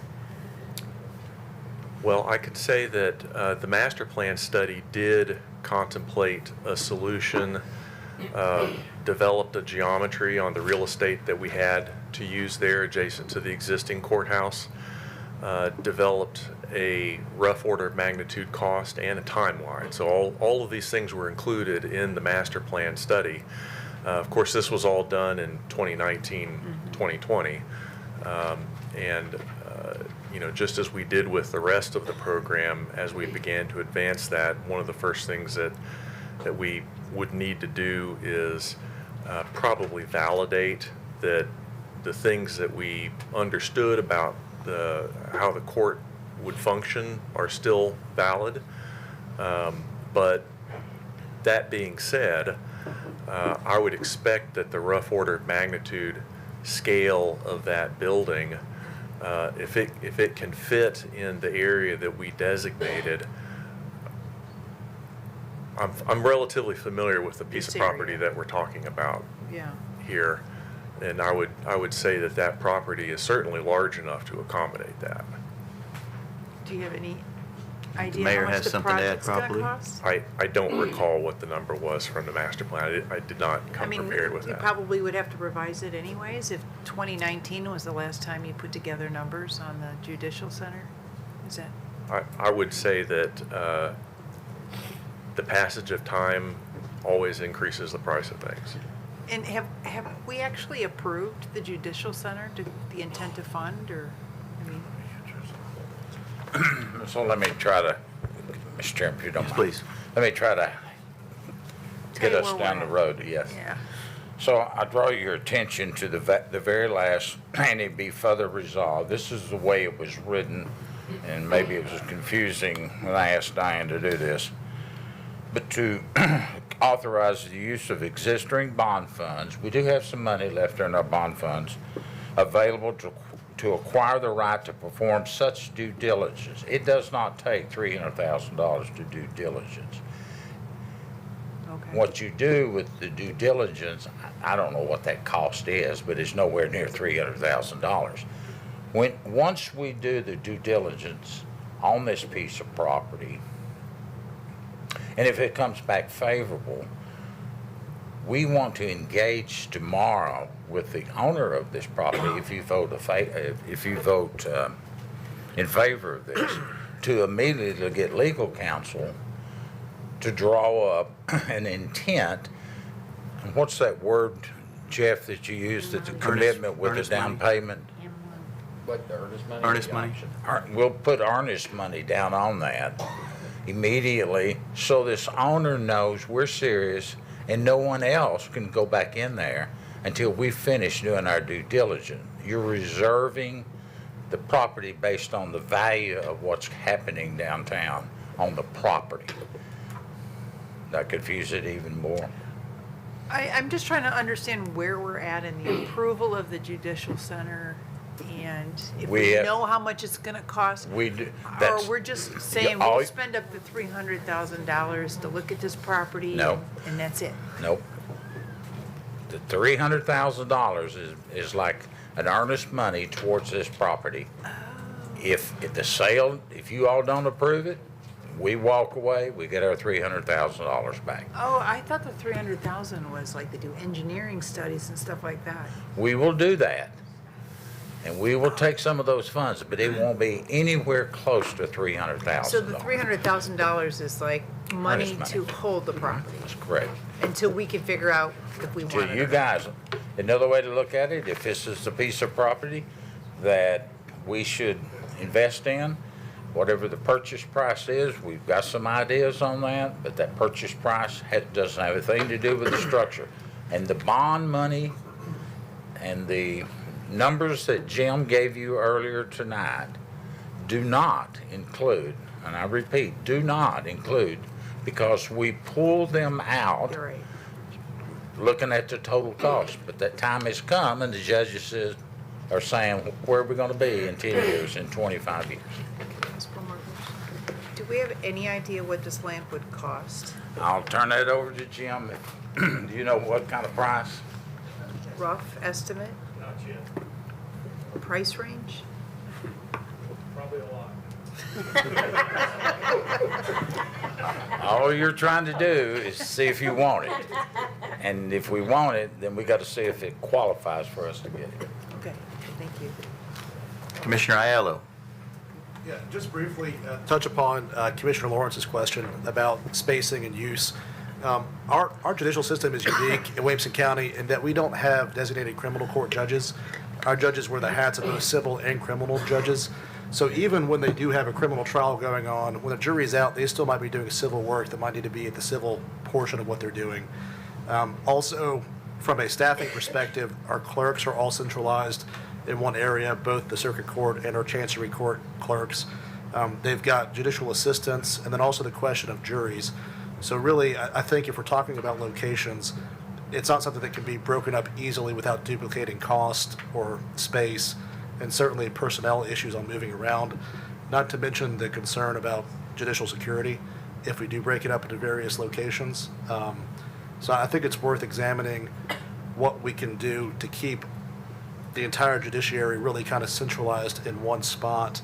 And perhaps this might be a question for the sheriff, whether the Hill property might also look at filling in some of the sheriff's needs that might cut down costs elsewhere, because right now they're kind of spread out as well.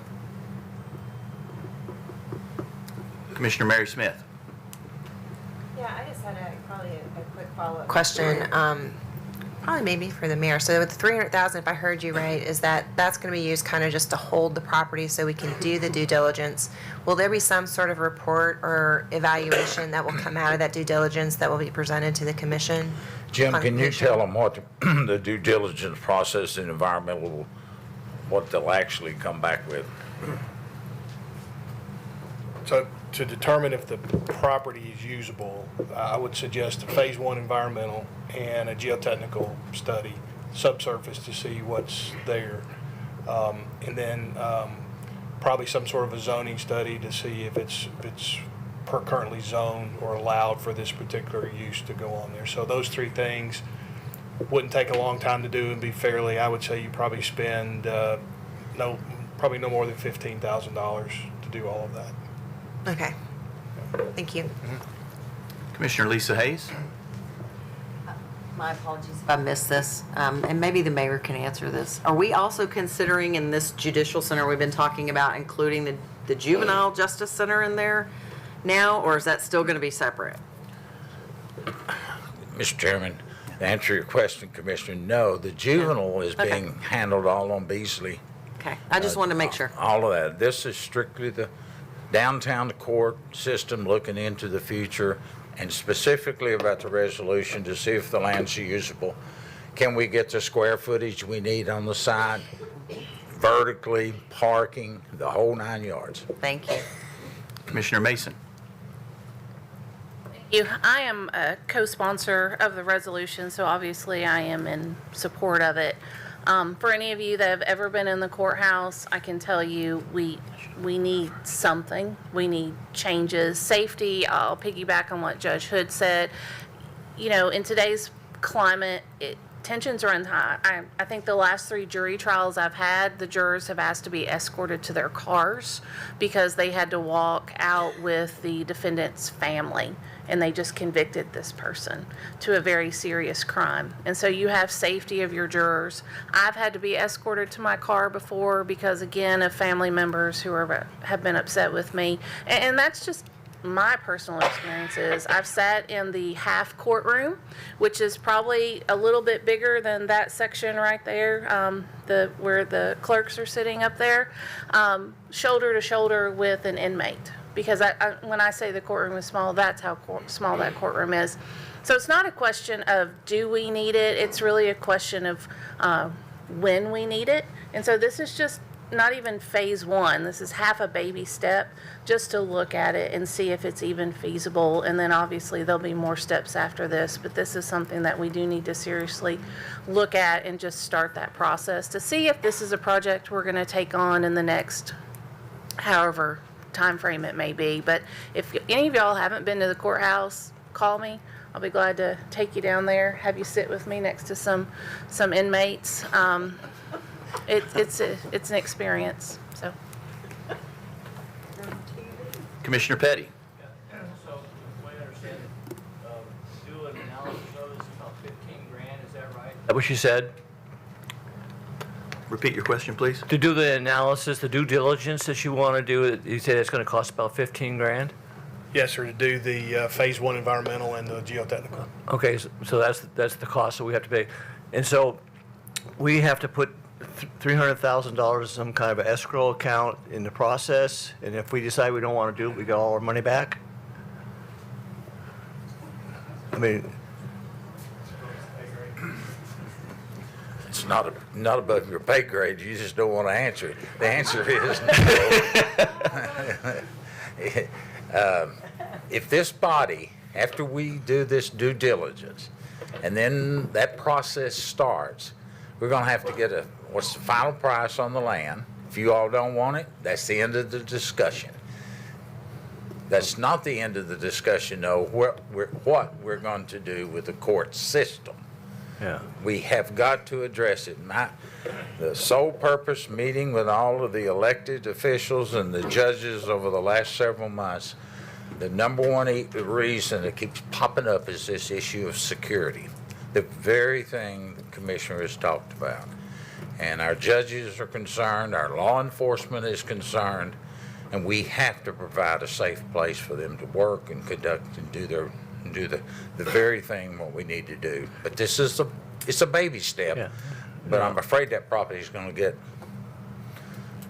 used or purchased by someone else. The actions of tonight, I'll get with legal, we'll tie it up, get some earnest money down, but you still have the right to vote it down. Yeah, I guess my question, if we we put the earnest money down, but we say no and then we get it all back, what's the point of the earnest money? I mean, because it's not really earnest. Well, I can't compare it to anything. I've never done personally bought a courthouse, but I know I have purchased land where it didn't pan out the way I wanted, and you got your earnest money back. Okay. All right. Just wanted to double check. Commissioner Steve Smith. Thank you, Mr. Chairman. Just a thought that I had, if this goes through and comes to fruition, what are the thoughts on the current courthouse? So my envision of this would be, it'll come back to you, it'll pass environmental standards. Jim will tell us through some modeling, can we get the square footage? Can we get what we need on that piece of property? Do we go up vertically? How do we handle parking? He's going to come back with us with that and tell us we can do this on this piece of property or we cannot do it. Let's assume that he says we can't do it, we're gone. We reach out to him and say we can't use it. If we're going to purchase the property, then there's going to have to be a group, just like we did for the sheriff and Judge Guffey, formed, meet the standards that Jeff can pull together, That will give us a price of the structure, and it should tell us how long that would satisfy those needs. We have, help me out, Phoebe, we've got a few dollars still left in our JJJ plan through the bonding that we did, but not very much. So we would have to borrow money to purchase the land. Then we'd have to borrow money to build the new courthouse. So that's the path in my mind as we go down. How long will that take? It's up to you all about funding. What do we do to the existing structures? I've not given that a lot of thought, but I have thought about it. I cannot, in my wildest imaginations, think that we would sell the historical courtroom. I just can't imagine that you all would push the buttons for that without the community coming unglued. That's been around a very long time. The part we built since 2002 or 4, whenever that was put in, 6, that doesn't have the historical flavor that the others, but maybe it's a way that the schools and county administration could look at relocating. Maybe you could sell it. Maybe you could lease it. There are a lot of options that you could do, but you're still circulating around. The big problem is where you're going to park everyone. So that's to be determined, Commissioner. That's the best I can answer right now. Thank you. Any other questions or comments? Seeing none, if you're ready to vote, if you're in favor of Resolution 112541, signify by pressing your yes button when it appears on the screen. And there it is. If not, press your no button. Anyone wishing to change their vote, please do so at this time.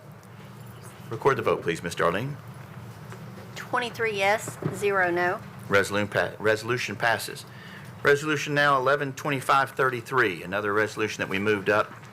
Resolution requesting the Tennessee General Assembly to enact a private act granting Williamson County an exemption from Tennessee Code annotated 48-68-2065, or to amend the same general statute regarding limitations on the use of proceeds from the sale of a public benefit hospital.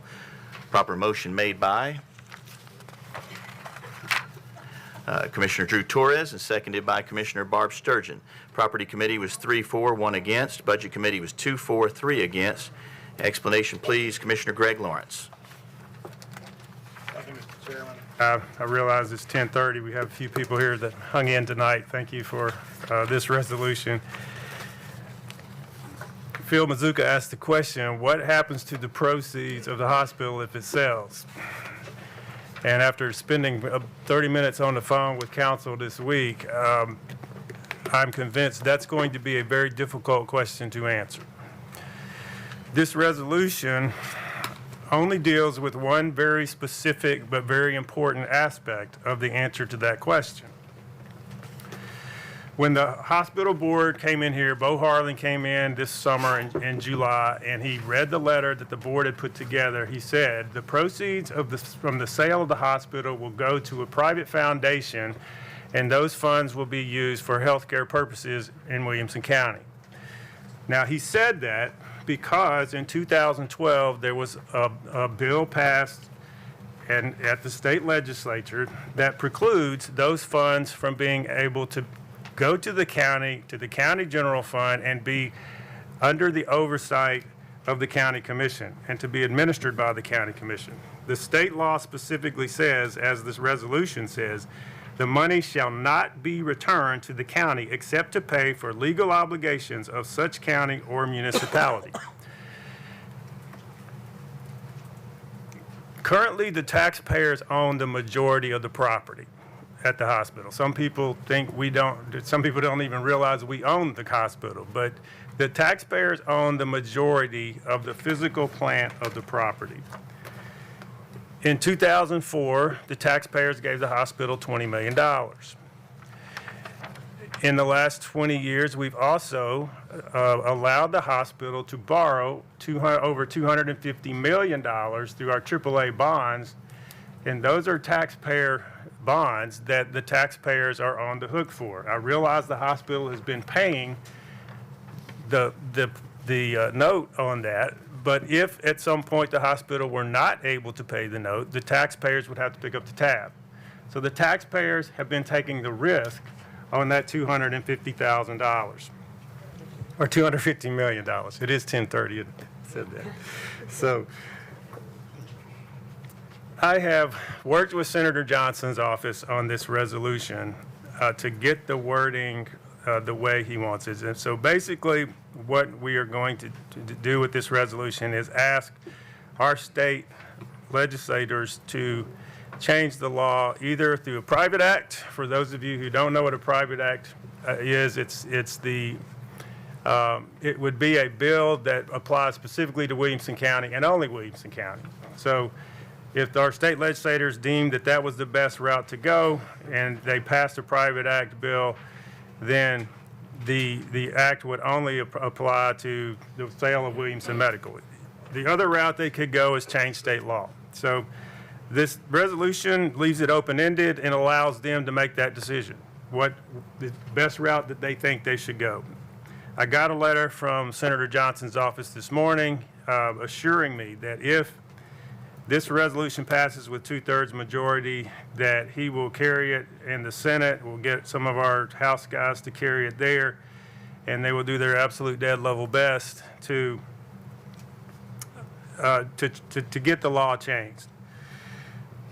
So essentially, this law asks the question, do you believe that if the county-owned property sells, that the proceeds of those properties should come back to the county, the taxpayers' representatives? The property the taxpayers own, if it sells, do those proceeds come back to this body, which are the representatives of the taxpayers, or does it go to a private foundation whose board is unelected and unaccountable to the taxpayers? If the answer to that question is yes, you believe that those dollars should come back to this body, then that's your vote tonight. If you believe that it shouldn't come back to this body, then that's your vote tonight. So it's as simple as that. Thank you, Mr. Chairman. Commissioner Sanford. I'm sorry, let me go. I haven't been doing this like I should. There's another sponsor on this one. Commissioner Petty is the other sponsor. So let me go to Commissioner Petty first if he has any statement he'd like to make. Yeah, thank you. I appreciate that. Yeah, I agree with, obviously, with Commissioner Lawrence. This is county property, and we are the commission, and the money should come back to the county, and we 24 should be the ones to decide how the money is used. I know there's some concern. People say, well, you know, there's a lot of medical needs we still have. For example, it costs us at least $12 million a year to have our ambulance service, which, by the way, is outstanding. They say, well, if it goes in the trust fund, then that money could be used to offset that cost, and that's very true. But we could also vote for that ourselves. And I think the responsibility for any proceeds that come from this hospital comes to the county. We are the county, and we should be the ones to determine how that money is spent. Commissioner Sanford. So, Jeff, question.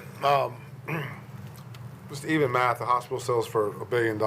They've borrowed $250 on a taxpayer dime. Does it automatically they have to pay the $250 bond back? Okay. That's all I have. Thank you. That would be one of the obligations to the county under the current proceeds. And then lastly, just so I'm clear, then it goes to this board, whoever these people are, to decide what happens with the rest of the money. But it has to be for the public health of Williamson County. Yes. And we have no say of what that is. So we couldn't pay off the rest of the debt. We couldn't form a fire department that's badly needed. We couldn't do anything. You would not have control of it under the current setup. Enough said. Thank you. Commissioner Mason. Thank you. So this came up in property, and I've been giving it a lot of thought, and I have a lot of thoughts about the hospital and the potential sale of it. first and foremost, I think very highly of our hospital. My child was born there. They are great community partners, especially with the court system. Anytime I've needed them in court to testify, records, they're there. I can't say that about other hospitals. We had a attempted first-degree murder, and the ER doctor of the woman who had the knife stabbed through her face refused to even talk to us, let alone testify in the criminal trial. So I have high regard for our hospital. But beside that, Commissioner Williams gave a very impassioned speech at the property committee, and I understand exactly where he's coming from about the board and their due diligence and how this money needs to be spent, and I agree with that. And again, to Commissioner Petty with our ambulance service, and so my thoughts kind of go all over the place on this, but where I really came down to is I like options. And so I supported this in property committee. I'm fairly certain I'm going to support it tonight, and I don't know if the right answer is that it can be used for anything, but I like having options. Right now our hands are tied with how it can be used, and so I like the idea of maybe there's another option, maybe there's another type of committee, maybe we can use the money for a fire department, ambulance service, and pay down debt. But I like knowing that we can have that conversation, and so that's why I supported it in property, probably why I'll support it tonight. But I also understand the concerns that everybody have, especially those commissioners that have served on our hospital board and have done such a great job. And I also value their opinion on this resolution as well. Thank you. Commissioner Steve Smith. Thank you, Mr. Chair. So having been associated with the hospital for over 20 years, recently retired, I've been through several rounds of these discussions. So the way the charter for the hospital worked, and council can correct me if I'm wrong, is when the charter was granted, a municipal government's name had to be on the deed to the property. Didn't mean they bought it. It could have been Franklin. As it happens, it was Williamson County. So there's that. The other thing is the structure that puts the money into a foundation or trust or whatever is set up for healthcare purposes, which could be the ambulance service, could be the trainers at schools. And, you know, if that money comes back to the county commission, yeah, the commission could do those things. But the temptation, as Jennifer or somebody mentioned, oh, we've got this huge chunk of money, let's pay off this debt. And then it's going to be gone. With the trust or the foundation or however it's structured, you've got that pool of money that could in perpetuity fund those healthcare needs of the community. And that's why I'm opposed to this. Commissioner Mary Smith. Thank you, Chair. I'm actually in support of this resolution because I have heard the concerns around the health care, but I think that having an elected body oversee those funds is probably much more advisable to give the taxpayers a voice in how it's spent. And if we do decide to send a portion of that for health care, for medical purposes, we have the opportunity to do that. But I think having elected folks that the taxpayers feel like they can choose from is just a much better route for us to take for accountability and transparency in this case, especially as this is the largest transaction this county's probably ever seen if it happens. Thank you. Commissioner Matt Williams. Yeah, at property committee, it was a good, lively discussion. Actually, it was, I voted no on this at property committee, but it was a good, informative discussion to kind of understand the mindset of some of the other commissioners. And quite honestly, we took some of those back and we discussed them at the board. And ultimately, this is what it boils down to. There are some statutory health care requirements that we have to do, and a portion of that the hospital pays for on our behalf. then there's some additional things that the hospital does that we don't statutorily have to do, right? So whether we pay for it out of the funds from proceeds from the sale of the hospital, or if we pay for it statutorily because we have to pay for it anyways, honestly, the hospital board has no real stance on it. That's an ultimate decision that we can make down the road. And quite honestly, I think the majority of the board's okay, because at the end of the day, why not? Let's make the ask, and let's ask. Why not? You know, maybe they'll amend the law, and if they do, then we've got the optionality, and if they don't, then we've got our marching orders there too. So, no objection here. Commissioner Clifford. Thank you, Mr. Chair. Big fan of the hospital. I've got a lot of hardware in here over the past few weeks alone. I don't think we all wanted to be in a point where we had, well, I'd say a lot of us wouldn't want to be at the point where we had to sell the hospital, but I think the reality is the circumstances have changed. The certificate of need laws have significantly changed to the point where we have to consider this. And I think when this law was passed a couple decades ago, it was not under the same situation we're in now. And I think the times have changed. And I think a lot of ways that law, when passed, was an effort to tamp down ideas of selling the hospital because it would be restricted to almost exactly what the hospital was doing. But things have changed. And I think because of that, having the opportunity to review what's most important based on what the potential sale of this hospital or the property thereof could provide the county is something that I think this commission should have the right to discuss and vote upon as elected officials here. So because the situation's changed, because the CON laws are now essentially toothless, and because I do think we are in a position where we have to consider selling the hospital, I think the best course of action is for the county commission to have a say in how those monies are used for the county. Commissioner Guffey. And I know you disagree with me. Hospital, also very near and dear to my heart, and I cannot support this resolution. And one of the reasons in serving on the Board of Trustees for the time that I have, and understanding where we are in these times, we have a strong health system. We have a strong hospital system. The strategic planning process that we're under right now is that. It's a process. It is determining the opportunities, the options that are available to us. And in considering it, it was a very difficult, emotional decision to even consider a sale of the hospital. And throughout the process, the piece that I found in, we're looking at remaining independent, and we're focusing a lot of attention there. And the board has said repeatedly, all of us have said repeatedly in the board meetings that that is the ultimate goal for us.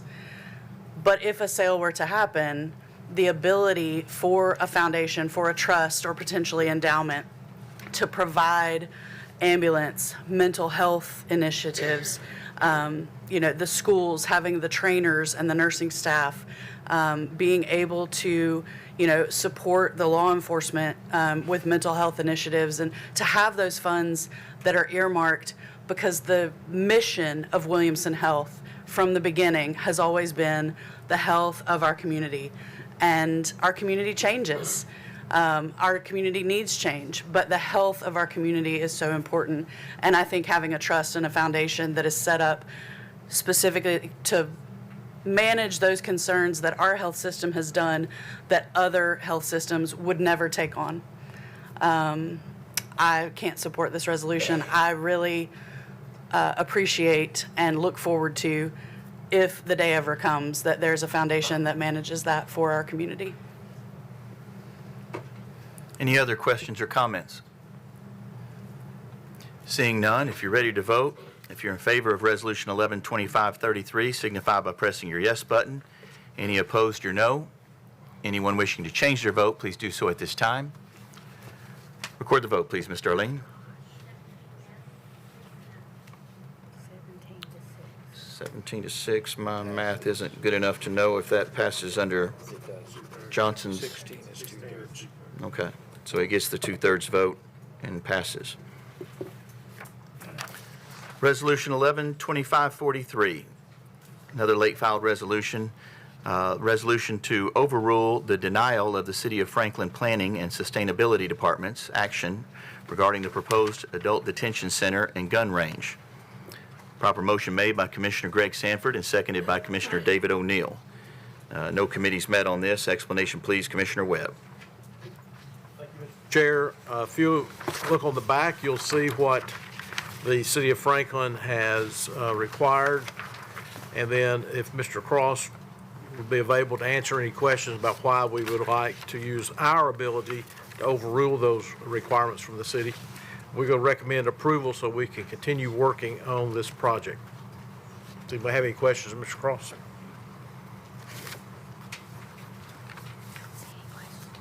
Any questions for Mr. Cross? I see none. If you're ready to vote, if you're in favor, signify by pressing your yes button. Opposed, your no. Anyone wishing to change their vote, please do so at this time. Record the vote, please, Ms. Darlene. 21 yes, 2 no. Resolution passes. Resolution 112512, a resolution appropriating and amending the 25-26 Williamson County Veterans Treatment Court budget by $114,679 for the Tennessee Opioid Abatement Council funds, revenues to come from rollover federal grant funds. Proper motion made by Commissioner Steve Smith and seconded by Commissioner Tom Tunnicliffe. The Budget Committee was 5-4-0 against. Explanation, please, Commissioner Morton. As stated, these are just rollover funds for our opioid abatement. Just rollover from last year. Any questions or comments? Seeing none, if you're ready to vote, if you're in favor, signify by pressing your yes button. Any opposed, your no. Anyone wishing to change their vote, please do so at this time. Commissioner Jones. Record the vote, please, Ms. Darlene. 23 yes, 0 no. Resolution passes. Resolution 112513, a resolution amending the 25-26 General Purpose School Fund budget by $3,184,000 for the purchase of buses. Proper motion made by Commissioner Tom Tunnicliffe, seconded by Commissioner Drew Torres. School Board was 12-4-0 against. Education was 5-4-0 against. Budget was 5-4-0 against. Explanation, please, Commissioner Morton. Superintendent Golden gives the rundown on this. This is for new school buses. Any questions or comments? Seeing none, if you're ready to vote, if you're in favor, signify by pressing your yes button. Opposed, your no. Anyone wishing to change their vote, please do so at this time. Record the vote, please, Ms. Darlene. 23 yes, 0 no. Resolution passes. Resolution 112514, resolution for an intercategory adjustment of $12,465,616 for approved raises and other pay adjustments for the 25-26 budget year. Proper motion made by Commissioner Steve Smith, seconded by Commissioner Drew Torres. School Board was 12-4-0 against. Education was 5-4-0 against. Budget was 5-4-0 against. Explanation, please, Commissioner Morton. This for the pay raises we've previously approved. This just moves them to the appropriate line items. Any questions or comments? Seeing none, if you're ready to vote, if you're in favor, signify by pressing your yes button. Opposed, your no. Anyone wishing to change their vote, please do so at this time. Record the vote, please, Ms. Darlene. Resolution passes. Resolution 112515, resolution authorizing the Williamson County Mayor to enter into a grant contract with the State of Tennessee Department of State, Tennessee State Library and Archives on behalf of the Williamson County Archives and Museum, and appropriating and amending the 25-26 Archives and Museum budget by $4,685, revenues to come from grant funds. Proper motion made by Commissioner Drew Torres and seconded by Commissioner Steve Smith. Budget Committee was 5-4-0 against. Explanation, please, Commissioner Morton. These are state grant funds. There's no matching requirement from the county. Any questions or comments? Seeing none, if you're ready to vote, if you're in favor, signify by pressing your yes button. Any opposed, your no. Anyone wishing to change their vote, please do so at this time. Record the vote, please, Ms. Darlene. 23 yes, 0 no. Resolution passes. Resolution 112516, resolution authorizing the Williamson County Mayor to execute agreements with certain organizations providing opioid remediation and abatement services and appropriating funds for those services, appropriations to come from opioid abatement funds. Proper motion made by Commissioner Guy Carden, seconded by Commissioner Tom Tunnicliffe. The opioid abatement task force was 9-4-0 against. Public Health was 4-0 against. Budget Committee was 5-4-0 against. Explanation, please, Commissioner Morton. This is just dispersing the opioid settlement funds in accordance with the recommendations of the task force. Any questions or comments? Seeing none, if you're ready to vote, if you're in favor, signify by pressing your yes button. Any opposed, your no. Anyone wishing to change their vote, please do so at this time. Record the vote, please, Ms. Darlene. 23 yes, 0 no. Resolution passes. Resolution 112517, resolution authorizing the Williamson County Mayor to enter into a lease agreement with the Heritage Foundation of Williamson County, accepting a donation from the Heritage Foundation and appropriating and amending the 25-26 capital projects budget by $120,000. Revenues to come from donations. Proper motion made by Commissioner Torres, seconded by Commissioner Jones. Property Committee was 4-4-0 against. Budget Committee was 5-4-0 against. Explanation, please, Commissioner Ricky Jones. This is where the Heritage Foundation has agreed to give $120,000 in donations for improvements at the Dan German Hospital. Commissioner Sanford. Did you hit your button No. by accident? Okay. I don't think so. Any questions or comments? Seeing none, if you're ready to vote, if you're in favor, signify by pressing your yes button. Any opposed, your no. Anyone wishing to change their vote, please do so at this time. Record the vote, please, Ms. Darlene. 23 yes, 0 no. Resolution passes. Resolution 112518, resolution authorizing the Williamson County Mayor to enter into a letter of agreement with the State of Tennessee Department of Finance and Administration and appropriating and amending the 25-26 General Sessions budget by $15,912.15. Proper motion made by Commissioner Mary Smith, seconded by Commissioner Drew Torres. Law Enforcement was 3-4-0 against. Budget Committee was 5-4-0 against. Explanation, please, Commissioner Greg Sanford. This is a grant for the Criminal Justice Program for Electronic Monitoring Agency Fund, and there's no matching funds required by us. Any questions or comments? Seeing none, if you're ready to vote, if you're in favor, signify by pressing your yes button. Any opposed, your no. Anyone wishing to change their vote, please do so at this time. Record the vote, please, Ms. Darlene. 23 yes, 0 no. Resolution passes. Resolution 2519, resolution authorizing the Williamson County Mayor to enter into a grant contract with the State of Tennessee Department of Safety and Homeland Security and appropriating and amending the 25-26 Sheriff's Department budget by $40,000. Revenues to come from grant funds. Proper motion made by Commissioner Mary Smith, seconded by Commissioner Drew Torres. Law Enforcement was 3-4-0 against. Budget Committee was 5-4-0 against. Explanation, please, Commissioner Greg Sanford. This is a grant for us to participate in the Police Traffic Services Highway Safety Project. There's no matching funds required. Any questions or comments?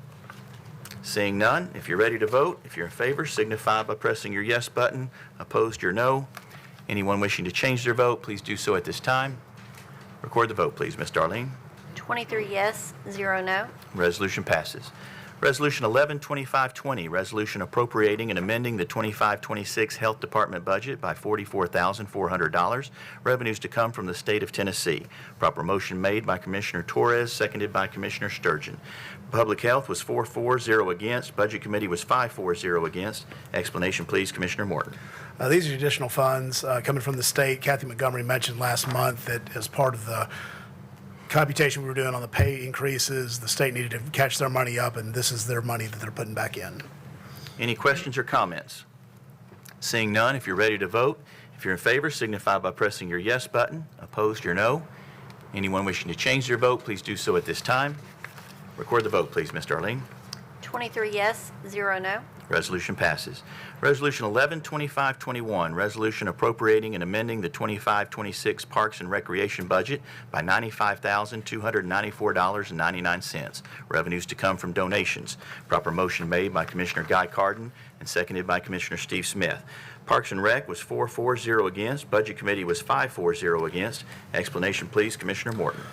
These, again, are funds from sports leagues and theater and dance programs. Any questions or comments?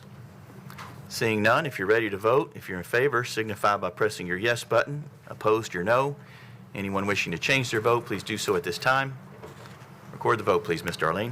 23 yes, 0 no. Resolution passes. Resolution 112512, resolution accepting the conditional donation of $1 million from Excel Aquatics, Inc. to be used to expand the current planned Bethesda Parks and Recreation Center to include an, what did I say? Sorry. Where am I at now? I think he was given the time. I'm on 22. Okay. Did I misstate a date? Oh, I'm sorry. 11/25/22. And this again is for $1 million donation for, somebody help me here, natatorium. Boy, it is late. Parks and Rec was 4-4-0 against, Property Committee 4-4-0 against, Budget Committee 5-4-0 against. Explanation, please, Commissioner Morton. This is your opportunity to see Gordon show up with another one of those large checks in January. Any questions or comments? Seeing none, if you're ready to vote, if you're in favor, signify by pressing your yes button. Opposed, your no. Anyone wishing to change their vote, please do so at this time. Record the vote, please, Ms. Darlene. 23 yes, 0 no. Resolution passes. Resolution 112523, resolution appropriating and amending the 25-26 Williamson County Library budget, revenues received in prior fiscal year from grant funds and unappropriated county general fund balance. Proper motion made by Commissioner Steve Smith, seconded by Commissioner Greg Sanford. Library Board was 7-4-0 against. Budget Committee was 5-4-0 against. Explanation, please, Commissioner Paul Webb. Thank you, Mr. Chair. This is $16.74 that we're going to roll into the general fund balance for the fiscal year and be used to complete the Storybook Trail. Urge approval. Any questions or comments on this $16.74? I'm surprised there are none. If you're ready to vote, if you're in favor, signify by pressing your yes button. If you're opposed, your no. Anyone wishing to change their vote, please do so at this time. Record the vote, please, Ms. Darlene. 23 yes, 0 no. Resolution passes.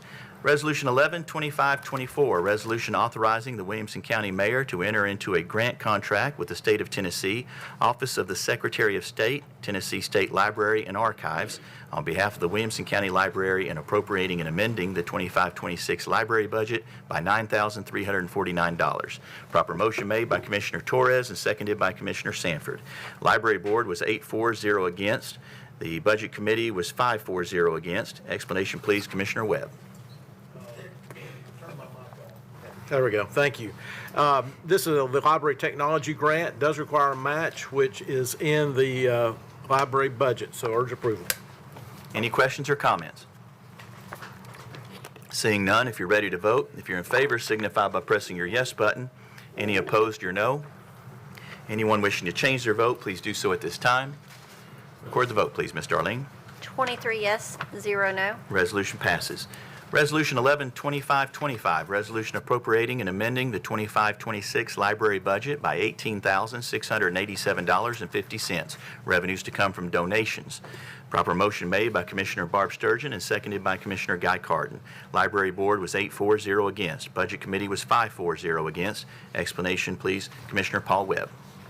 Thank you, Mr. Chair. This is a resolution accepting the second quarter donation from the City of Franklin toward the library. Any questions or comments? Seeing none, if you're ready to vote, if you're in favor, signify by pressing your yes button. Any opposed, your no. Anyone wishing to change their vote, please do so at this time. Record the vote, please, Ms. Darlene. 23 yes, 0 no. Resolution passes. Resolution 112526, resolution accepting a donation from the Friends of Williamson County Animal Center and appropriating and amending the 25-26 Animal Center budget by $8,000, revenues to come from donations. Proper motion made by Commissioner Tunnicliffe, seconded by Commissioner Sanford. Public Health was 4-4-0 against. Budget Committee was 5-4-0 against. Explanation, please, Commissioner Morton. These are funds for hungry kittens. Any questions? Urge approval. Any questions or comments? Seeing none, if you're ready to vote, if you're in favor, signify by pressing your yes button. Opposed, your no. Anyone wishing to change their vote, please do so at this time. Commissioner Webb. There we go. Record the vote, please, Ms. Darlene. 23 yes, 0 no. Resolution passes. Resolution 112536, resolution authorizing the Williamson County Mayor to enter into a grant contract with the State of Tennessee Department of Safety and Homeland Security and amending the 25-26 Sheriff's Office budget by $4,500,000, revenues to come from grant funds. Proper motion made by Commissioner Lisa Hayes and seconded by Commissioner Paul Webb. Budget Committee was 5-4-0 against. Explanation, please, Commissioner Webb. Thank you, Mr. Chair. This is the state funding the SROs for Williamson County Schools and the Franklin Special School District for the $4.5 million. Any questions or comments? Seeing none, if you're ready to vote, if you're in favor, signify by pressing your yes button. Any opposed, your no. Anyone wishing to change their vote, please do so at this time. Record the vote, please, Ms. Darlene. 23 yes, 0 no. Resolution passes. Late filed resolution 112537, resolution authorizing the Williamson County Mayor to enter into a grant contract with the State of Tennessee Department of Environment and Conservation and appropriating and amending the 25-26 Parks and Recreation budget by $3,524,000. Revenues to come from grant funds. And this one is another one that comes to us from Beth Lothers. And again, we appreciate her. The proper motion is made by Commissioner Barb Sturgeon, seconded by Commissioner Guy Carden. The Parks and Rec Committee was 4-4-0 against. Budget Committee was 5-4-0 against. Explanation, please, Commissioner Morton. These funds for the College Grove Park and the Wilkins Branch mountain bike trails. The county does have a match, but our land meets that match part. Any questions or comments? Seeing none, if you're ready to vote, if you're in favor, signify by pressing your yes button. Opposed, your no. Anyone wishing to change their vote, please do so at this time. Record the vote, please, Ms. Darlene. 23 yes, 0 no. Resolution passes. Late filed resolution 112538, resolution appropriating and amending the 25-26 Animal Center budget by $990. Revenues to come from donations. Proper motion made by Commissioner Sturgeon, seconded by Commissioner Tunnicliffe. Public Health was 4-4-0 against. Budget Committee was 5-4-0 against. Explanation, please, Commissioner Webb. This is a grant from Petco Love. No matching funds are required. Any questions or comments? Seeing none, if you're ready to vote, if you're in favor, signify by pressing your yes button. Opposed, your no. Anyone wishing to change their vote, please do so at this time. Record the vote, please, Ms. Darlene. 23 yes, 0 no. Resolution passes. Resolution 112540, resolution authorizing the Williamson County Mayor to enter into a letter of agreement with the Tennessee State Museums on behalf of the Williamson County Archives and Museums and appropriating and amending the 25-26 Archives budget by $19,780. Revenues to come from grant funds. And once again, special thanks given to Beth Lothers for another grant that she was able to receive on our behalf. Proper motion made by Commissioner Greg Sanford, seconded by Commissioner Guy Carden. Budget Committee was 5-4-0 against. Explanation, please, Commissioner Webb. As you said, Mr. Chair, this is a grant and it does not require any matching funds. Any questions or comments? Seeing none, if you're ready to vote, if you're in favor, signify by pressing your yes button. Opposed, your no. Anyone wishing to change their vote, please do so at this time. Record the vote, please, Ms. Darlene. 23 yes, 0 no. Resolution passes. Resolution 112542, resolution authorizing the Williamson County Mayor to enter into a letter of agreement with the Tennessee State Museum on behalf of Williamson County Parks and Recreation and appropriating and amending the 25-26 Parks and Recreation budget by $13,800.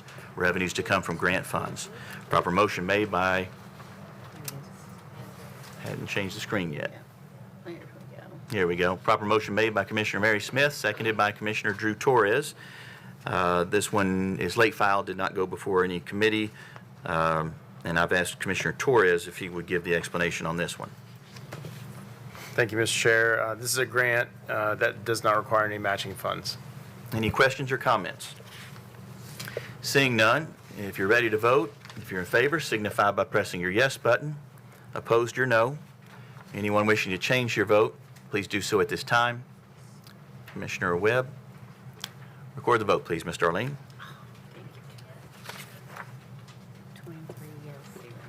Resolution passes. Resolution 1125-4 has been withdrawn by its author. Correct me if I'm wrong. Okay. Resolution 11255, resolution to affirm the oversight authority of the Williamson County Board of Commissioners over Williamson Health to address potential conflicts of interest in legal representation and to request outside legal counsel to review the ongoing request for proposals and potential sale or transfer of the county-owned assets. Motion made by Commissioner Mary Smith, seconded by Commissioner Lisa Hayes. This resolution did not go to any committees at the request of the author. And explanation, please, Commissioner Richards. Thank you. We've talked about this earlier on tonight. This resolution tonight is not about taking sides or making premature decisions about Williamson Health's future, which I guess we've already done. It's about restoring proper oversight, independence, and transparency in a process that's become legally and ethically compromised. As commissioners, we have a statutory duty to protect county-owned assets and ensure that any action involving their potential sale or transfer is conducted lawfully and with full public accountability. Yet at present, the same legal counsel represents both the Williamson Health Board, which is exploring a possible sale, and this county commission, which would have to approve it. That dual representation creates an undeniable conflict of interest under the Tennessee Rules of Professional Conduct. This resolution simply affirms the Commission's right and duty to have its own independent and legal counsel to evaluate and advise us on any proposed transaction or related matter. It ensures that when we make decisions of this magnitude, we do so with unbiased advice, free from divided loyalties or outside influence. We are not obstructing process. We are protecting the integrity of the process, the taxpayers' interest, and the public trust in the county government. Commissioner Aiello. Oh, I'm sorry. This one has a dual sponsorship, so I'll go first to Commissioner Lisa Hayes if she wishes to speak. No need to add. I think Chris did a great job. Okay, Commissioner Aiello. Thank you, Mr. Chair. I'll be as brief as my conscience permits. I respect the efforts of Commissioner Richards and Hayes to draw attention to the frankly esoteric and convoluted process regarding examining the potential sale of the Williamson County Medical Center. Further, I agree that a heightened scrutiny must be laid upon this issue. The Commission and the citizens of Williamson County should demand nothing less. However, tonight's acceptance of independent legal counsel is an important first step to accomplish those goals. What I cannot support is the tone and substance of this resolution. As well placed as the concerns for transparency and for care of a county asset may have been, this resolution, in my view, deviates from that purpose to include severe allegations against a member of our legal bar. As a lawyer, I take allegations of legal misconduct with extreme seriousness. We are a self-governed profession overseen by our Supreme Court and the related Board of Professional Conduct that are charged with protecting our citizens and monitoring the legal profession. And contrary to the content of this resolution, this legislative body has no authority or business adopting a resolution finding that our county attorney or any attorney violated a rule of professional conduct. That is the sole purview of our Board of Professional Conduct and the Supreme Court. I would like to clarify that I do not support any finding of a conflict, and to my knowledge, the Commission has taken no such action to make a complaint against the bar. What's been referenced tonight is simply a dispute between Commissioner Richards and the firm. Without getting into a fight about the practice of law and our ethics, I will say that our committee has been presented with an appropriately executed waiver of conflict by the Medical Center and the Mayor's Office, the two entities represented by Berger, Mosley, and Carson. Both waivers contain language that if at any point either the Medical Center or the Mayor requests recusal of the law firm for any reason, they would happily comply. Further, either party can revoke the waiver at any point for any reason under our rules of professional conduct.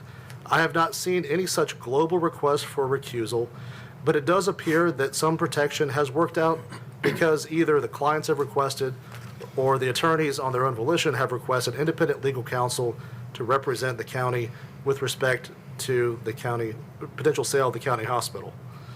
Again, I welcome measures to increase transparency and use of independent counsel or other protective measures to protect our county assets under the controlling statutes, but I cannot support approval of this resolution that has, in my opinion, stumbled in its execution, and is utterly inappropriate in its form. Further, I question the legal authorities cited both in the communications that I've seen today via email, as well as those that found the foundation of this resolution. And for that reason, I urge the maker to withdraw this resolution and the second to withdraw as well. Thank you. A request has been made to withdraw to the author, Commissioner Richards, and to the second. Next person with the request to speak or make a comment is Commissioner Lawrence. Thank you, Mr. Chairman. I'm not a lawyer, and I respect the legal minds in the room and Commissioner Aiello's comments about the conflict of interest. On the surface, I could see what I perceive as a conflict, but legally, it may not be. I don't know enough about the law to understand that process. Some of you in the room do. But the seventh whereas, I think it's the seventh whereas, the resolution shifts a little bit beyond that issue to one that I think is a deeper issue here, and that it talks about the fact that, it mentions the Private Act. So I read the Private Act this week, and it in very clear language basically says the hospital does not have the authority to sell itself. So that brings up a deeper question. If the hospital doesn't have the authority to sell itself, does it have the authority to conduct the administrative RFP to sell itself? And I put that question in council, and with all due respect to our council, they freely admit they don't have the experience of going through a public sale of a public hospital. So, these are hard questions, and I know we've hired counsel tonight, and I would love to put that question to him.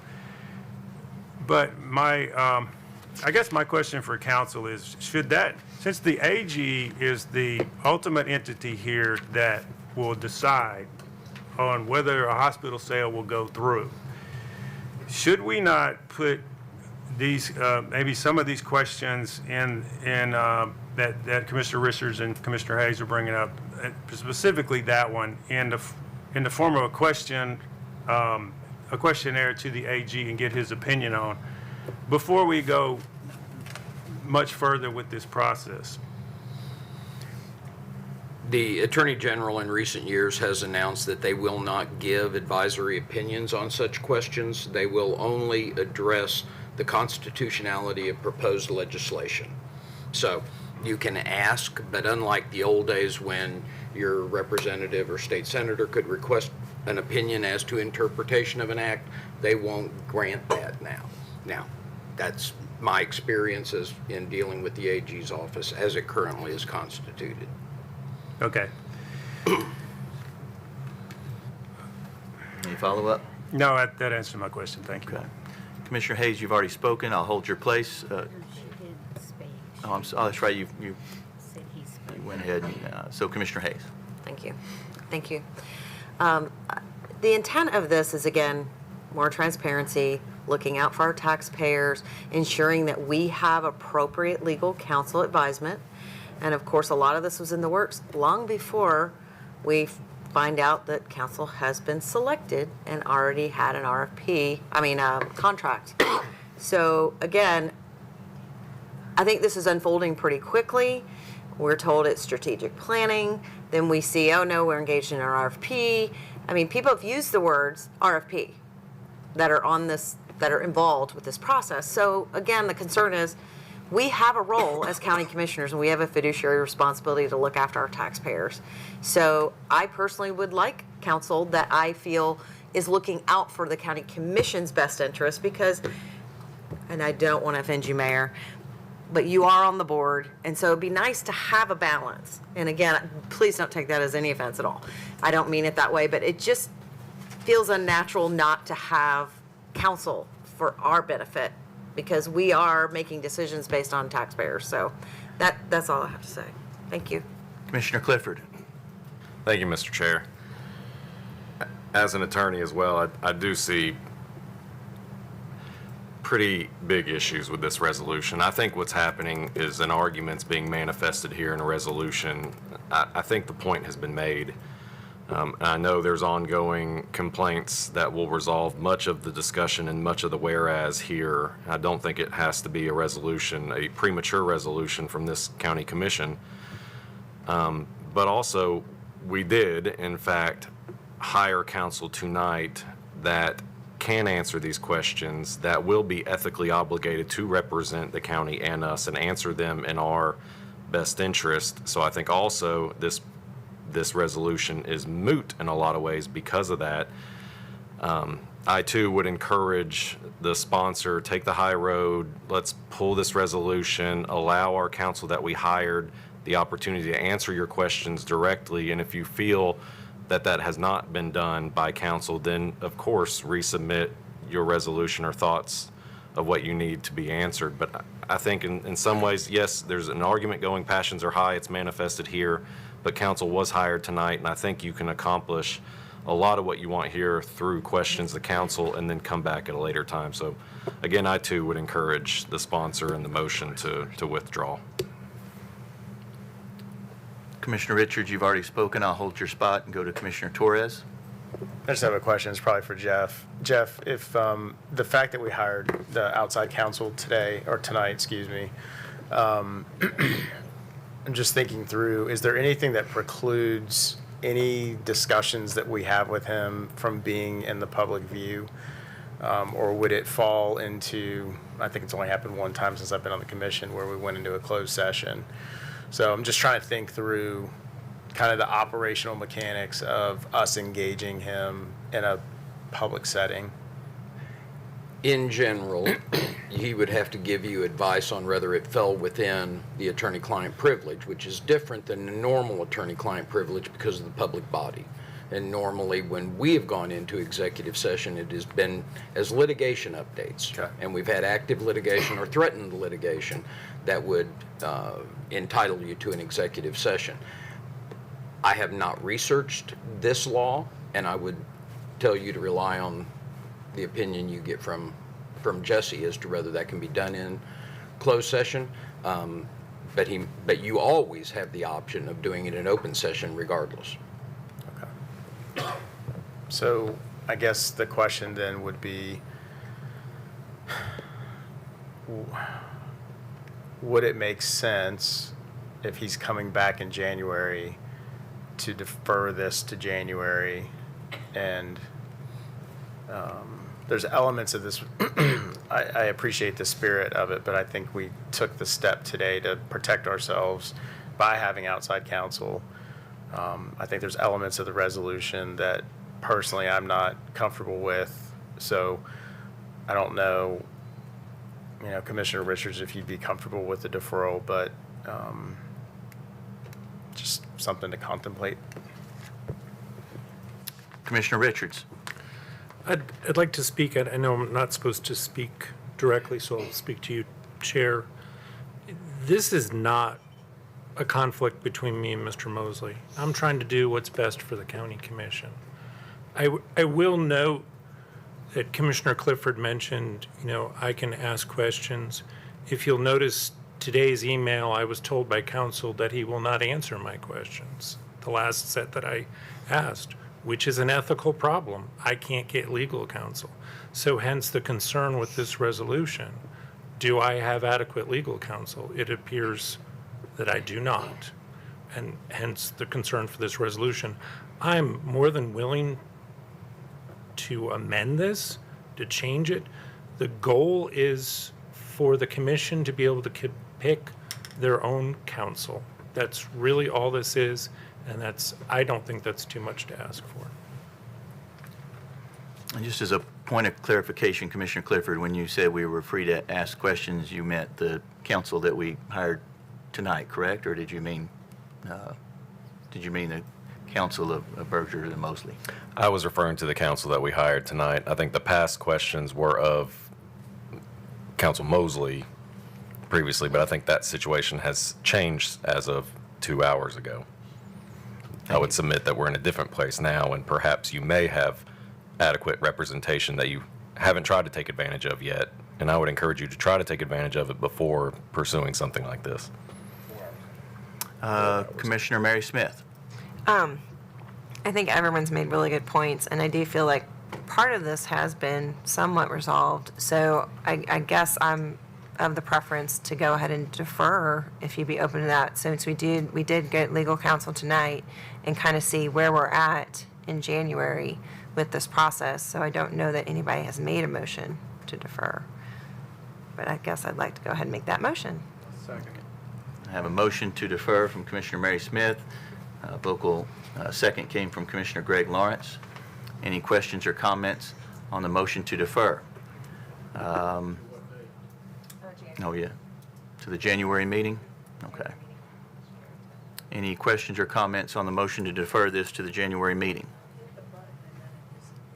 Yeah, I saw that with both of you. Both of you want to speak? Okay. Just real quick. Yeah, let me go to Commissioner Sturgeon first because you've already spoken. Commissioner Sturgeon. Okay, I know a lot of thought was put into this resolution, and I do like the idea of the county commission. Pull your mic down a little bit.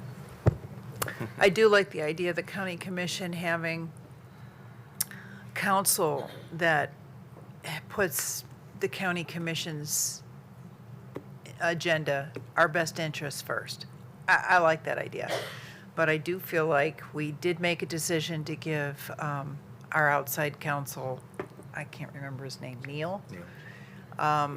2 months to see how things are working, and I think deferring it is a good idea because we'll have more information in January, and we might be happy with the way things are. So I would agree with the motion to defer.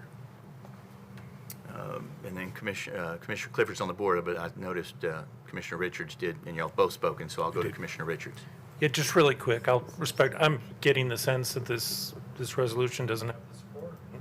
I'll support a deferral until January, is that it? The January Commissioner meeting. Okay. Was that your intent, Commissioner Mary Smith? Yeah. Commissioner Clifford? Yep. My comments are on the motion to defer.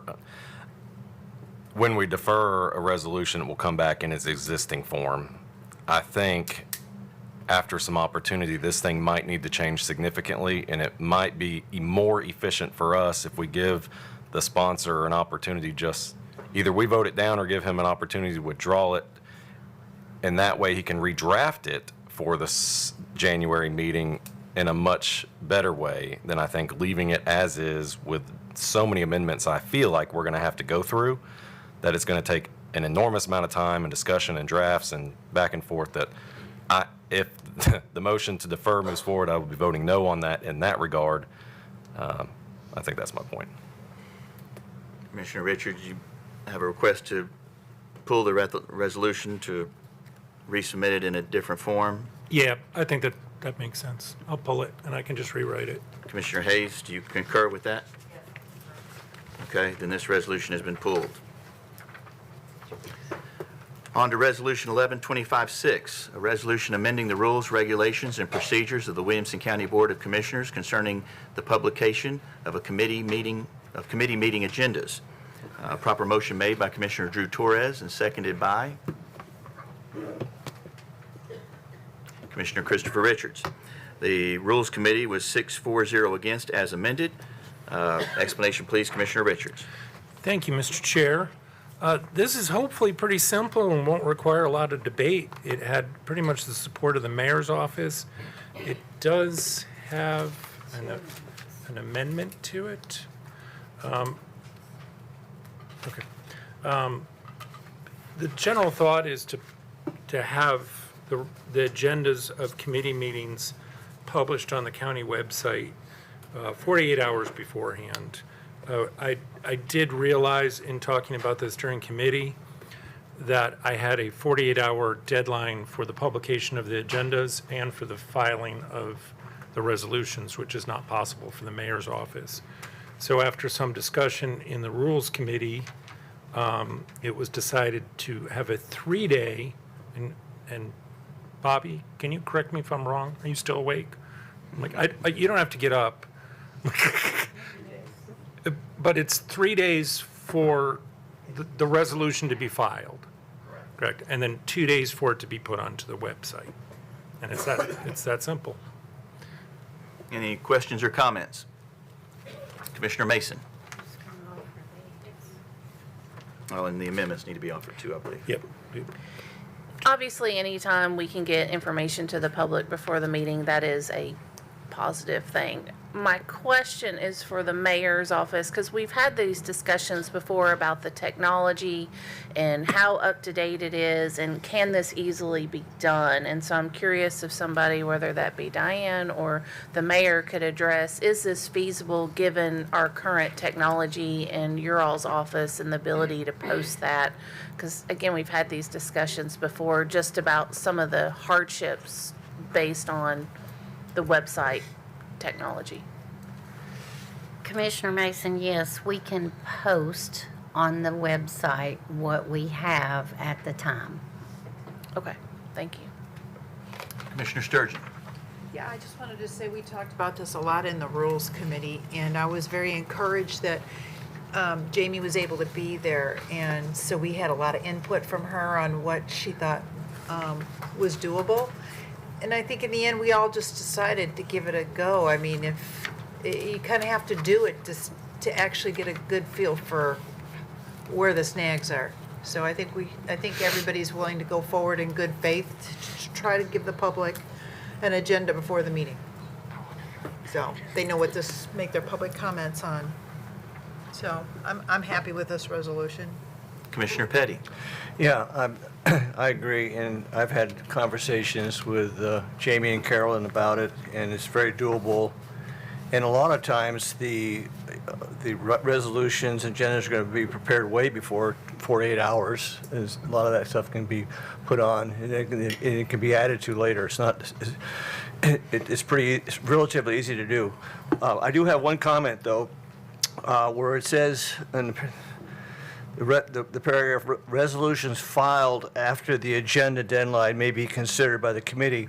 And I think that should be changed to submitted. File is a term that is used when Jeff Whidbey has actually filed it and put a date on it, and it's stamped and it's ready to go. So just to prevent confusion, these resolutions are submitted and then they are filed later on. So I think we ought to change resolutions filed to resolutions submitted.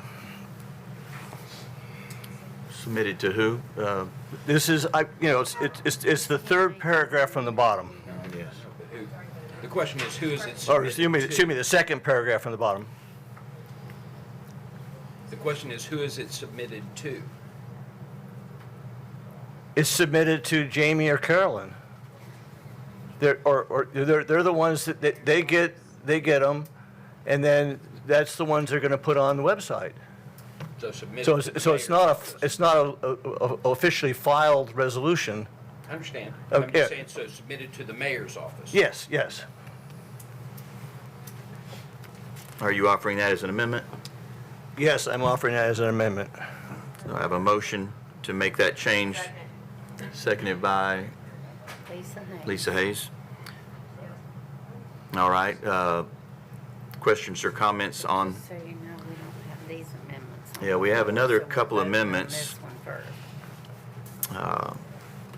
It's getting late, I know. Council, do you have a recommendation to go take these separately or try to? No, I'd start voting on them one at a time. Okay.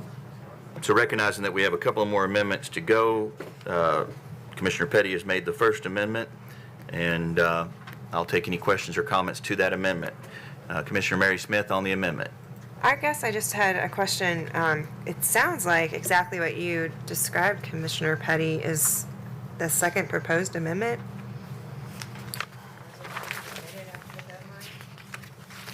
I don't know why mine's not attached, or I don't have it here. This page. There's a first proposed amendment, and then the second proposed amendment is to change it to resolution submitted after the deadline for a specific committee meeting. So I didn't know if this was already covered, if we're submitting redundant amendments or not. Is this it? No, that's not. Okay. Thank you for pointing that out. Okay. So So I think we can withdraw his amendment and then just go through the amendments that were given to Are us. you okay with that, Commissioner Petty, withdrawing your amendment? Commissioner Hayes, are you okay with withdrawing your second? Is that a yes? Yes. Okay. Is there someone here, Commissioner Richards or otherwise, who wishes to offer the amendments that are attached? Okay, Commissioner Richards, you're called upon. Making a motion to make those amendments? Correct. Okay. Yes. But do I need to read all of these, or? They're submitted in writing, so you can just Okay, presented. as presented. As presented, okay. Did I hear a second from you, Commissioner Sturgeon? Yes. All right. Any questions or comments on those amendments? Seeing none, are we ready to vote on the amendment? Is it loaded? Almost. Should pop up on your screen soon. When it does, if you're in favor of the amendment, signify by pressing your yes button. Opposed, your no. Anyone wishing to change their vote, please do so at this time.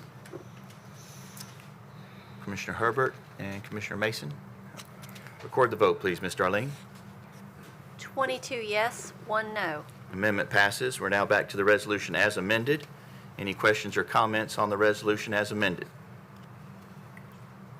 Seeing none, if you're ready to vote, when it appears on your screen, if you're in favor of the resolution as amended, signify by pressing your yes button. Any opposed, your no. Anyone wishing to change their vote, please do so at this time. Commissioner Williams?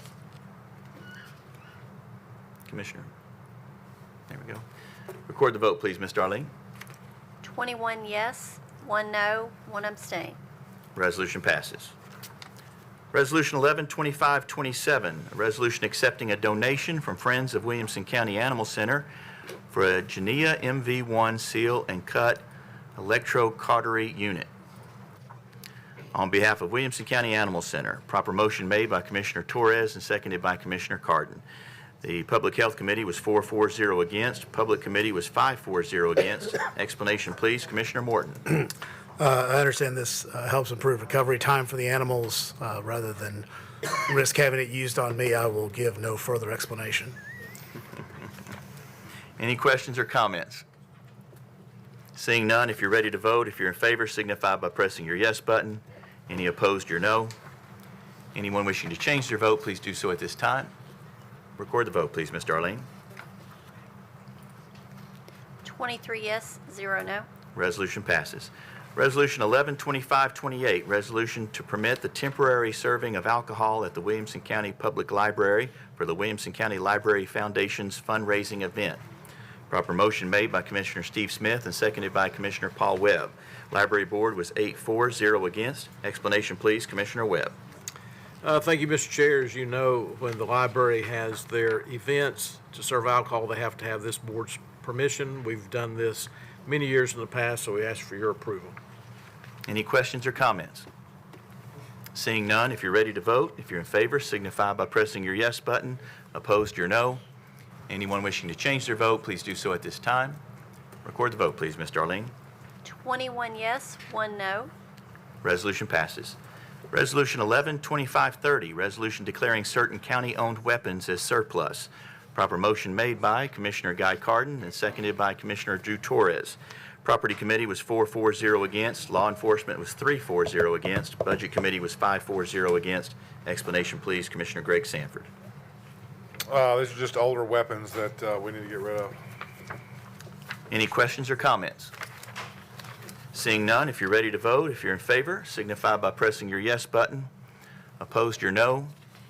Anyone wishing to change their vote, please do so at this time. Commissioner Williams? No, I'm sorry, was there a question? Now it's showing her absent. Commissioner Herbert is showing up as absent. There we go. Now you're back in order, I think. Go ahead and press your vote button if it's showing up. There's not a vote button. Oh, it's not. Can she voice vote it? You can voice vote, Commissioner Herbert. Okay. Are we on the weapons I didn't get to do the library one. Well, okay, give us your voice vote on the library one for the record. Oh, did I abstain? Okay, that's okay. And this one on the web. No, I didn't. I didn't vote at all. It shows Oh, you did. I 22 to didn't. 1 is 23. I abstain though, on the library. What do you want the record to reflect?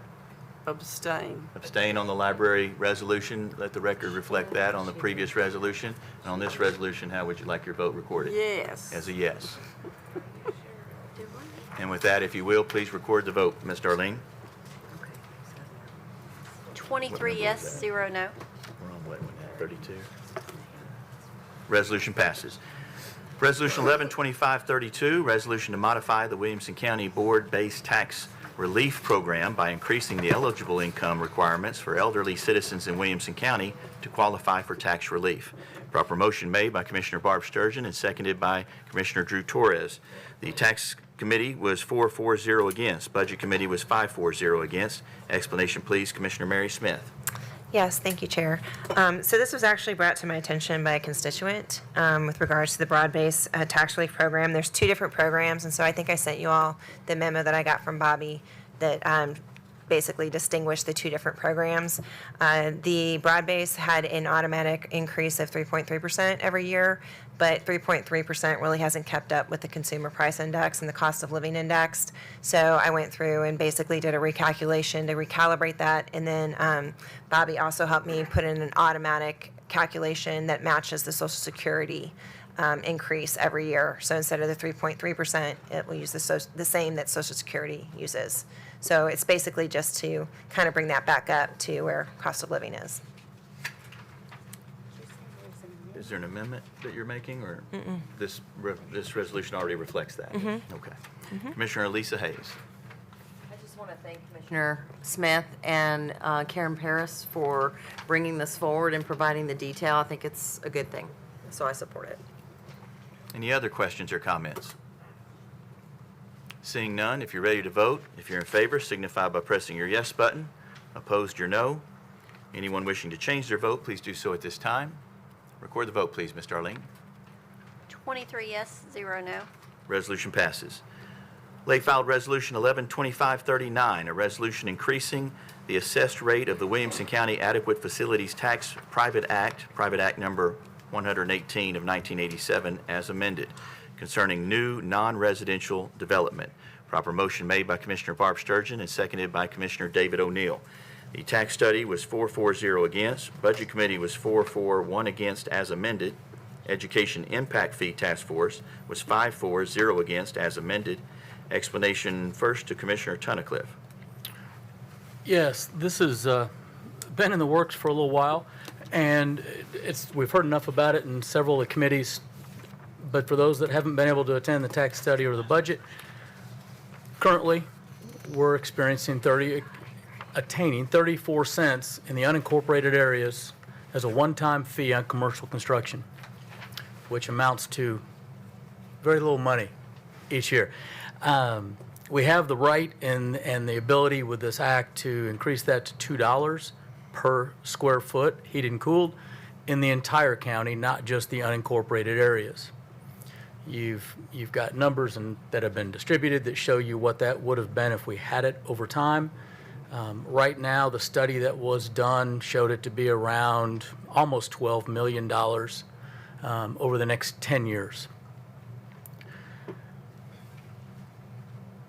I am encouraging that we go to the $2. We do have several motions and amendments. I'm sorry, we have several amendments.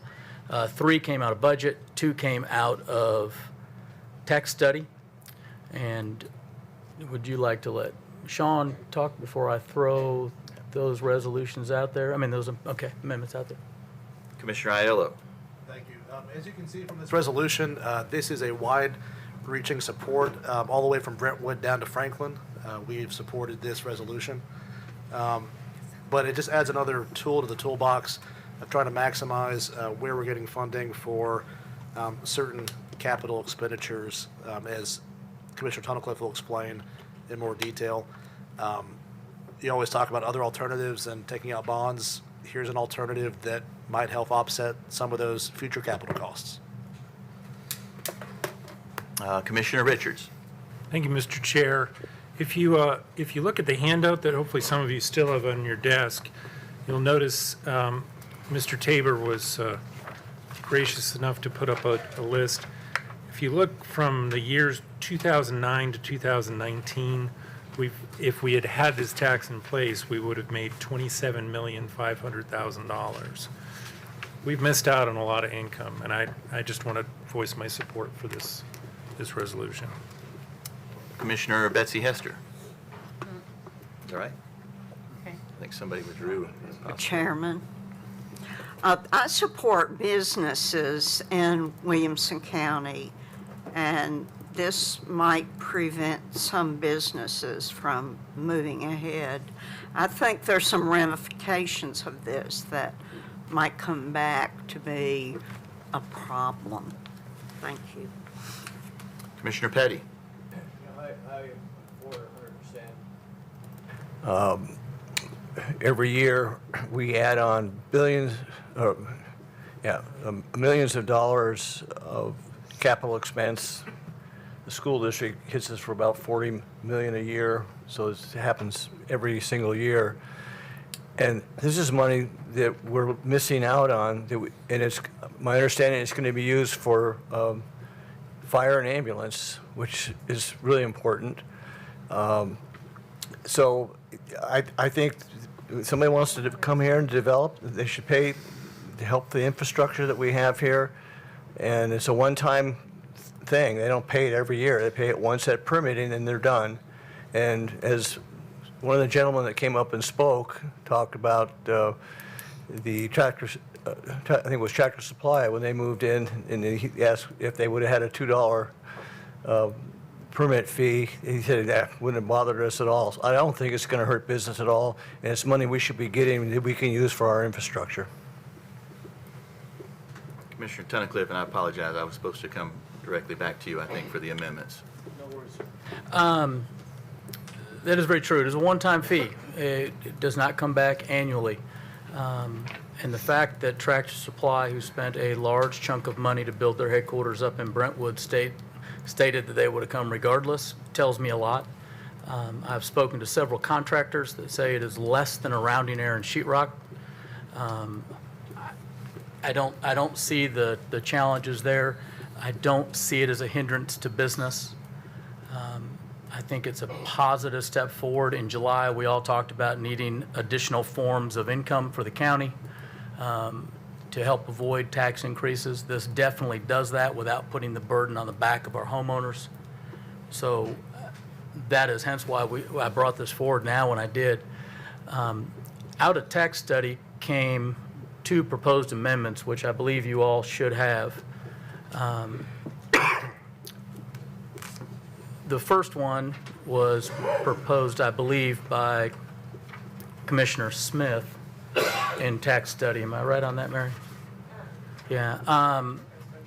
To set the rate at $1 per square foot effective January 1 of 2026, and then raising that rate to $1.50 effective April 1st, 2026. The reason the $1.50 was chosen was that is what Rutherford County, Davidson County, and Murray County is charging for a fee in their respective counties. There was a concern that someone might just jump across the county line to build instead of staying in Williamson County. Same fee.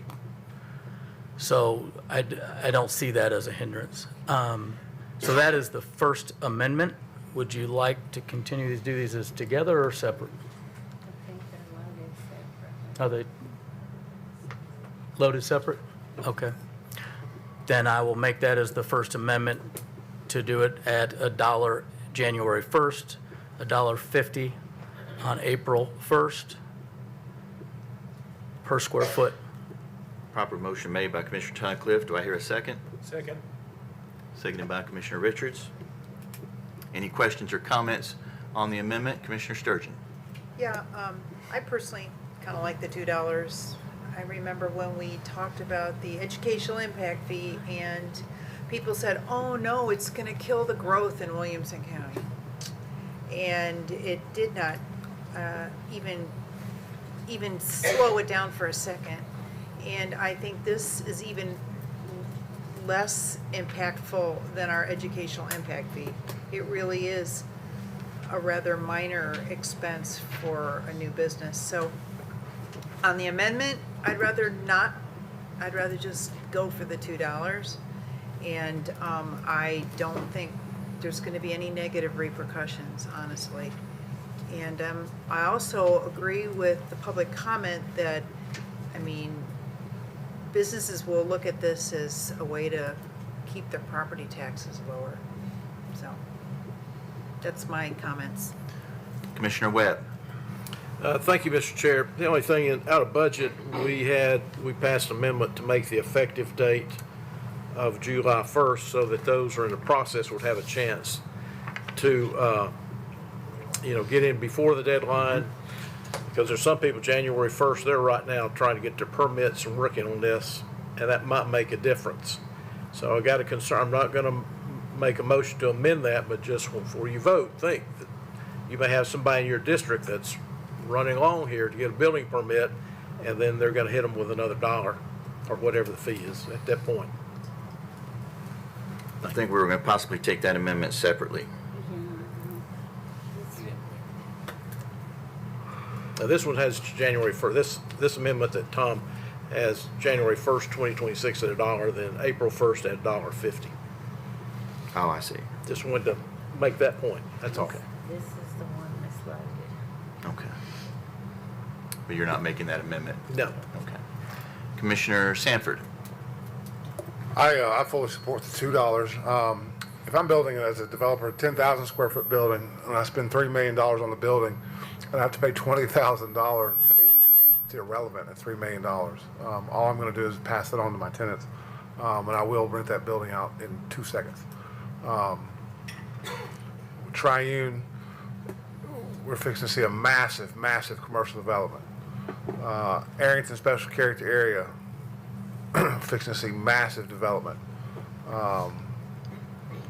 This is a great way to recoup a little bit of money instead of taking on more debt. So I fully support the $2. For anybody that thinks that this is going to cause somebody to go to another county is ludicrous. Commissioner Mary Smith.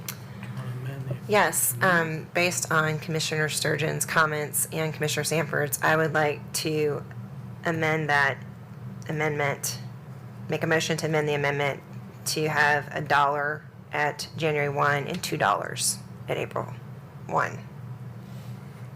We have a motion to amend the amendment, changing the second portion of that amendment, the portion that would go to $1.50 to go to $2. Do I hear a second? Seconded by Commissioner Lawrence. Any questions or comments on the amendment to the amendment? Jennifer Mason. Thank you. Can somebody who was on tax committee, whether it's Commissioner Smith or Commissioner Tuncliffe, explain to me the thought process of doing $1.50 versus $2? And I know now it's the amendment to go to $2, but what was the conversation? That was what our bordering counties were doing, was $1.50. And we wanted to match our bordering counties. Yeah. I assume that's what their goal was with that. But There was a concern that maybe we would be a deterrent to come to Williamson County, but the study that was done, did it talk about any concern about businesses not relocating here because of $2? In my reading of the study, I don't think they addressed that. Okay, thank you. Any other questions or comments on the amendment to the amendment? Have they been loaded? Or can we just roll call vote it? Do we need to do a voice vote, or has the amendment to the amendment been loaded? I'm guessing not. Oh, it has. Okay, the amendment to the amendment, I think it's not written quite. Okay, yeah. Changing the second portion from $1.50 to $2. Right. I can't remember the date, but April 1st. April 1st, okay. So this changes the amendment We know the intent. that in Why wait April till 1st, April instead of 1st? $1.50, it'll go to $2. One more time, any questions or comments on that amendment to the amendment? Looks like I do have another one. Bill Petty. Yeah, I don't understand why the, 3 months, 4 months? Why not just go $2 right away and be done with it? I think what Commissioner Webb had pointed out was there may be some people who already have permits pulled that might not be fair to them to get hit with this when they weren't expecting it as they budgeted. Permit's ready to submit. Yeah. Permits ready to submit. Any other questions or comments? Commissioner Herbert. You're getting me confused on all the amendments. What's the first one? Why wouldn't you just take away the First Amendment and just, Can we do that? If And- the author withdraws it, well, you amended it yourself. I'm not the author, but the motion. This is the amendment, and she's only doing that as the amendment to the amendment. The amendment's So still your there, it's just dollar amending the last portion to in $2 instead of January. $1. Correct. So the amendment is still in play. but the amendment is $1 at January 1st, and We haven't even offered. now you're just changing the second half to 2, That's what we're reading. Correct. Clear as mud. instead of just taking away the first and putting it right to begin with. You're amending the amendment. Either way, it gets there. That wasn't the amendment. The the original resolution didn't have the January 1st and April 1st. Commissioner Sturgeon. I'll try to make it really quick. I would like to know, it's your amendment, Commissioner Tunnicliffe. How do you feel about the amendment to the amendment? Do you actually support this amendment, or would you be okay with the $2 right off? Am I allowed to ask him that? You are. I support Mary's amendment to the amendment. And for those of you that are tired because it's midnight, that's going from $1.50 April 1st to $2 April 1st. So yes, I support that amendment to the amendment. Any other questions on the amendment to the amendment? Trying to Seeing keep this none, straight. if it is loaded, then we are voting on the amendment to the amendment. If you're in favor of the amendment to the amendment, signify by pressing your yes button. Any opposed or no? Anyone wishing to change their vote, please do so at this time.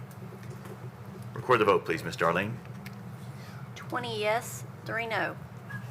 So the amendment to the amendment passes. Do we now, to Herbert's point, do we go to the amendment? Yes, because it's now amended. Okay, so the amendment as amended Is the next vote. is the next vote. So any questions or comments on the amendment as amended? Show of hands instead of We have not. Commissioner Mason. We're on the First Amendment. Dates of January 1st and April 1st. So to go to Commissioner Webb's point about do we really need to look at July versus April because of where people are in the process, again, I wasn't at tax committee, so I would defer this to someone at tax committee. Does it make more sense to protect those people's interests who are already in the process to go from, 34 cents to $2? Does it make sense to wait and do the $2 July 1st? I will defer to Commissioner Smith on that because it was her amendment in the first place at tax study. Dates, I think it was just to get into this budget year, but waiting too long, we were afraid that everyone would kind of rush to get their projects in. And we didn't want to, like Commissioner Sanford mentioned, there's a lot of things coming up. But I did feel like it was adequate notice. It gives them like 90 days notice versus 6 months so that we wouldn't miss out on those income. Any other questions or comments on the amended amendment? And that's not showing up on my screen, so I'll, Commissioner Clifford. Yeah, amended resolution. Thank you, Mr. Chair.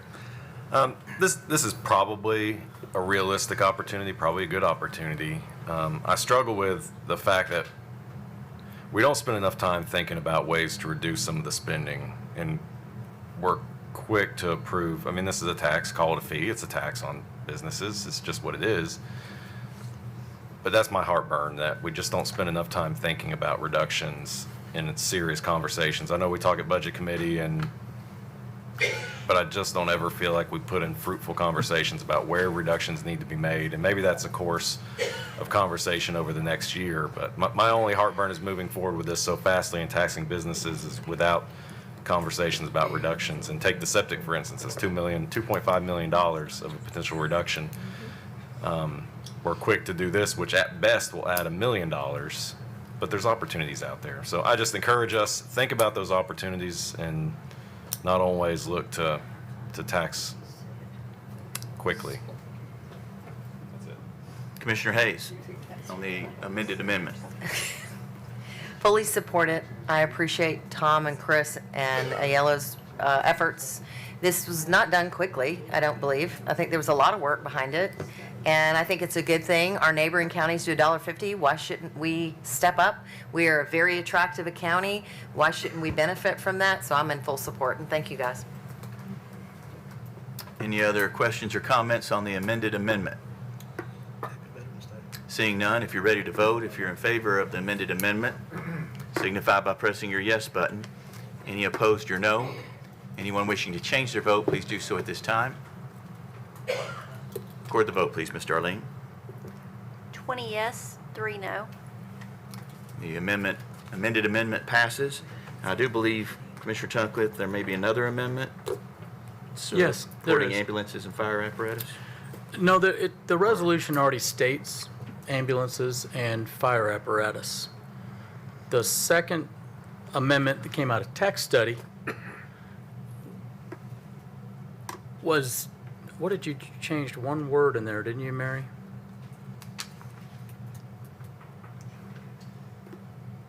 Capital.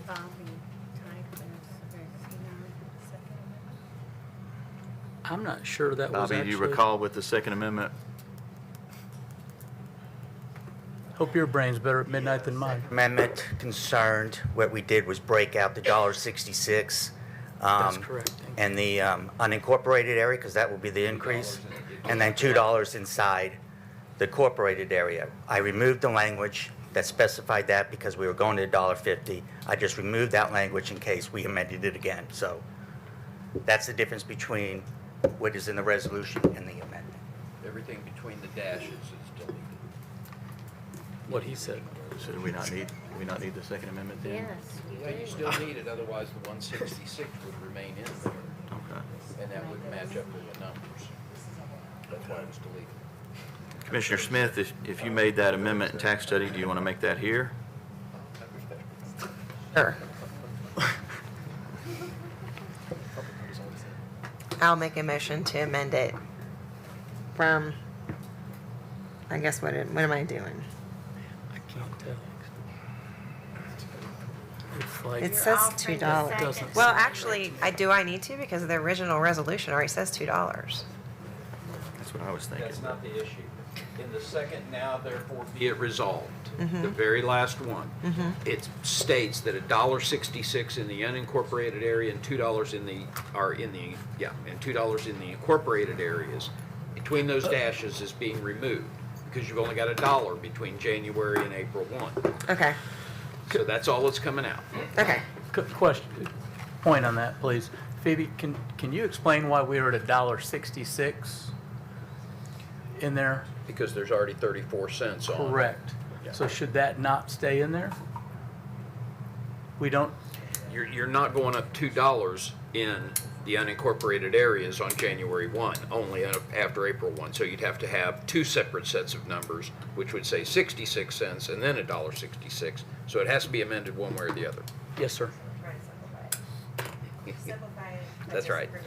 Okay, so I will make an amendment to remove I believe the, it's on your screen if you just want to read it. Yeah. Is that correct on the screen now? That's the way Bobby. That's the correct language. Yes. yes. So amend What that it says. to now say, And everybody should have a copy. to delete the language.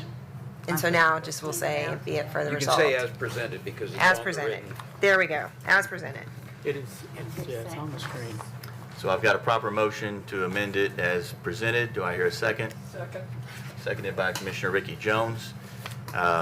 Questions or comments on the new amendment? And I'll go to Commissioner Sanford. Mr. Chair, the last vote, I meant to vote yes, I voted no. So we can have Darlene change that? Ms. Darlene, I believe Commissioner Sanford intended to vote yes Tired. on the last vote. To the amendment.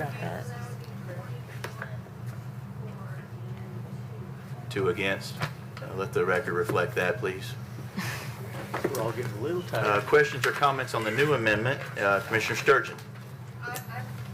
Because it's after midnight, but I'm confused. And I'm looking at what's on my screen, and it's talking about ambulances and fire apparatus. All right, That's not being changed. that was already in the original one. So is that, are we saying ambulance and fire apparatus because we have to? Because that's statutorily, that's all we can use it on, or are we restricting ourselves You can change it. voluntarily? That one. The statute says capital expense with growth, I believe, because of Correct. growth. So These are the capital expenses that were chosen by the author in making the initial resolution. So the amendment is just repeating what was in the original resolution. no. The amendment is taking out the language. Okay, my point is I don't want to be restricted to just fire That would be another and resolution, or that ambulances would be if I another don't have to amendment. be. That would be another amendment. This amendment does not affect naming ambulance and fire apparatus. Okay. So if this amendment that Can I that make, Commissioner can I Smith has put in, motion for that amendment now, or should I wait until we resolve what we're in? it doesn't affect the amendment that she's making. So just I would done. wait and do it separately. Okay. Any other questions or comments on the new amendment to remove the language as presented? Seeing none, if you're ready to vote, if you're in favor of the new amendment, signify by pressing your yes button. Opposed, your no. Anyone wishing to change their vote, please do so at this time. Commissioner Williams? Record the vote, please, Ms. Darlene. 21 yes, 2 no.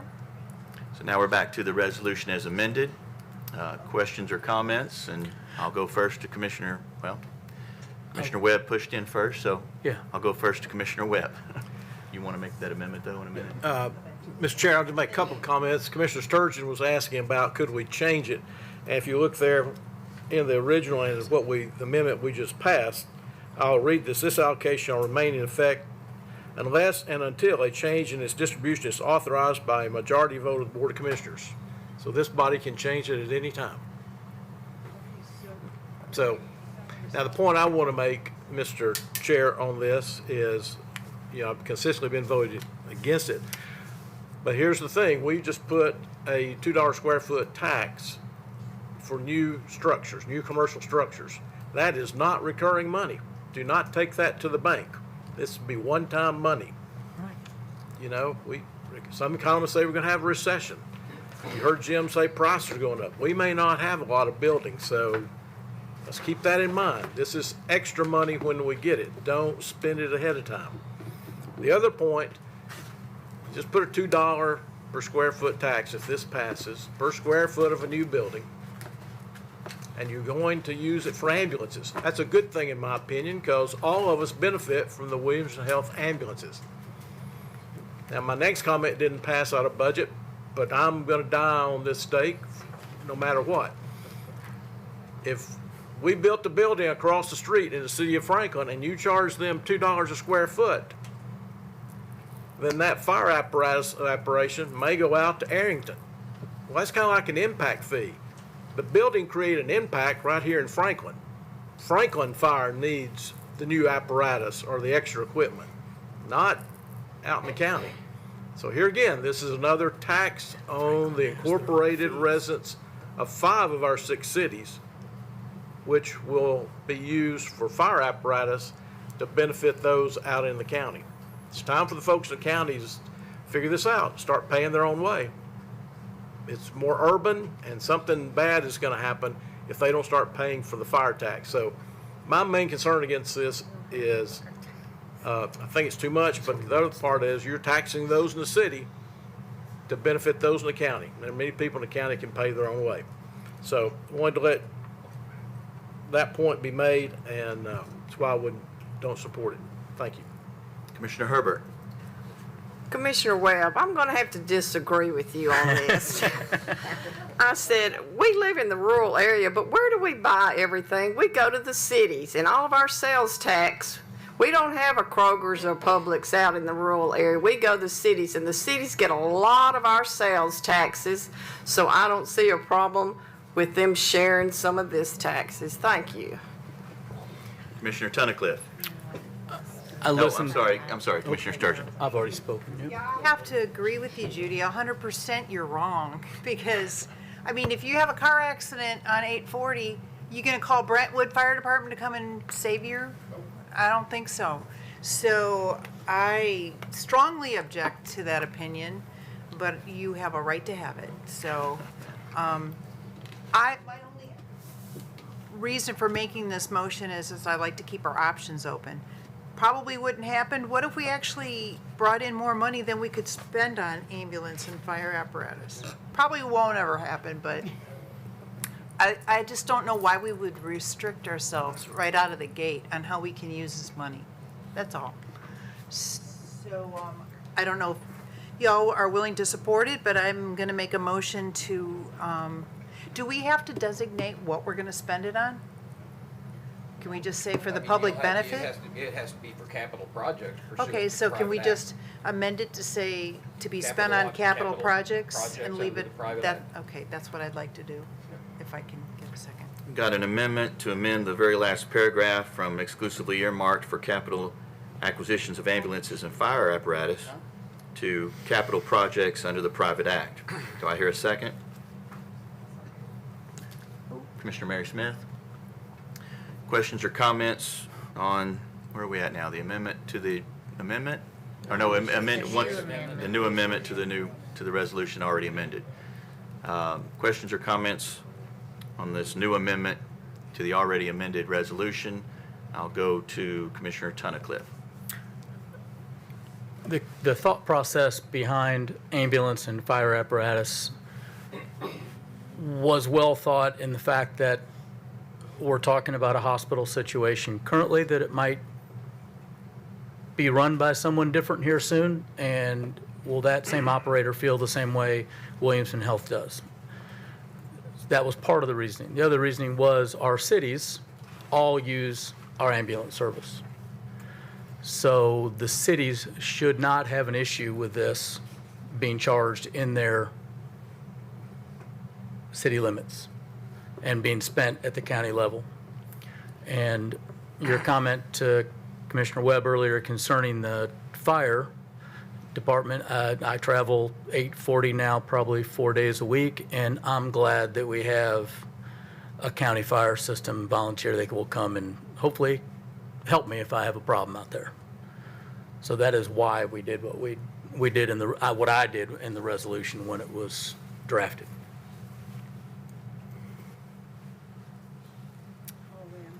Commissioner Webb. So I just want to be clear with Counselor, the amendment we're debating now goes for any county capital project. As approved in the private act, as defined. I don't have that language in front of me. I don't know if it's all capital projects of the county, but is it, Bobby? So yeah, any capital project would qualify. Oh, well, that opens it up to everything. All right. Yep. Thank you.